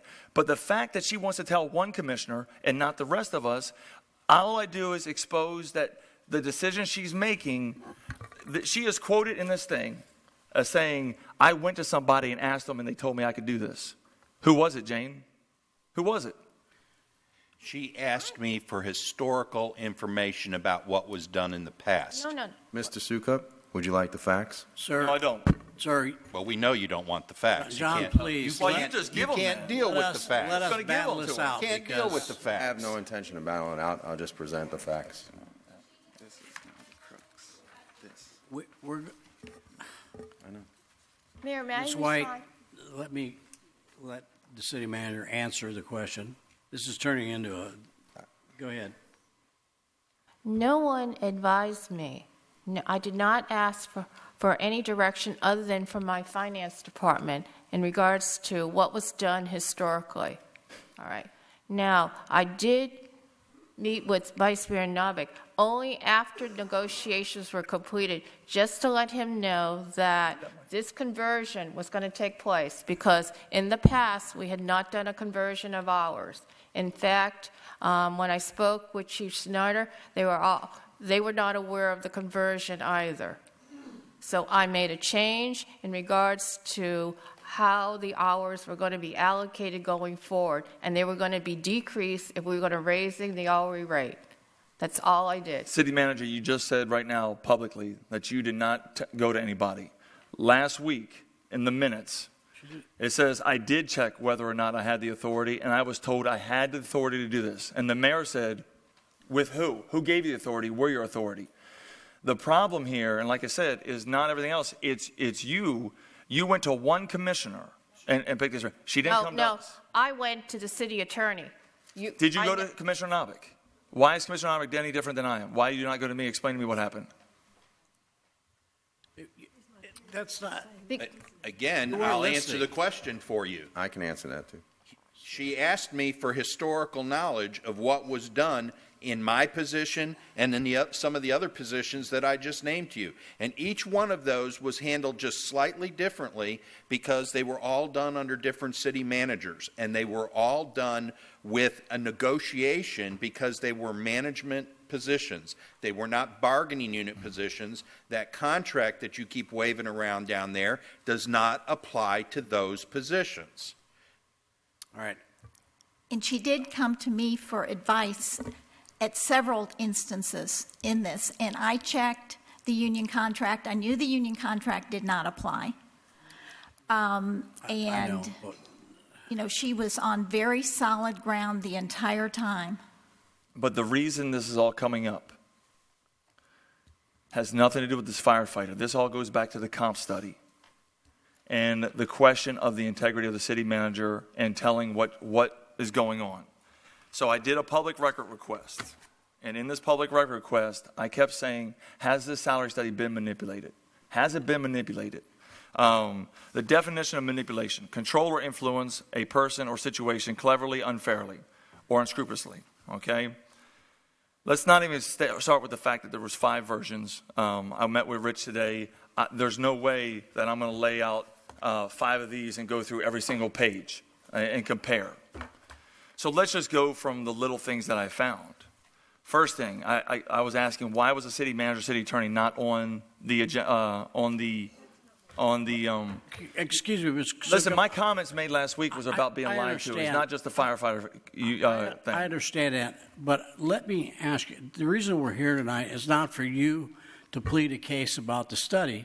We're here tonight to try to understand or get a grasp of why you, at the meeting I'm about to get Monday into that. night. I'm about to get into that. Well, I have documents right here that prove that the salary study was manipulated. That's not the point. It does. The It is point the of point. what we're here tonight for is your outburst at a meeting, which That I said I made was lied to, and I don't accusations- trust the city manager. Pardon me? That I was lied to, and I don't trust the city You manager. made many accusations that night. That's what's brought us here. This city has spent as much money, probably, I would guess, with staff hours and time, both on the job and off the job, to equate to any argument you've got about the study or the entire salary project. Just this week, it's dominated this city. And other things cannot be addressed because of comments that could have been settled and could have been talked out between you and the manager or you and the attorney. I tried to That's why talk we're it out here with the city tonight, manager. not to talk about that study again. We understand how you feel about it. You made it painfully clear. And now I have proof, but you don't want to hear it. Then what's the proof? Here we go. I asked right off the bat, why was the city manager, city attorney not in? They said, we're charter officers, we're never on the thing. We demanded that the guy from MAG come in and do it. I asked him, why is the city attorney not and the city manager not on there? What'd he say? We had him removed. Here's the deal. This is from our HR department to the consultant. The city manager, city attorney will not be participating in this. Okay? Next, here we go. Phase 2. Like I said, I can go all night with these things. This is from the consultant to our staff in HR. We would not recommend the tiered approach you keep describing to try and give higher percentages to certain levels. The tiered approach tends to create compression where it should not exist. The formula decompresses through the organization where the need is located. Also, the tiered approach creates an artificial level, and it goes on talking about that. Basically, using the formula, we have not programmed anything like you're describing over the years. Next, please modify. Here it goes. Thank you. The salary for the events manager position is of high concern for the few commissioners, because she's basically warning because we knew about the events position. Now, it's of high concern. Then it says, please modify the events manager because he will be responsible for only the aspects of the community center. Does this change his salary? Next, we got, in speaking with Jane, she noted 2 corrections she would like made on page 9296. Please eliminate the first sentence. Initial analysis indicated that 1 less position would be appropriate. Basically, we removed the fact that the consultant decided an initial analysis indicated that 1 less position would be appropriate. Jane has edited the number of slides. We wish to keep this brief. There are the ones that she feels are important to go over. Okay? Do you want to see the cost of 3% adjustments after the minimum or after the equity adjustment? Is this what you're requesting? We've never done that, but you're the client. Sir, those are management decisions. No. This is. I'm trying to prove manipulation. Is all I'm trying to prove. Well, you haven't said anything. There we go. Can you call me when you have a few minutes regarding the report? We spoke for 45 minutes. We looked at your health insurance and health care costs, generally made some observations. The message is, woo, you have really high cost for both the city and the employees. The recommendation is to take a real hard look at it with the technical help of an independent insurance consultant who has no dog in the fight. I'm going to skip through and get to the major one. Here's the major one. This is an export from the database that you have. It is a little complicated to produce, but you can do it by yourself by going to implement scenarios. Changing the 3% flat adjustment to 0%. Clicking off the summary only radial button. Clicking on the reduction of salaries radial button and running the implementation plan. This is what I just did. The city manager has asked for this type of information. I shared it with great concern and reluctance. We have the ability to run different analysis, and this is one we typically do not share. I need to firmly state that these numbers in this adjustment column show negative numbers are not MAG's recommendations. I suggest that these not see the light of day, and they really should not. These are not MAG's recommendations to show negative numbers. MAG is recommending a reduction of any salaries. We do not recommend reduction of salaries again. They say it 3 times. Handle with care, please. So you have to say, okay, so what was in there? What was in there? I pulled it up. Basically, this study, this format shows that 108 employees in the city of Deltona are over the market value. So my question is, okay, so if I have 107 employees that are over the market value, why would we give everybody a 3% raise? Why would we not focus on the people who are not where they're supposed to be? We keep saying our focus is on the worker bees. We want to focus on those people who keep leaving the city and give them a better spot. Well, we're giving people 3% raises. There's 5 people on here that are up to $6,700 short of where they're supposed to be, but we cap them. But these people who are making $20,000+ more than what the market says they should make, we just giving them another 3%. Also in here, they talk about, is it a 3%, 2.6%? All I can tell you is I told from day one, I believe this comp stay has been manipulated. I do a public record request. There's over 316 emails back and forth. I can go for hours on these, on where we're telling them. And now they said that we made adjustments to personnel, spelling. You can see that these aren't just all grammar changes on this thing. And the fact that we have a study that the city manager saw that proves that we have over 108 employees in our city that make well above market value, we should have focused on those ones that were below that. We should have went after the worker bees, the hourly employees, and made sure we got them to where they should be. So I always question the decisions of my city manager. And then last and in closing, when I asked for a copy of the city attorney's contract, I was told all we have is this one piece of thing. Basically, it's a signed contract between the city attorney and the city manager. So I pulled previous contracts with city attorneys. The mayor signed them, the clerk signed them, and the attorney signed them. Here, I asked for my city attorney's contract, and it's signed by Jane Shang, a charter officer, going alongside Becky Vose. I asked, no, where's the original one? Where's the original contract? And they tell me it doesn't exist. I said, so we don't have a contract with our city manager? They said, no, we have a proposal. We got a proposal that we have, but we don't have a signed contract with our city manager on file. City attorney, sorry. Yeah. So everything that I've seen, what gives the city manager the authority to enter into a contract with the city attorney? That's what I've been trying to figure out. No one can tell me. Everyone I asked said that's not supposed to happen. Those are two charter officers down there.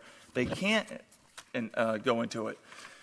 My whole point of Monday night last week was to show that our city manager, who I trusted for 18 months, who I listened to everything she said, is doing things that I believe are not in the best interest of the city. Are not in the best interest of the city.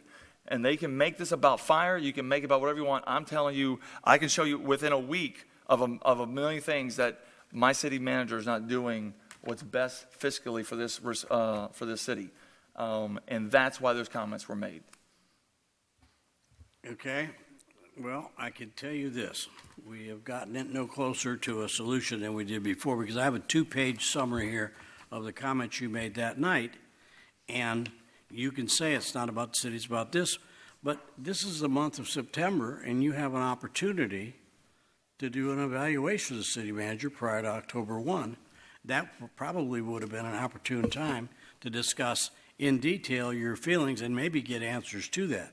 I still want to go on the record, and then I want to go to Attorney Vose. I still go on the record saying this.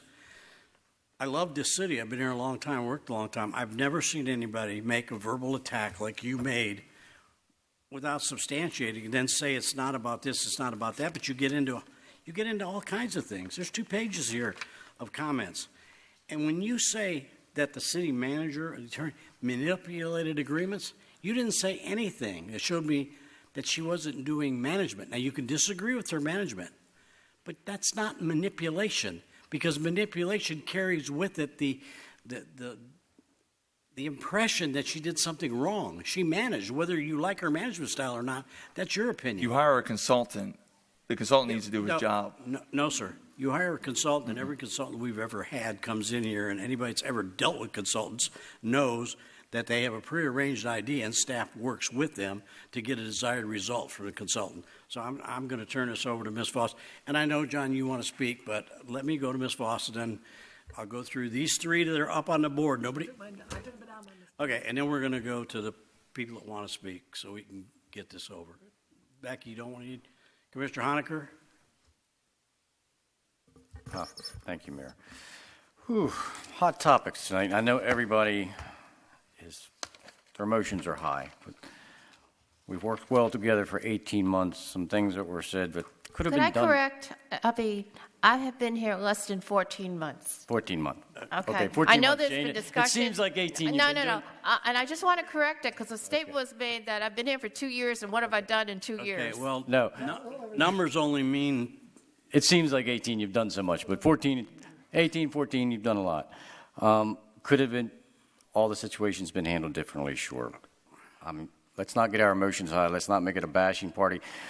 At the end of the night, we're all going to work together well like we have in the past. This contract, the union has come together. We've come together as a city, as a staff, as a commission, as a union, as a fire department. And I don't want to see this tear apart. I know everybody's emotions are high. My only comment is, let's leave here at peace tonight. Let's not turn this into another city that we won't mention, Mr. Berry. Yeah.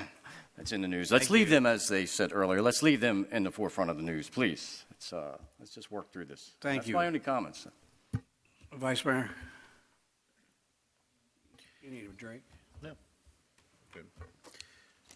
I would say that Commissioner Sukup is doing what I would do if I felt as passionately about something that he seems to. But part of my job with the fire department here for 31 years was in management and was an investigation. And as an investigator, I would have to think to myself, the city manager, when she came here, had a budget, and then she developed a budget that she proposed to us. And she came to us after getting to know the city, and she made a budget request for, I believe it was $30-something thousand, $36,000 to do a salary survey. Now, as a manager in the fire department, I participated in several salary surveys in 31 years, both part of union contract negotiations and city salary surveys. And part of those surveys apply to the total package of benefits, and they also depend on job description. And what I can say to you, and keeping it brief, is that once that consultant is hired, that process becomes very fluid because there's things that need clarification. And when the drafts come back to the manager and to staff and they review it, they have to tweak that. And that takes communication back and forth. And so some of those emails that you have that are proof of some elaborate conspiracy are simply managerial communications that are well within the norm to try and arrive at a product that the manager feels are both fair and equitable to be able to gain and retain quality employees for the city. And as that investigator in me looks at this, I have to say the manager was under no obligation to do a salary survey.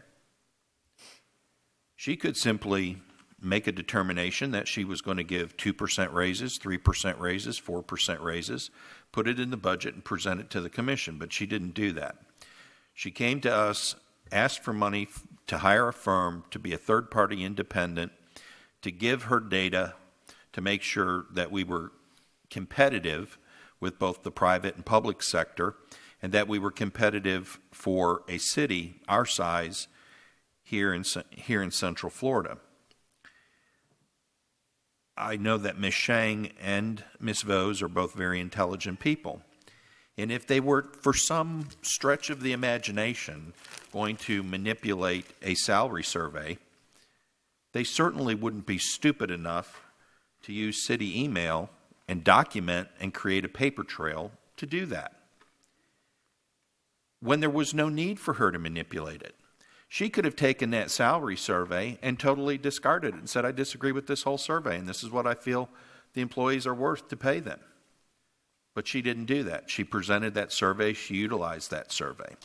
So this great big theory of conspiracy, of manipulation, I fail to see what that would even gain her if she did it, when she had the power to set those salaries to begin with. That's her purview. That's not ours. We approved the budget. But how she divvies that money up to the employees, who she pays what, is her choice.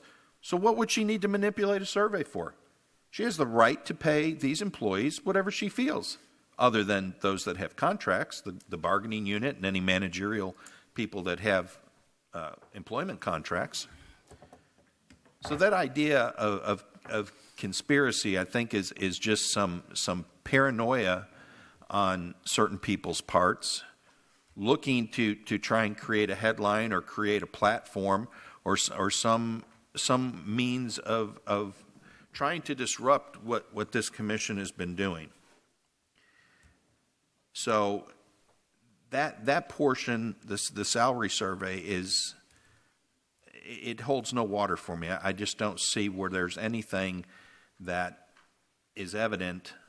And I know Mr. Klinger, our finance director, and I've worked with Mr. Klinger for many years on many different projects. We've butted heads, we've disagreed, and what I have found is he's a extremely well-respected professional in this field, and he's on his way out. He's got nothing to lose. He's retiring in a few months. Probably can't wait to get out of here. He'd leave now. So if there was any indication of a manipulation with a document that pertained to our finances, I know Mr. Klinger would do the right thing and contact the appropriate authorities, be it this commission or be it the state's attorney's office. So the manipulation thing goes out the window. I want to address the issue again of, and his name came up and he's here and he knows me, so I can say Chief Swisher. And I say that with a great deal of pride, Chief Swisher, because I hired Chief Swisher when he was a firefighter, and he came to this department. And I oversaw promotional recommendations for Chief Swisher when he became an engineer, and when he became a lieutenant, and finally when he became a battalion chief. And I can tell you that the argument or the emotional situation that took place between him and Chief Rogers happened, whatever the circumstances.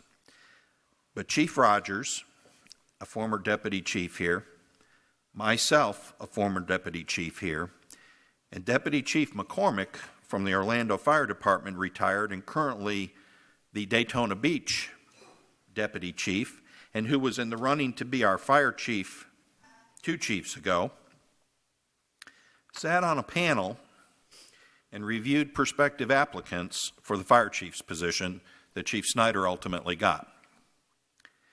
And every one of us in that meeting, and Chief Swisher was one of those candidates that was in the running, that made the final list, that was in the running and was interviewed by all these deputy chiefs, the city manager, and I think Kara was in there from staff. And every one of us said one thing about Chief Swisher. He's a quality employee, he's a quality chief, he's the right man for the job. He just doesn't have the experience yet to be the fire chief. But he'll make one hell of a great deputy chief. And so when Chief Snyder came on board, Chief Snyder didn't have to ask too many questions, but he asked them of the right people. He asked them of his men and women that work in the department and that work for Chief Swisher. And they said, Chief Swisher is the man that we want leading us. Chief Snyder saw that quality. 3 former deputy chiefs saw that quality. And the men and women of the Deltona Fire Department saw that quality. Everybody has a blemish on your record of some kind. I do.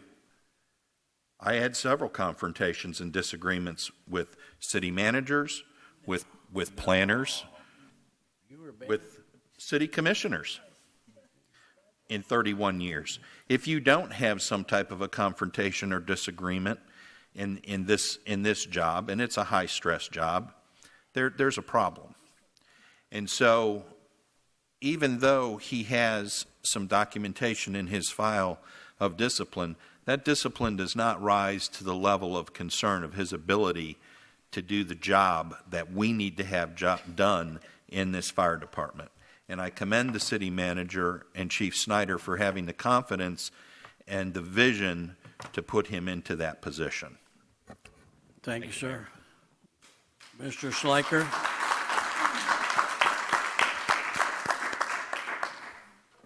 Well, I probably won't be quite as long-winded, but I think it's very important. I don't believe But that. I think it's very important that what we have to say tonight, because, I think we've forgotten where we were a few years ago when we didn't have a city manager, and we were floundering. We didn't move the city forward like we have since City Manager Jane Chang got on board. I want to start, first of all, by mentioning, and I'm one of those ones who emotions run strong. I'm a strong supporter of our fire department. I think they are the best in the world. As much as Commissioner Sukup says it's not about them, it seems like a lot of what he's talking about has to do with the union, has to do with the firefighters. So it is about you guys, but you are the best. But what I want to hit on is I don't want to just use my words or coming off the cuff or whatever. We have something that we kind of refer to as our Bible, you might say. It's called a city charter. And I'm going to take a couple minutes just to read a couple things right from our city charter, which is what we have to live by. First of all, you heard a question about a flawed comp study and the salary study. And why wasn't the city manager and city attorney in there? Section 7, charter officers. Subsection C, compensation. The compensation of charter officers shall be fixed by the city commission. One statement. End of conversation with what that problem is. Shouldn't have been in this study. It is fixed by the city commission. Now we talk about our city manager. The city manager's duties. The city manager shall be the chief administrative officer of the city. She is our CEO. We should not be into micromanagement. She is our CEO. Something else she's supposed to be doing? Appoint and suspend or remove any employee of the city. Appoint. Seems to me that's what she did. Reviewed and appointed. So, and the other ones that really don't have anything to do with what we're talking about. They're basically residency and that kind of things. Those are three that kind of brought up tonight, that were brought up by Commissioner Sukup as being questioning shady actions. And yet, they're right here, covered in our charter. And I think we need, if nothing else, the way this was handled should never have been done the way it was. And I'm very disappointed in the way it was. And I want to apologize to our firefighters that were, you might say, the brunt of this, and to City Manager Jane Chang. I think it was deplorable, and I, for one, am very apologetic that ever happened, even though I didn't have anything to do with it. I want to be an apology. Thank you. Mr. Smith? Thank you, Mayor. Did Deputy Swisher leave? I'm not sure if he did, but I apologize to him because he got pulled into a situation that really had nothing to do with him personally. I think this could have been cleared up very easily last week when Brian asked the question that he had an issue with a $50,000 check, then he heard it was $93,000. If at some point during that conversation, because I was confused, there's a $90,000 amount up on the thing. Well, that's net without taxes and all. That was never said last week. Did all of you understand? Well, you weren't here, but did you understand? Because Brian kept trying to say there's a difference in what I'm hearing from what I heard previously and what I'm hearing. He was never corrected even at our workshop last week. Everyone had questions last week. Okay, I'm just saying that, it's really hard, and he's asking hard questions, and some of it could have been handled so much easier, because I spoke to John today, and I said, this is nothing about the individual. I didn't even know last week who the individual was. But I just think now I know, of course. But the point is, I think everyone, Mayor, you had those concerns. Was it valid in the contract? We didn't know last Monday. No, but I mean, during our conversation, we were not put on that clear path as to, we didn't get definitive answers. We kind of left it when we left the workshop. We left the workshop saying we're going to get information. Is that not true? If you'd like me to answer. Yes, I'd love you to. Yes, what happened was, again, we're back to the comments. The comments were so vile that what we said was, give Jane a chance to write out thing and answer all that. I understood totally what was going on. I didn't have all the facts. I didn't need them. That's why we hire a manager. I didn't need all that cut and dried. And when Commissioner made comments, I felt like he has a right to, but he could ask the manager those comments. Why are we hearing this out here in the public? And without reading and going through it, you've read it. Well, there were a yeah. lot of other things that were said Right. that were not appropriate. And so that's why I was trying to end that meeting and allow her a chance to sit down and negotiate out some sort of a discussion Right. or do a one-page white paper, I think I called it, if you remember correctly, to answer this. But this is something where we as elected officials need to stay out of their business and her business and let her manage it. If we got problems with the way she manages or the outcome of that, that's what an evaluation period is for, which we're going under now. I absolutely agree with you, and I would just remind this commission that when I leave on November 14th, that we don't micromanage the city manager, because she gets micromanaged all the time by this commission. So, I'm just saying, you have to balance everything that we're doing. The comp study, I remember asking the question, was it totally hands-off? And I was told, yes, it absolutely was. Again, what I'm hearing tonight absolutely wasn't. I asked this evening, before we came down here, the same question Brian asked. Did all the commissioners know about this? I didn't. I was told you did.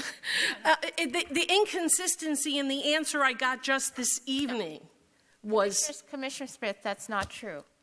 You asked me if anybody was involved, if any commissioner was involved in any of the negotiations. I said no. No commissioner was involved in negotiations. I worked in conjunction with the fire chief. I worked in conjunction with the city attorney. No city commissioner, no, the mayor was not, no one was involved in negotiations. And then what did I ask you right after that? Did any commissioners know about this? And you told me 2 names. You mentioned in regards to the $50,000 check. No. Did anybody know in regards to the payment? And the answer is that no.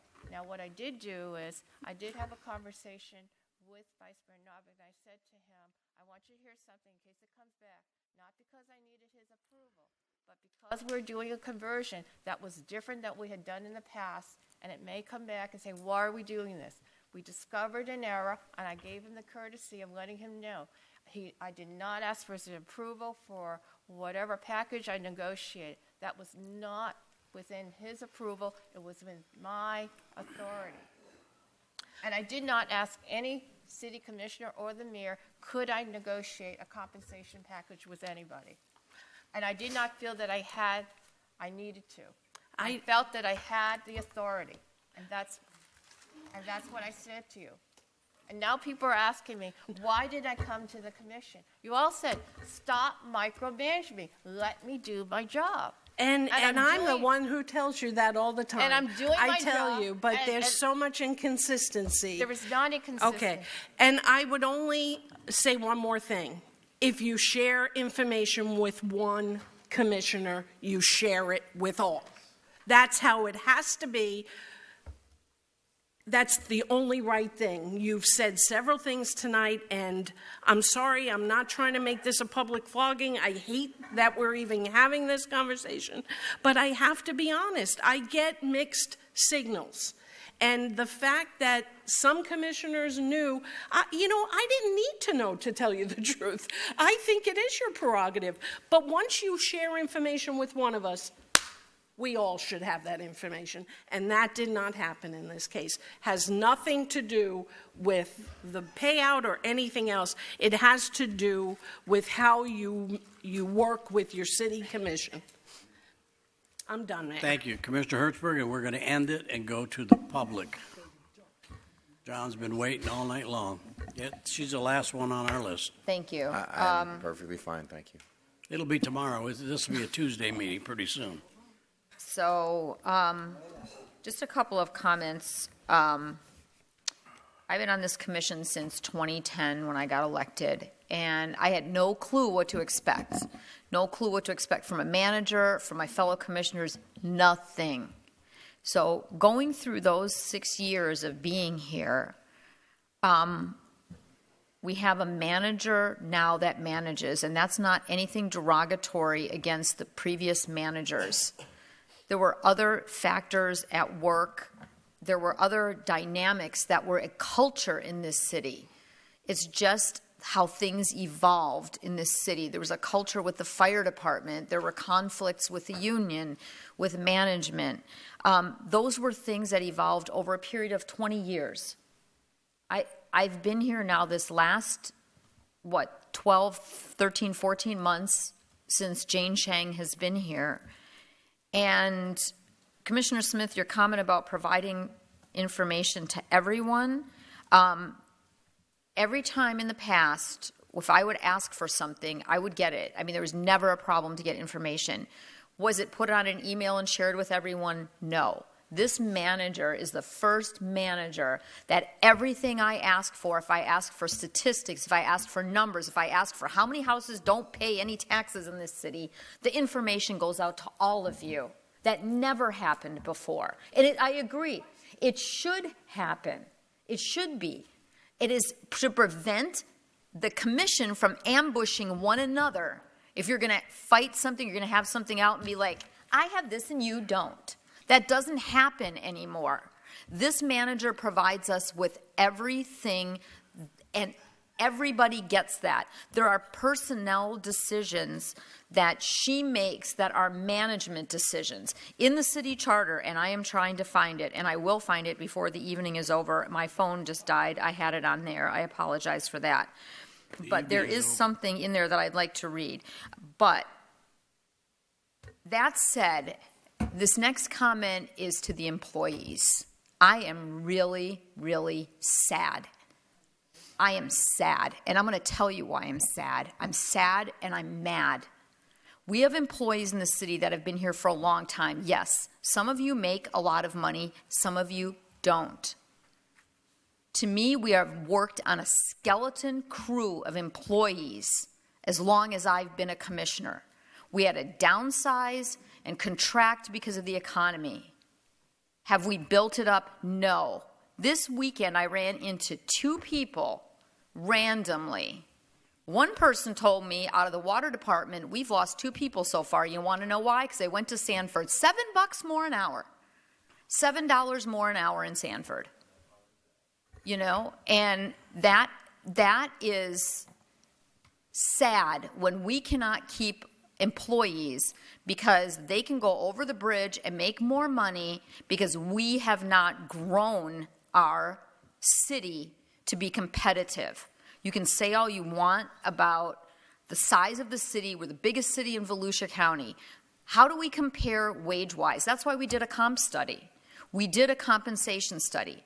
Did it turn out the way some of us wanted? Maybe, maybe not. The bottom line is we did it. Last commission meeting, when it said it was rigged, I said do another one. Spend another $35,000. But wait, I would rather go ahead and take those $35,000 and boost the salaries of those employees that deserve it and that need it to keep them to be competitive. And it's really sad that we are arguing over salaries. There's a man sitting over in that corner, and Dale knows that he and I have head-butted and had it out left and right. But this man is wearing 3 director hats. He's a deputy city manager, he's a director of the code enforcement, and he's building services.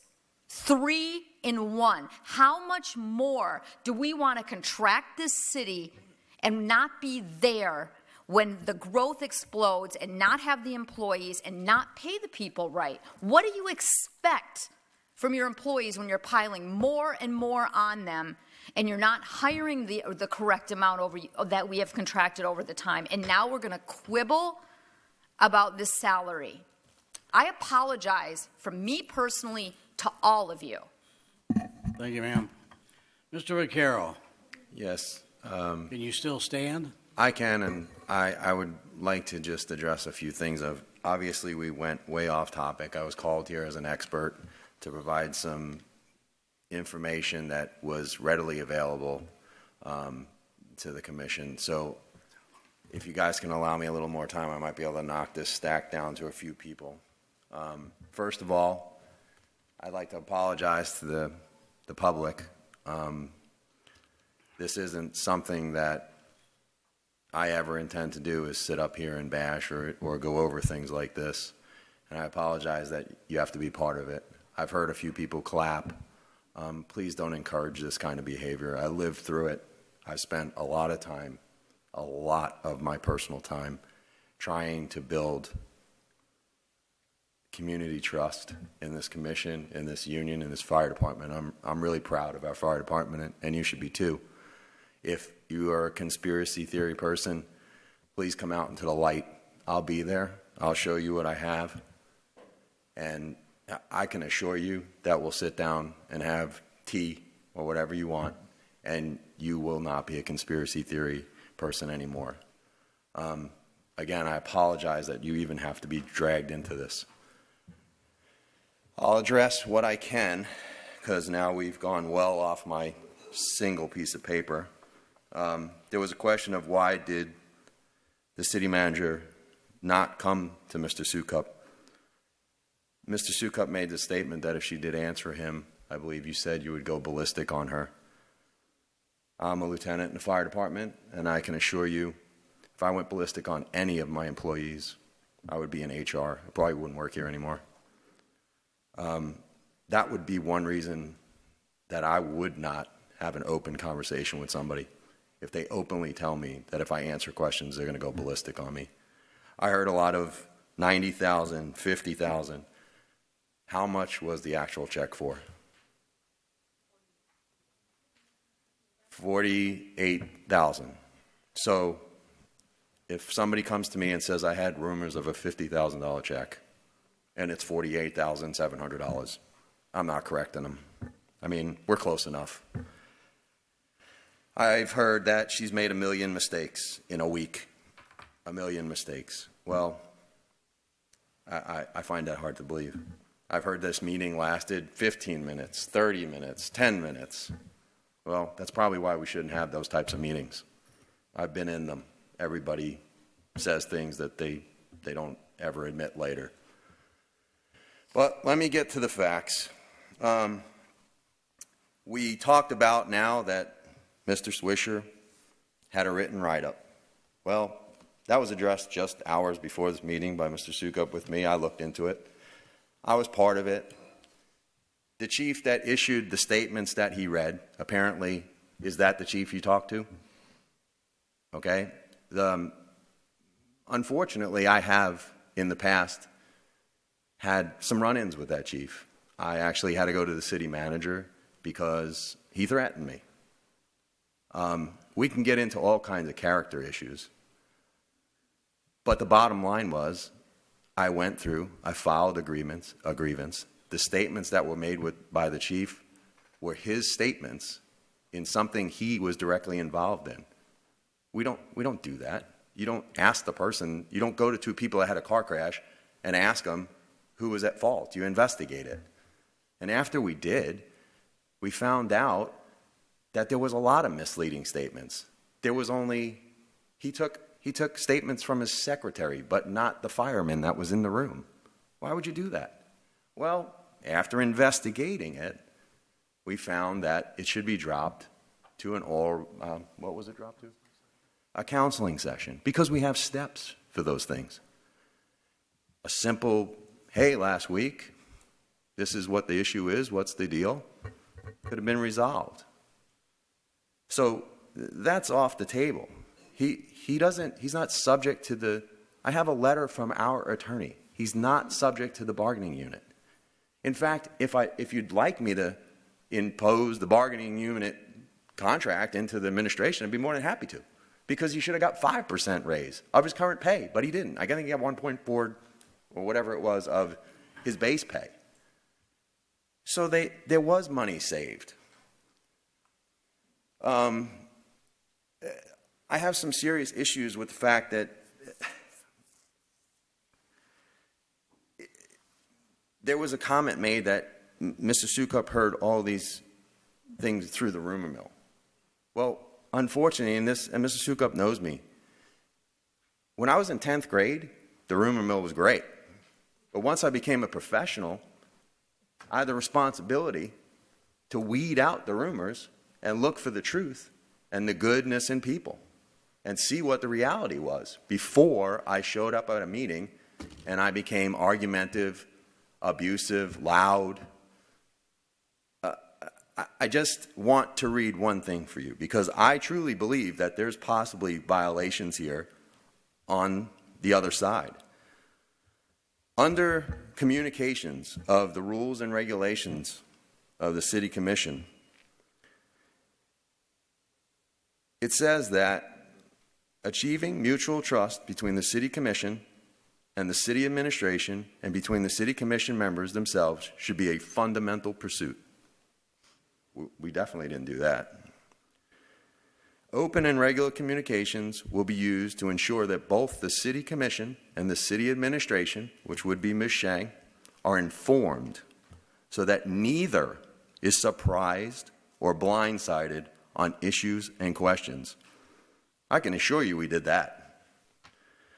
The problem here is we have rules and regulations, and I live by them every day. And it seems that the worker bees need to follow those rules and regulations, but apparently some people think they're above them. These issues could have been easily solved if we followed the simple rules set forth in a one-page document.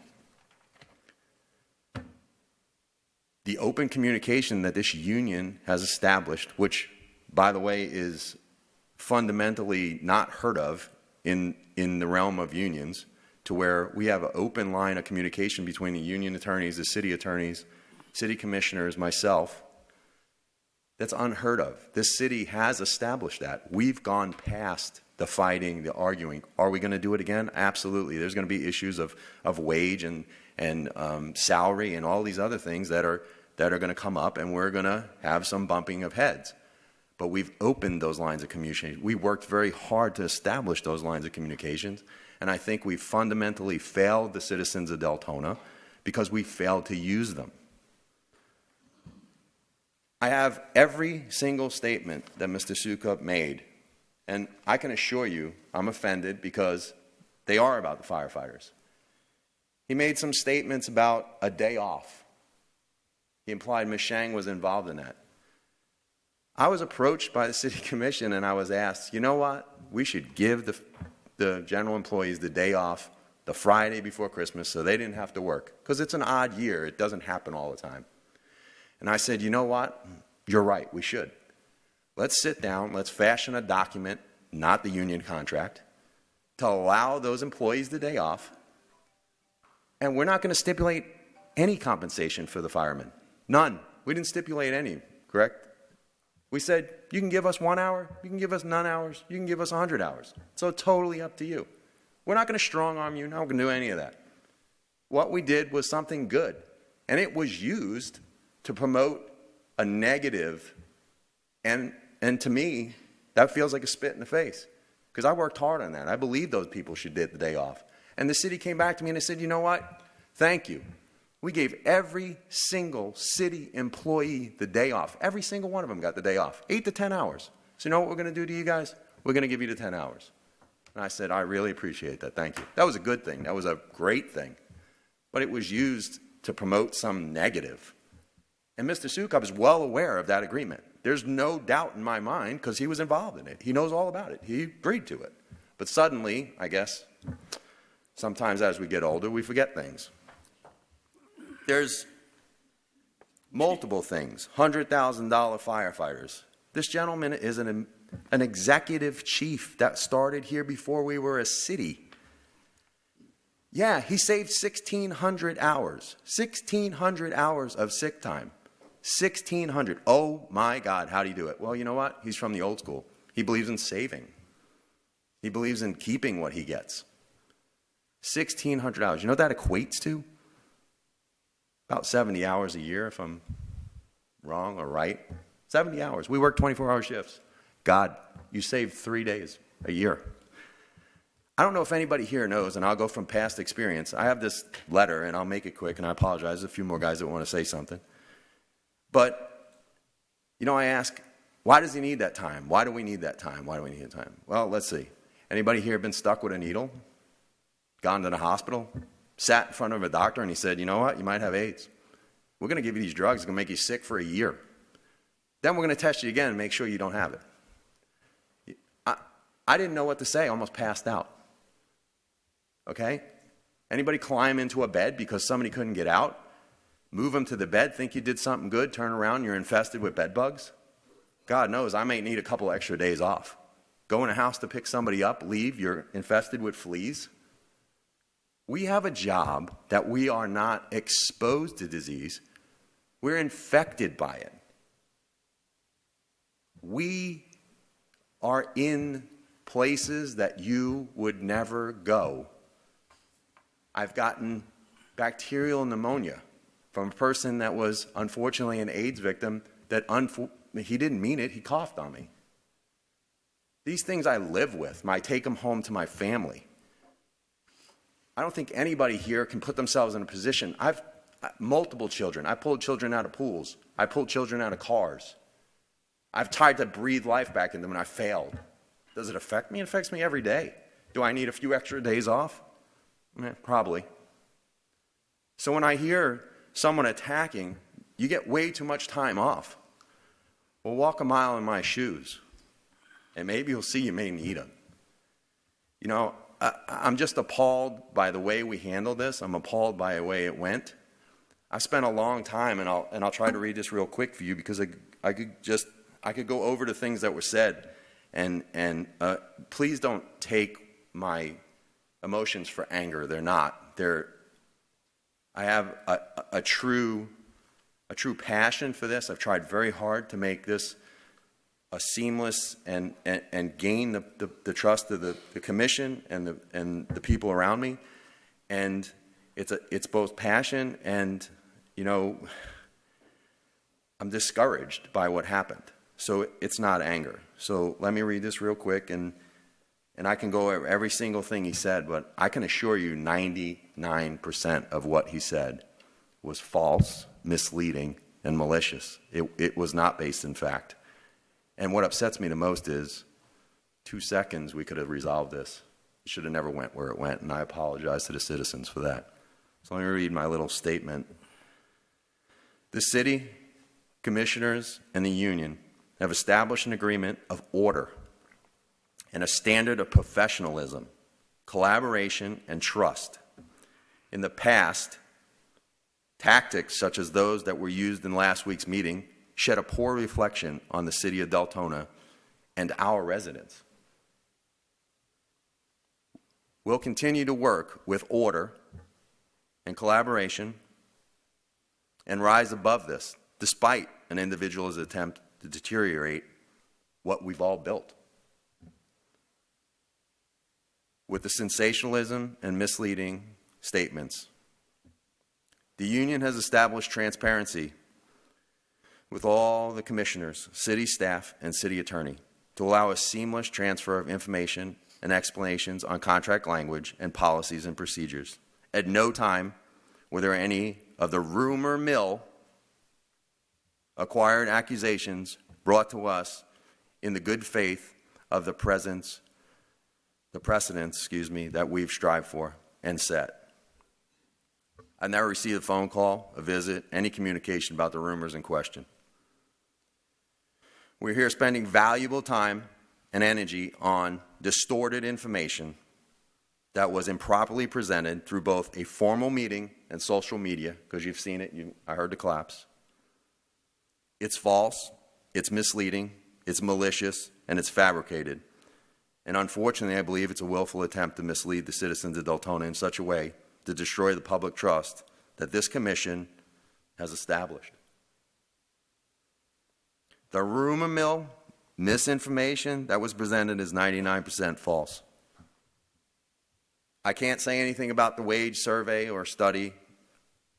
I did request it for a few years because I believe that all employees should be paid a little bit more, not just union members, because you know why? I'm a fireman first.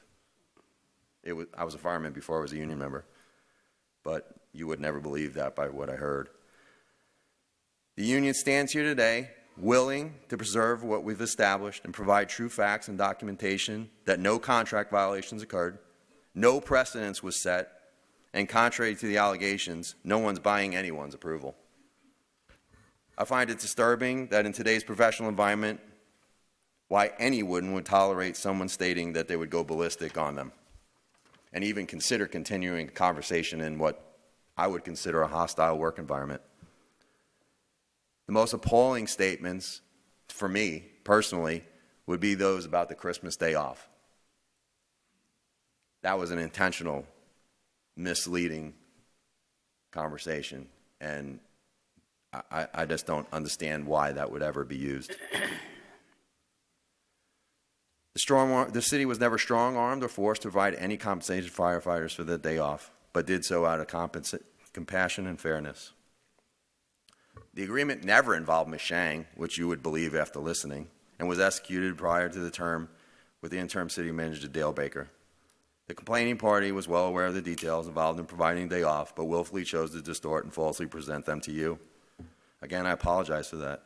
I can only assume that this was done to further their personal agenda, and I find it deplorable and dishonest. Unfortunately, I don't hold anything against Mr. Sukup. I think maybe he was misled by the people that decided that they weren't happy about some decisions, and they misled him into believing things were done wrong. I want to just end with saying that we started this with a quote from Mr. Sukup, and I'm going to end it with a quote. And I'm sorry I might get the guy's name wrong, but Paulo Coelho said, "A mistake repeated more than once is a decision. This was a conscious decision to mislead us all." And for that, the union apologizes. I'll let my fellow guys make some quick statements that they stayed up all night for. I do appreciate everybody that's here.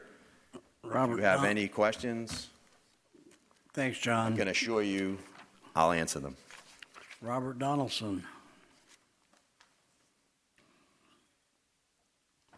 I can assure you, Commissioners, I'm not here to represent the union in any way, shape, or form. I'm different. I'm a resident for 35 years of this community. I've had the great honor to graduate. The fourth greatest moment of my life was being offered the job to work for this city. Second and third were my daughters. The first was marrying my wife. And I had to be dragged out of the woods while I was camping with them to hear one of the most appalling audio recordings I've ever heard. That of a petulant child trying to start controversy and to mislead those with false data. He rabbited to false truths just to turn around and try and mislead us all, instead of being a slug and taking his time and doing his due diligence, associating himself with how the city operates, how things are done. But this wasn't done. Instead, he managed to turn around and try to mislead us all. Why? Only he would know that.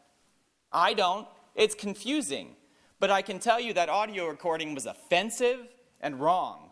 I have spent 35 years in this city. I dedicate 1/3 of my life to putting it on the line to protect the citizens. Chances is I might not go home to my daughters. But I still go to work, I still do my job, and I still defend this city, no matter what. But to have someone who was elected to represent me, as I saw in the hierarchy, I am the boss, and I was appalled by his job. And if there was the chance to turn around and say how someone did, maybe we should evaluate them. A commissioner evaluation. See what we think of them. Oh, what's that called? Election time. And I guarantee you he won't make it back a second time. Thank you. Thank you, sir. Do you have anyone else that's put in a sheet to speak? Kurt Vroman. Yep. Mayor and Commissioners, thank you for this time again. Brian, Madam City Manager, thank you guys for sitting through this and staying up till, I'll probably make it till tomorrow. No, you won't. I just want to say this. I don't like this direction. I've been through it before. 10 years ago, I created some of it. Not knowing any better, I learned my way. But I know, Brian, you brought up being manipulated, and I think, unfortunately, that's a little bit of what happened with you. Some people had agendas. When I went to a pension conference one time, for those of you that may not know, I'm on the pension board as well, an investor told me, goes, everybody you hear from has a bias. That's 100% true. You know, a guy wants to sell us something and invest in it because why? Because he's hoping to make money, and if not, he's hoping to lose our money. So just think about that. I think some of the sources you have personal agendas. They either wanted the position and they didn't get it. They don't like the guy and wanted to make him look bad. And I saddened to know that people do that, but that's unfortunately sometimes how the way things work. As for Chief Swisher, I know he's got broad shoulders and he can handle a lot of this. The people I feel really bad for are his family, as they're being dragged through social media because they have his last name. I know them, they're pretty tough as well, but it's still not fair. I don't like when it happens to me because it does affect my wife. I think that's all I have. I just want to say in the end to Commissioner Hershberg, a little off subject, about people leaving on wages. The Sunrail is a great thing, but it's also could be a bad thing because all of a sudden, I know some guys that left our fire department went to City of Orlando. They're allowed to ride the Sunrail for free in uniform. Saves you a lot of money, a lot of stress you don't have. You have a half hour, 45 minutes on that train to do whatever you want on your phone. There's plugs on there. It's the greatest thing for somebody who doesn't want to drive on I-4 but wants a job where they're paying a little bit more money. It gives you an hour of stress-free time. And I know this because my daughter uses it to go to school, and she says it's the greatest thing. When I'm done with my stress from school, I get on the train and I play on my phone. But with that, I hope we can avoid these in the future and get back to making the city great and cleaning it up. Thank you. Thank you. Who's going to speak on Tuesday? Hurry up.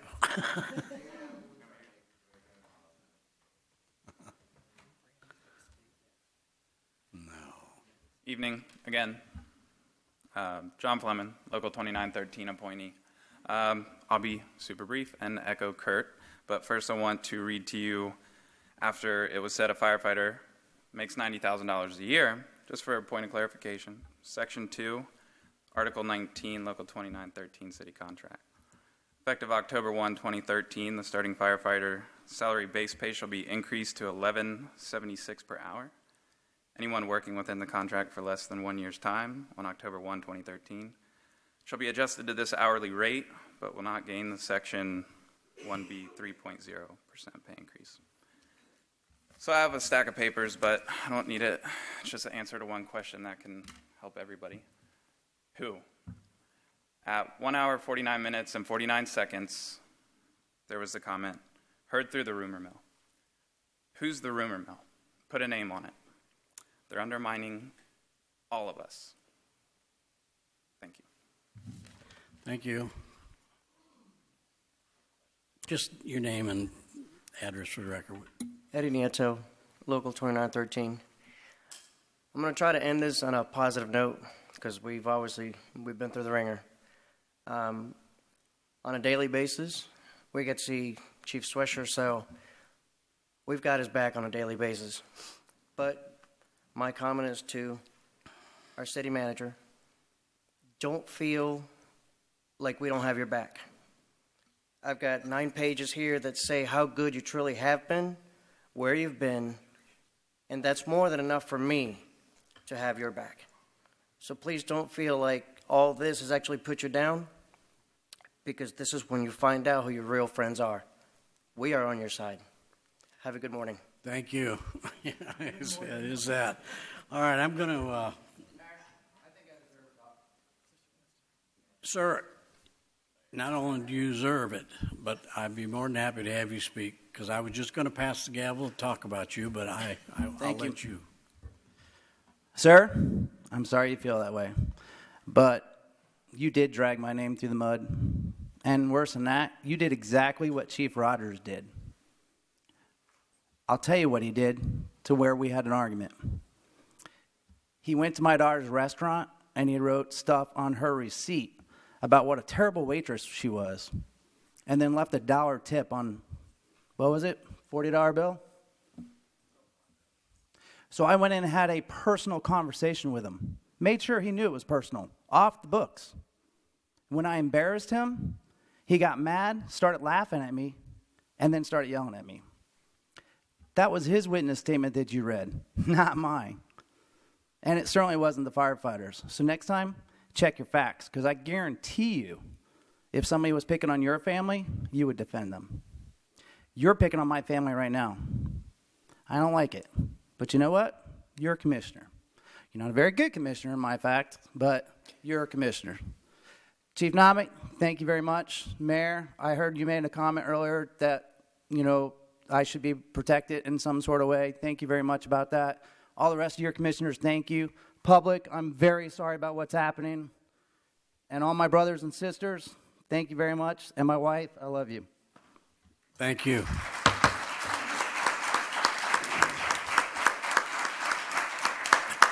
We could continue this, but I think we've said enough. Bush, I think of all, you firefighters are a tough bunch. Your families stick together. But really what ticks me off is what your wife had to go through and what Jane had to go through. And it's not a sexist thing. She's probably tougher than Nancy. No. Probably tougher than most. Putting up with you, I'm sure of that. But from the bottom of my heart, and I know everybody here, I'm just going to stand and applaud you, sir, for what you've done for the city.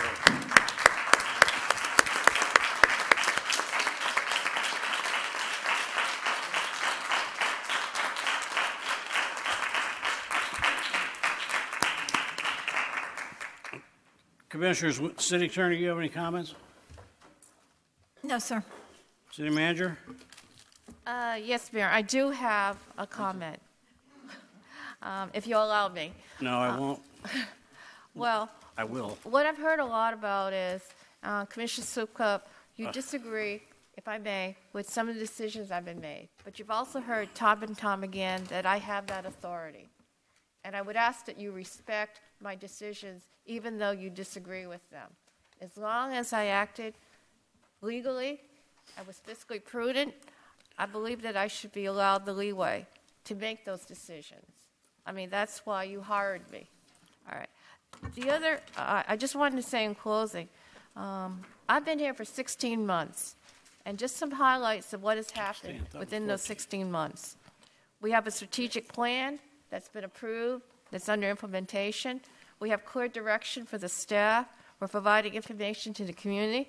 We have a new community center that's underway without raising the millage rate. My understanding is we've been talking about it for 7 years or so. We have implemented a beautification program on trash, litter, gateway landscaping. We have beautiful holiday events. You also heard Sheriff-elect Chidwood, who mentioned that he came here around April or so, and just coming back recently, he just noticed a difference within the community.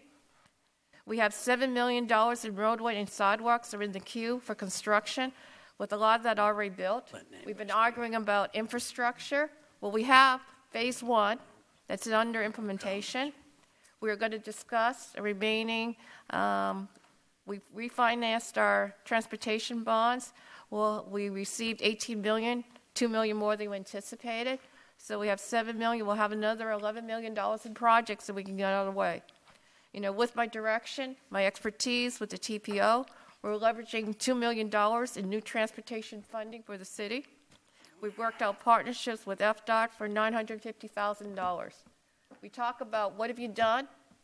We're arguing over, I don't know, $30,000 or whatever, but in my mind, $3 million in return for $30,000, to me, that's good in anybody's books. Thank you, ma'am. I was gonna, I hope I won't get an objection here, but I would like just delay any discussions tonight unless it's something absolutely has to be said tonight. The only question I need is the earlier we talked, October 29th, it's a Saturday. It's a weekend for a holiday, for Halloween. 8:30 to noon, DeLand, you want to go to Summit? Who wants to go? Because I told them I would let them know. It's a bad day for me. I can't be there that day, but cancel? Okay, I'll let them know then. I mean, Well, we got the early voting I campaign. can go. I've marked off of work, but I mean, it's whatever. Well, the majority of us can't go. It's early voting. It's everything, So, all right. I'm fine with whatever they pick. I Okay. can make it The majority doesn't want to go. Okay. I do have comments. With that, huh? I do have a few closing comments. Okay. I All know right, you sir. want to get out of here, but we've been here long enough, and these are quick ones. What? Quick, go. Okay, go, quick. Go. Right there is where we should be doing our workshops. They're in the sunshine that way, and we have cameras here. Enough here said we on go. that. Okay. Commissioner Nobbit, Vice Mayor Nobbit, and I know this is out of your realm, but it's in your realm from your past experience as a fire inspector. Mr. Kent had mentioned someone shadowing him during the permitting process, and he wanted a commissioner to do it, and I just think you had that expertise that I don't have. That's what architects and engineers are hired to do. Well, he asked a commissioner to go with him, so if you don't I want decline. What? Okay, well, I'll go with you, Larry. I just want to see what the process is about. I don't know it as well as you do. He asked a commissioner to shadow him just to see what's going on. And if you don't mind, I'd go. I don't. Okay. All right. I think, well, okay, okay. Is that it? That was it. All right, there being no other comments, we're adjourned. Talk to the manager about that.